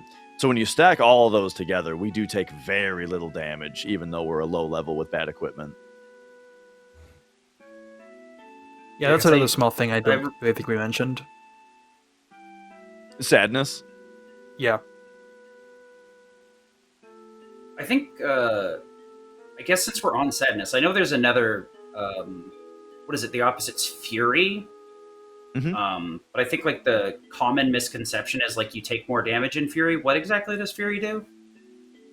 It reduces your accuracy by 30%. Okay. Yeah, because I remember asking about it in the past and being like, wait, what? This doesn't make you take more damage? So I know one of the other like RTA considerations is grabbing the long range as well, so you can do normal damage from the back row, so you can get that. That's nice on Demon's Gate in particular. We don't do that fight, and going out of your way to get the long range materia in this run would, like, it really isn't worth it for fights, except for making safer Sephiroth more safe.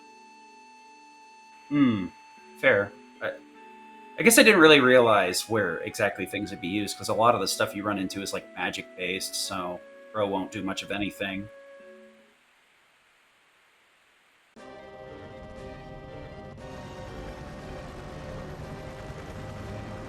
Yeah, not having long range is going to mean that Tifa is going to have to be in the front row for all of the final fights, and it makes each of them a bit scarier. Like, if Genova attacks Tifa, you know, she's taking double damage than she would if you had long range in her back road. Bizarro Sephiroth also opens with a physical attack that does twice as much to her. And then, but then what Ace was talking about, though, the thing that's actually like run killing potentially is that if she gets shadow flared, then the problem is that after Sephiroth flies up high in the air, you can only hit him with long range at that point. And so normally you can kill him before he goes up high, but if she gets shadow flared, you can't recover fast enough to avoid that. And so without long range, you're going to get supernovaed. Oh, I was going to say, he comes back down eventually, though, doesn't he? But yeah, when you put it that way, that makes a lot more sense. Yeah. Yeah, he comes back down eventually. Eventually, yeah. After he just hits the kill everybody button, yeah, fair. Because even casually, that supernova shreds your party unless you're very high leveled. It's also like a 3-minute animation. Yeah. It's worth noting that it actually just does percentage health damage, so it knocks you down by a percentage of your current health. Oh, that would explain why it actually never kills you. Lethal. It actually never kills you, but it does knock you down to very low health. Sephiroth also has like a unique thing, right, where he gets buffed depending on how many characters you have at 99, which, I mean, obviously don't affect a speedrun, but yeah, it's one of those interesting things. I guess I was going to say that's another reason getting cover is a decent idea. If you cover a character, and the person using covers in the back row, do they get the damage penalty, I guess, of being back row? I think the person doing the covering has to be in the back row, if I'm not mistaken. Yeah, so like if Cloud covers Tifa while she's in the front row, you still get the damage mitigation? Do you know? I think yes, but I don't think I've ever tested that. Wouldn't be the first time I brought up some sort of corner case that's like, I think that's just how it works, but I'm not sure. my favorite fun fact about the cover materia is that the person with cover materia is able to cover elixirs that you throw. So that can really mess you up if you're not expecting it. Where you try to elixir one character, but it just hits a different character for some reason. Oh, they covered it. So awful. Yeah. Cover is, I think, what, it's like 20% per level, and then it maxes out 100 when you get to level 5, I think? I want to say Yeah. it maxes at 80, and then the 5th level is just mastering it. Okay. I think that, but I think you can get to level 3 cover materia, which some old runs used to do, and that'll give you 100. Yep. Yeah, that may be what I'm thinking of. Double dipping would get you up to a guaranteed block. Yeah, some older routes, some at this point very old runs and routes would buy a second cover materia from somewhere in Midgar. So, diamond weapon.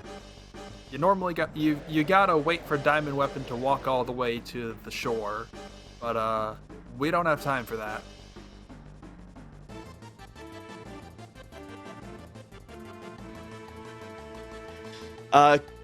Could you not grab long range while diamond weapon approaches? You could, but the amount of time that you spend in the cave would he's not advancing. Also, this. So Oh, we're doing yeah. one. Go ahead. So we're doing right. one. I didn't Yeah, even we're think about doing- this. Yeah. Yeah, we just did one chunk storage glitch thingy.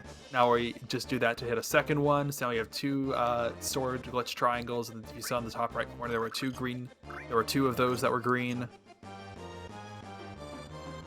This is so and we can ridiculous. walk all the way over to just before diamond weapon. But yeah, How he stopped soon a was little bit short, I'm guessing, to manipulate battle RNG here. I'm not certain if that's because it's outside the chunk border on the top or not. But yeah, something like that. I gotta wonder So then how soon. you- No, You ignore it. need to use 2 limit breaks in order to open up Diamond Weapon's chest. Limit breaks or summons both work. You just need to use 2 of those things combined. And then that way he opens his chest in order to now be susceptible to physical damage.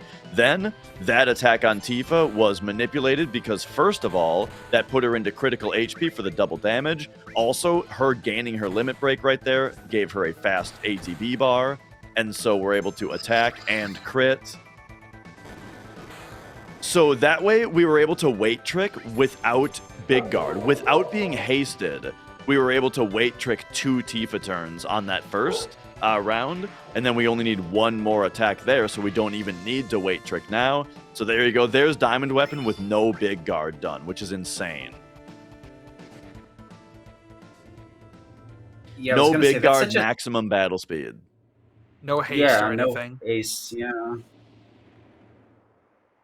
That's such a silly optimization. I wonder when that was like considered, or that what caused that thought to even happen. That's I don't know if I would have ever thought of that, of applying this here. Are you talking about This the is- limit this- bar? No, walking out into the ocean. Oh, Not the yeah. ATB tricking is cool, but walking into the ocean here to speed this up, because I know a lot of people are like, "Oh, well, I guess it's time for a bathroom break." Yeah, and so RTA, you can do like a half version of what we just saw, but it's slightly risky to do because you're able to get into an encounter, and if you get into an encounter, then you're stuck over the water. But then you definitely wouldn't do the double that we saw there to be able to run all the way out to him, because that would just be way risky. Yeah, RTA, I don't even think you really have time to do the double. Yeah, I'd imagine, because like RTA, you have to do setups. The task can quote unquote YOLO it, or like however you want to put it. There's no Yeah. no need to do any of that other fanciness. Yeah, the RTA versions save 15 or 30 seconds depending on how risky you go.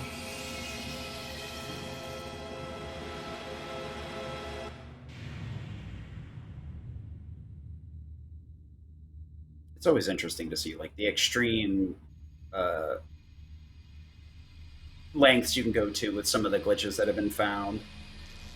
Like, yeah, this is the practical application, is skipping a massive chunk of the game. This is the unpractical side of just wandering out into the ocean to speed this up.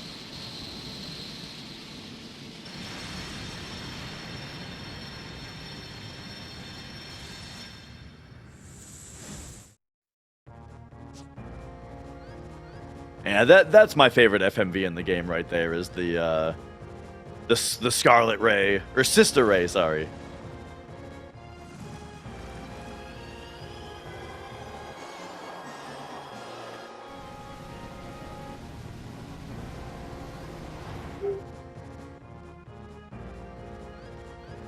Yeah, we didn't exactly kill Diamond Weapon. We just defeated him in combat, and he was just like, oh, hey, oh, you gotta give me a second, and started walking away. Yeah, I think it is a little bit harder to get that because we just like four-shot him. Usually that fight is much more difficult than that. Yeah. Oh yeah, sub 8 was the dream. It's always fun to see a community slowly but surely tear down a time from what was thought logical and reasonable, and then just see it like cut in half. You're like, whoa, that's silly. Yeah, now we can do sub 8 no meter skips.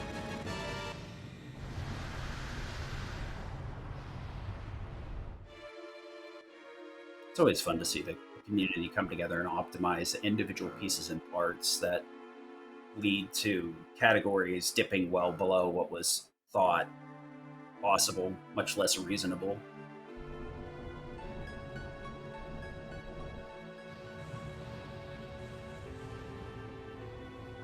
I'm gonna be that guy, but didn't the windows just get blown out? Well, now they're definitely blown out. Something won't be in Rush Hour 3.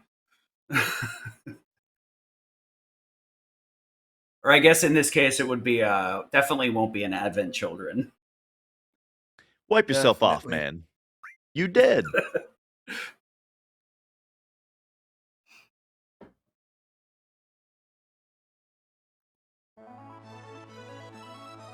So now we're on to the raid on Midgar. So we grabbed a hero drink earlier. I'm assuming we're holding on to it because either we don't need it or we're waiting until we get W item. It was How do used on we- the Genova death fight. Okay, I just missed it firing off earlier. Got it. Because that is kind of notorious as one of the most busted items in the game, especially when you factor in W item duping it into the sun. Yeah.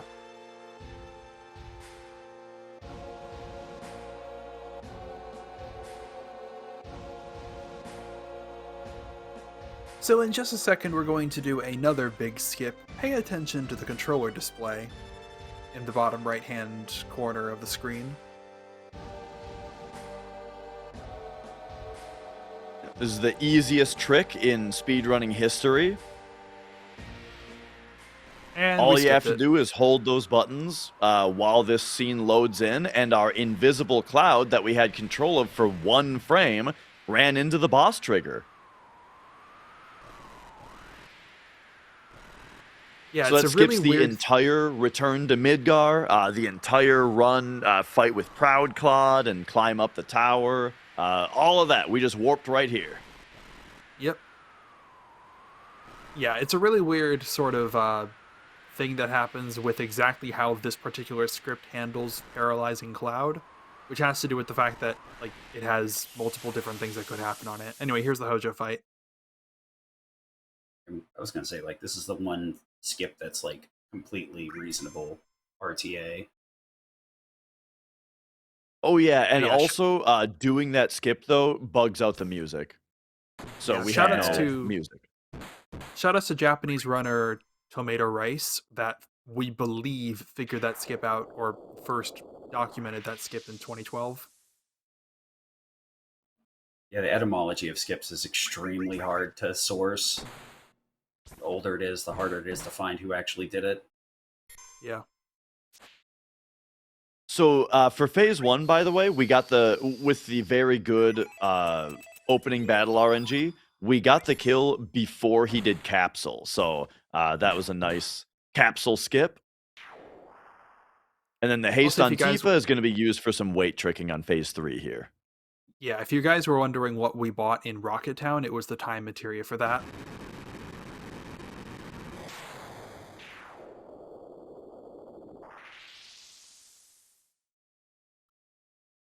So, Lifeform Hojo N has 30,000 HP. Ooh! And now it does not have 30,000 HP. Very nice. Before it even got one attack off. That's awesome.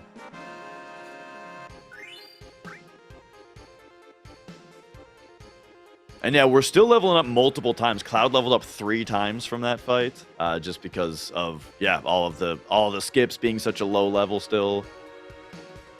I think we're level 35 now, if I saw that right. Genova Synth, I think, will put us at level 36, and that's where we end the game at.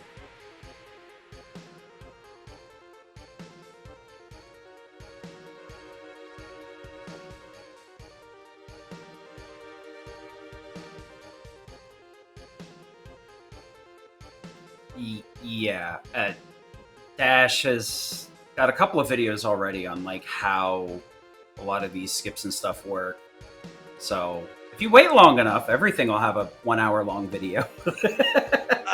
I've got one about Calm Skip as far as like how it was discovered. I don't think I have anything for older stuff. I've been running the game for 4 years, but that's actually not super long as far as the history of the game is concerned. And so I'm not super knowledgeable about like the actual history. Yeah, I haven't really been in the community for much longer than that, but I did some specific research of my own into some history stuff, so I have an idea as to how some of the history happened. Yeah, luckily there's a lot of channels that do cover the history of things more like that. The only problem is when it kind of bounces back and forth between what most people consider drama versus, all right, skeleton crew it is. So, sorry. Easily distracted. What can I say? But I wish I could give you guys like a specific channel to go for like history of stuff, but there's quite a few, like Abyss, Soft, and let me look up the other one so I don't send you guys the wrong channel.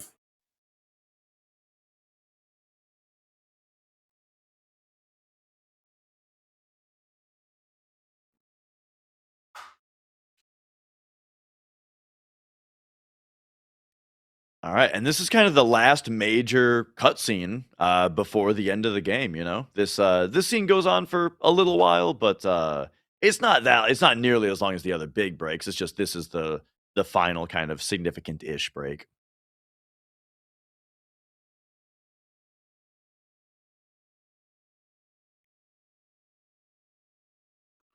Yeah, actually, a lot of the early speedrun history actually was unlike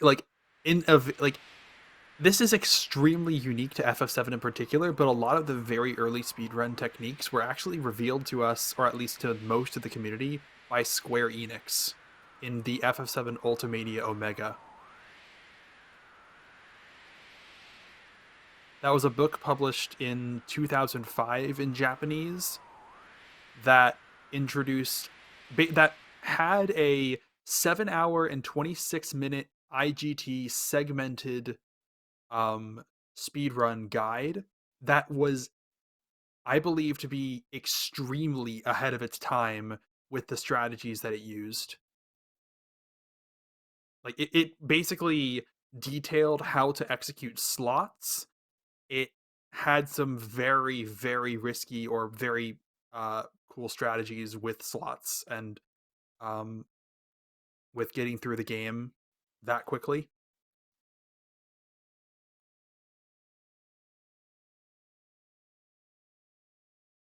And the only shame of it also had go ahead. it had like weight tricking visualized too, didn't it?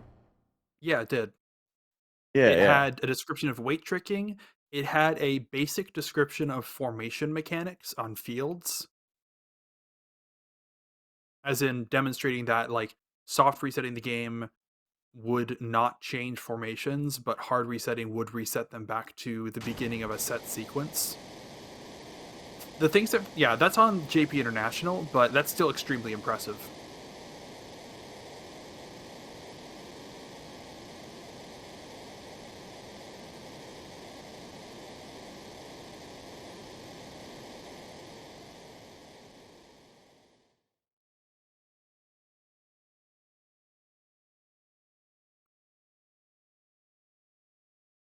All right, and oh yeah, it's time for disc 3. Because right, Hojo was kind of the final boss of disc 2, and that's kind of what all this leads up to. This final kind of long-ish cutscene here all leads up to disc 3, and then disc 3 is just the final dungeon. Yep. If you look at the bottom right corner of the screen, you'll see the current disc that the game is currently on. That'll change to disc 3 once we enter the change screen.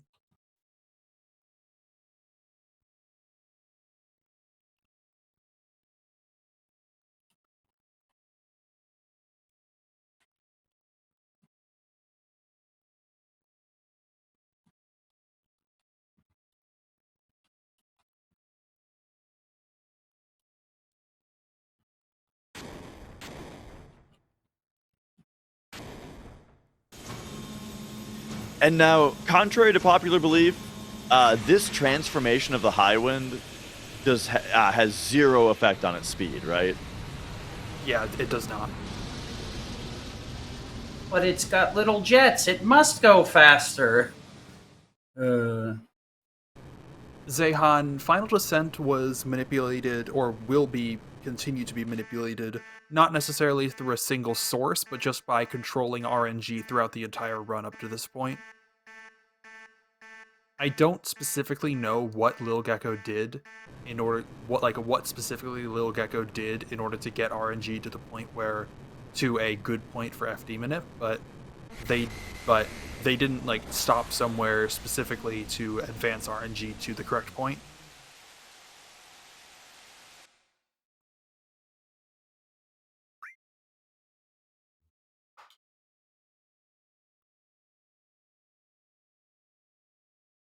There we Thinking go. about So it yeah, now, it might several have of the screens down Northern Crater all advance RNG. And so that's when we do this manipulation RTA, that's actually an important part of it, is that we need to be getting through those RNG screens as quickly as possible, besides the steps that we have to take. But yeah, if we linger on them, then we're gonna miss the RNG window that we're aiming for.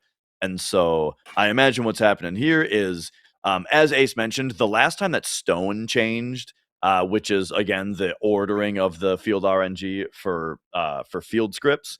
The last time that changed was in the elevator. So that's the stone that we're on, and then I imagine just the movement throughout these screens is going to probably be slightly less than literally the fastest way to run through them, to allow RNG to move into one of those windows. There's a paralysis dodge, by the way, to be able to run while this text box is up, and kind of skip some of the spots that normally freeze you in place for a minute. Yeah, this text box is actually closed right there in order to prevent us from being frozen while that rock falls, basically.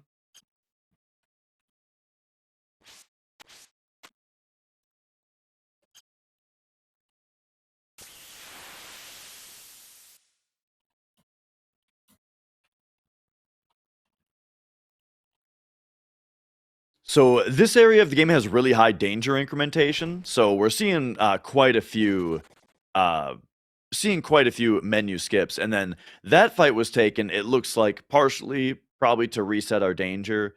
May have even been the last encounter taken. I'm not sure. But also that attack on Tifa from the dragon also put her into critical HP, which is good for the final bosses. So even though the cutscene restored everybody to full HP, there we go. Now Tifa's back at critical.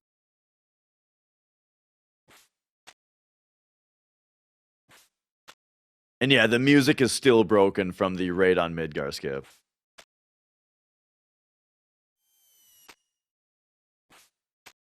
And yeah, notably, we're seeing that the movement is still using stutter stepping, even though the step graph looks like we'll still get an encounter. Yeah, But because we that is still because want this one will to. surely, yeah.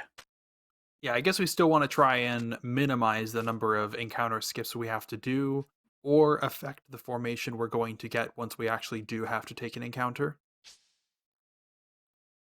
So I guess kind of like as an aside, since you do have a step route on console, has anyone or is it even reasonable to try and skip steps with a menu like this, or is it just completely not viable because it's like frame perfect or something like that?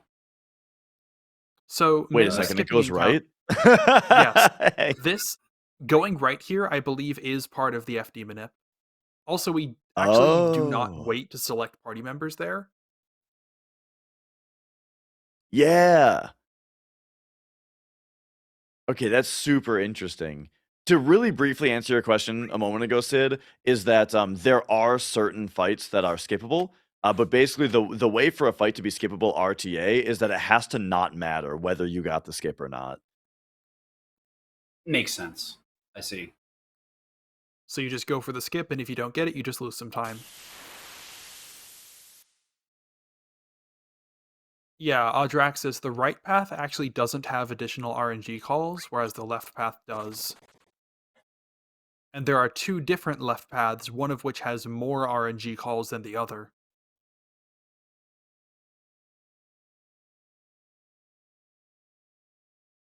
So I guess outside of that, the benefit from one path versus the other is the items you can pick up, I guess. Yeah. Normally RTA runs will go left and down, but send Tifa to the right because I think that's generally fastest overall, but sending Tifa to the right lets you pick up the misstyle, Hmm. which I don't believe we got. Hard committing to the Gigas armlet. Fair. Hmm. All right, and so all of this RNG manipulation stuff that we've been talking about is in order to get 0 battles, hopefully, I would imagine, on this part where we run down the different stones here. Oh, yeah, So that's this we right. This refer to is as the final descent. There's 13 jumps that you make in the final descent, and every one of them has a random chance to produce a encounter. Not a random encounter; it's a scripted encounter. But it's a random chance to decide if and which one it should give you. So if you do everything right, you can get through this with 0 encounters. and this It's place always so somehow. tense with the way that the music has gone from right on Midgar Skip also, you know? I was just about to say that exact thing. Yeah. Actually, it feels somehow more ominous without the music. Like you're waiting for the other shoe to drop, as it were. Here's another little difference where the TAS has a disadvantage over RTA as well, is that running on BizHawk emulator, this screen kind of runs at a slower speed because of, I'm guessing, the FMV in the background, but the PlayStation 2 is able to just power through it. Interestingly enough, the PC version with the Speed Square mod that we use to fix rendering issues actually does also run at a slower, similarly runs at a slower rate, I believe. Which is kind of interesting. It makes it seem like it's not just due to it lagging, but I'm not entirely Yeah. certain. All right, so Genova Synthesis, once again, so we did not pick up the misstyle, and so oh, man! Every time that the added cut crits, it's, I just love it. And so the arms, I know, have a chance to do nothing on their turn, and so I'm wondering if that hit on Cloud there was for a specific reason. It might have just been that it was infeasible to get nothing to happen for their turn, but Cloud at a lower HP might actually be important. I did interesting. We took Aerith here because, from what I was to understand, that Aerith caused this to like soft lock or something. She's It does in this. not. It does not cause this ending sequence to soft lock. Actually, Cloud at a low HP is actually important. I was also wrong about the levels. Cloud just leveled up to 41. I was thinking we ended the game at 36. Yeah, Genova Synthesis gives a crazy amount of XP. I mean, I don't know about crazy, but a lot.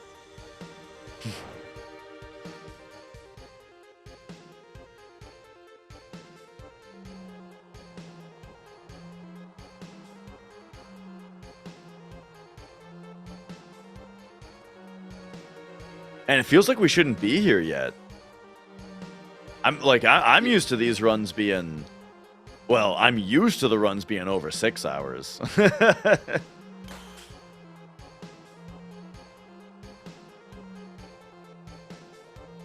Yeah. Watching a TAS versus, like, especially if you watching a TAS of something you speedrun all the time, it just kind of feels wrong when you're, like, done this soon. You're like, huh? What?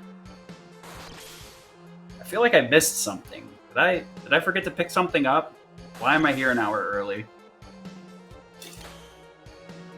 And yeah, the music glitch is causing the battle theme to persist into the field here, which is very weird. Like basically the way that the bug is it's like the field is no longer able to trigger its own music. It is what it kind of seems like. But the battle victory theme triggers in the battle module, so that still works. But then when it goes back to the field is unable to say play my music now, and so the battle theme just persists. So Cloud there just goes, Aerith's memories will show you what's right. Aerith's just next to him like, I'm right here. Oh yeah, and having her in the party actually saves a little bit of time there because she doesn't need to do a little animation of her floating into position. Yeah, initially when we were looking through some of this stuff, I was like, oh, we're just bringing Aerith for the memes, and then I noticed and realized that that was part of the reason. I was like, oh, that's actually really smart. Derp. Yeah, if you're able to menu quickly, if you're able to menu quickly enough to make sure Aerith is set up for these fights as needed, then it's worth it to bring Aerith for that reason. Otherwise, if you don't want to do menuing, which like I don't think an RTA run would be able to do menuing quickly enough, then you just bring Red like normal, I think. So, RTA timing ends on counterattack, right? Or at least the final hit on Sephi, correct? Yes. Yeah, RTA when the timing damage ends... numbers appear. Okay. Yeah.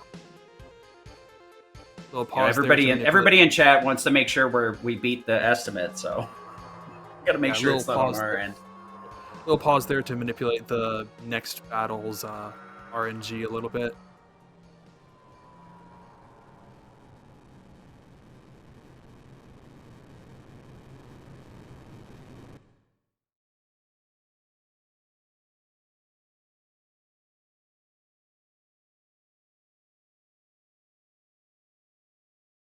And then it must go into a field here for a moment, does it? In order to trigger this next fight? Because otherwise, I feel like the music would work. So here, we got very good opening battle RNG in order to get Cloud and Tifa to be able to get their turns off first. So it's going to be a haste to allow weight tricking. It's going to be a death blow before he casts Wall.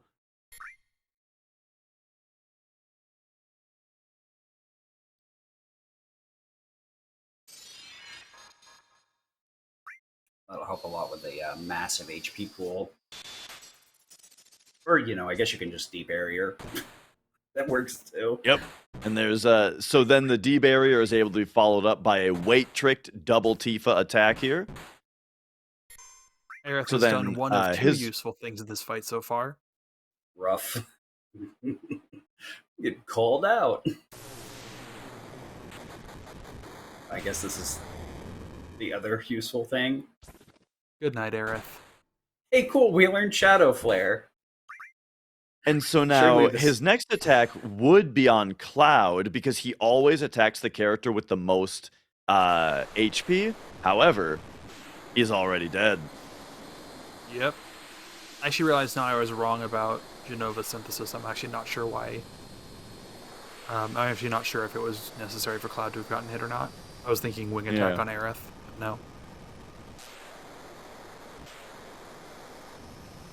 just like a TLDR, because I think we had this discussion off stream. The timing ends in a different spot for a task, so we're just going to go for standard RTA timing to keep this a bit simpler. So timing has not stopped yet, and we won't be stopping it until standard RTA time. Yeah, Yeah. RTA Task timing ends on the final input, which is going to be significantly earlier than the RTA timing.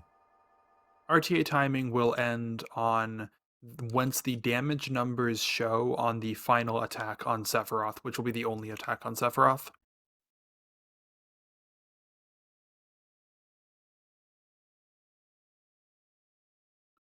Yeah, this particular task does not use Omnislash.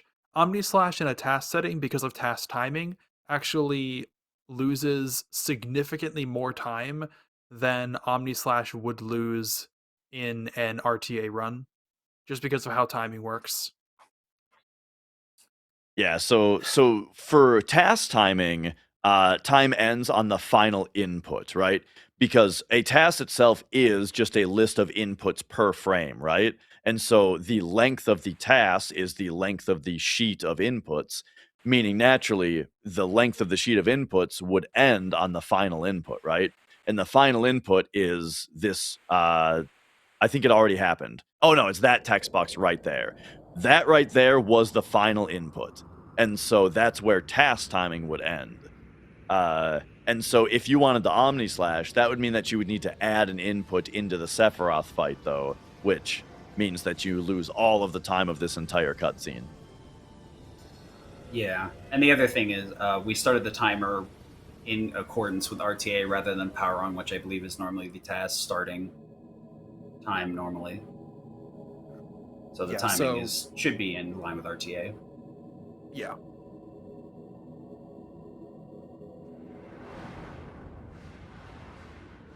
All right, and yeah, I mean that's basically it. All that we have here is, as I just kind of as you can infer from what I just said, this final encounter here requires 0 inputs. We just automatically win, and we'll be doing time right when Cloud counterattacks here and the damage numbers appear.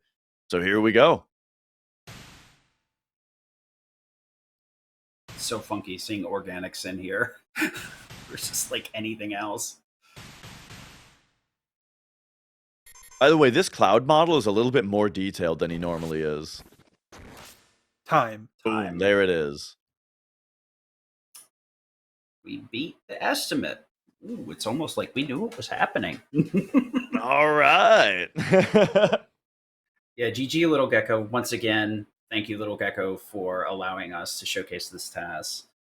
Maybe we'll do 100% or some other category in the future. I do like to give things a little bit of breathing room and make sure that we are allowed to show off other things. So it is a very heavy consideration. But with that said, I guess I'll turn it over to both you, Dash and Ace, to give your final thoughts and anything else you'd like to say before we get close to wrapping up and raiding out. Sure. I mean, you said it. Thanks to Lil Gecko for making this task. Once again, he's like the only active tasser for FF7. So, if it weren't for him, I don't know what we would be doing as far as task goes. And then also just a lot of the interesting stuff that we're able to find by watching these and being able to glean some stuff for RTA out as well is just that's really cool, and it advances the run, but also it's just super entertaining. So thanks to him. But then also, I just want to say again, thanks to the whole FF7 community for, teaching me everything about FF7 also. So the best that I can hope is then pass that on to others. So hopefully you guys enjoyed the commentary as well and enjoyed the nitty-gritty details that we can pass on to you as well. And thanks RPG Limit Break for having me and hosting me. It's been fun. I've enjoyed my time here. So thank you to you guys as well. Thank you, Dash, for coming on as well. For coming on and providing commentary as well. Thank you very much. And thanks for watching.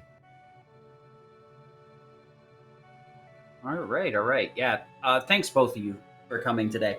Honestly, first couple hours, I was like, man, I'm just not going to get to talk today. These guys know too much about this Durlgurn game. And you know what? I love it. Yeah, honestly, FF7 speedruns tend to be a lot more cutscene heavy towards the end, like this one was. And honestly, a lot of the skips that we did skip a lot of the things that weren't the cutscenes at the end. So I feel like these kind of end up like that usually. Yeah, it's There funny seemed that to runs that don't do disc 1 skip, I feel like are actually way heavier on commentary because we need to explain like all of the major skips, you know, and each of them are executed in very different ways and use different exploits. So they all kind of need to be explained from scratch. it definitely felt like Micker was extremely dense in theory, understanding, and explanations on all those different things. This game has such a very well understood everything.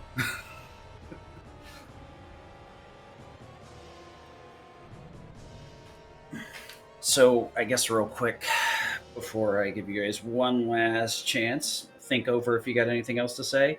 I want to wish everybody happy holidays. I hope if you do celebrate Christmas, that went well, and that your next year is going to be not only good, but you're going to keep coming by and enjoying what we have on the weekends every Sunday right now. Like I said, 100% some point. I can't make any promises because I do want to make sure that we get other communities the chance to showcase stuff, and that is going to be a pretty big investment. But we'll figure it out at some point.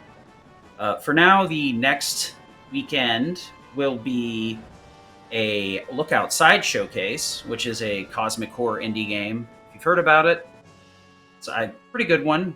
Just come by, drop off, check out a category. I'd really heavily suggest it.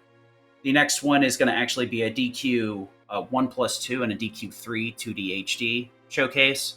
We're going to be doing a Dragon Quest 1 run as well as Dragon Quest 3 Hero Only run. That showcase. Cells Hideout, which is going to be another indie game that month. And then for those of you that are on the channel regularly, you'll know this. Yeah, Dragon Quarter shoutouts. We actually have Questing for Glory coming up at the end of next month as well. That will be running from the 25th to the 31st. There's a lot of cool stuff going on there. Not a lot of Final Fantasy this time, unfortunately. Didn't have a lot of submissions, but there will be a lot of really cool things. So give it a chance, drop by. It's one of our fundraiser-based events, so it's just going to be a nice chill time. You guys can just enjoy commentary and hanging out. Normally I'd run a bit deeper in the calendar, but I want to keep it short and sweet today so we don't detract too much from apparently just tornadoes and Yeah, the destruction of Earth, I guess.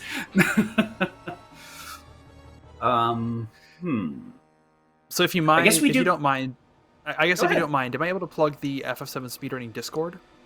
Absolutely. Plug yourselves, plug your Discords, plug any place that you can be found or you want people to find. Cool. You can find the FF Speedrunning Discord at discord.ffspeedruns.com or the link that I You just mean posted in chat. ff7speedruns.com, right? I thought I said that. ff7speedruns.com. Kill me. Sorry. I didn't mean to go. I didn't mean to interrupt. Go on. It's fine. Oh, that sent you to you the can right find- Discord. You're good. Yep, that is the FF7 Speedrunning Discord. And if you want to learn FF7 speedrunning or you have any questions about the techniques that we use or anything like that, we'll be more than happy to answer them there and just talk about FF7 speedrunning in general, or just whatever you want to talk about quite possibly the greatest game ever. Yeah, it's definitely up there for sure. And this is one of those ones where you could have like a good day-long argument and still not settle on one being better than the other. It's got so many good factors besides just the story as well as the game mechanics and such. Yeah, and for me, I stream on Twitch every other day. I stream on YouTube. Well, I dual stream, so I stream on Twitch and YouTube about every other day, and also on YouTube, I try to make edited content that kind of talks about FF7 mechanics and such. So if you're interested in speedrunning this game, not this category, but like the regular no slots, I have a full comprehensive tutorial on YouTube. But then I'm also making other other edited stuff that's a bit more focused on certain mechanics that I've been doing more recently. And even if you did want to run this category that uses disc 1 skip, there's still a lot of like very baseline information in that tutorial that's very good as far as like general movement stuff and how steps work and that kind of thing. So yeah, check me out live or on YouTube. Yeah. Yeah, I can vouch. I've been chilling in the streams leading up to this, and it's been a really fun ride. You get pretty much the same experience you get right here, just with a little bit like, hold on, wait a minute, I need to do the boss. Then I'll commentate this. Yeah. All right, everybody. Thank you for choosing to spend your afternoon with us. Again, Little Gecko, thank you very much for showing the, letting us show this task. And not only that, but recommending Dash and Ace to do commentary. You two had knocked it out of the park. Ace, once again, thank you for all of the visual assets that you added to the task to make this a lot easier to understand. And maybe even like pause, go through the menus, and look at the level up curve and stuff. That'll make it a lot much of a... It'll give it a really good reason to rewatch it so that we can check out that extra information. I think we're good to go today. Any last parting blows? That's it for me. Thank you. That's also it for me. I sometimes stream on Twitch. I sometimes post videos on YouTube. I don't do so very regularly because I am busy with other stuff, including work. But yeah, I also try and do FF7 technical content and science stuff. Alrighty. With that, I guess we'll get out of here because the ending isn't going to change. I'm sure you've all seen it quite a few times. Hey, yo, we waited for the credits. Boom, there we go. Credits. Hey, all right. Yep. The credits rolled. We're good. All right, come on. Let's get an ass out of here.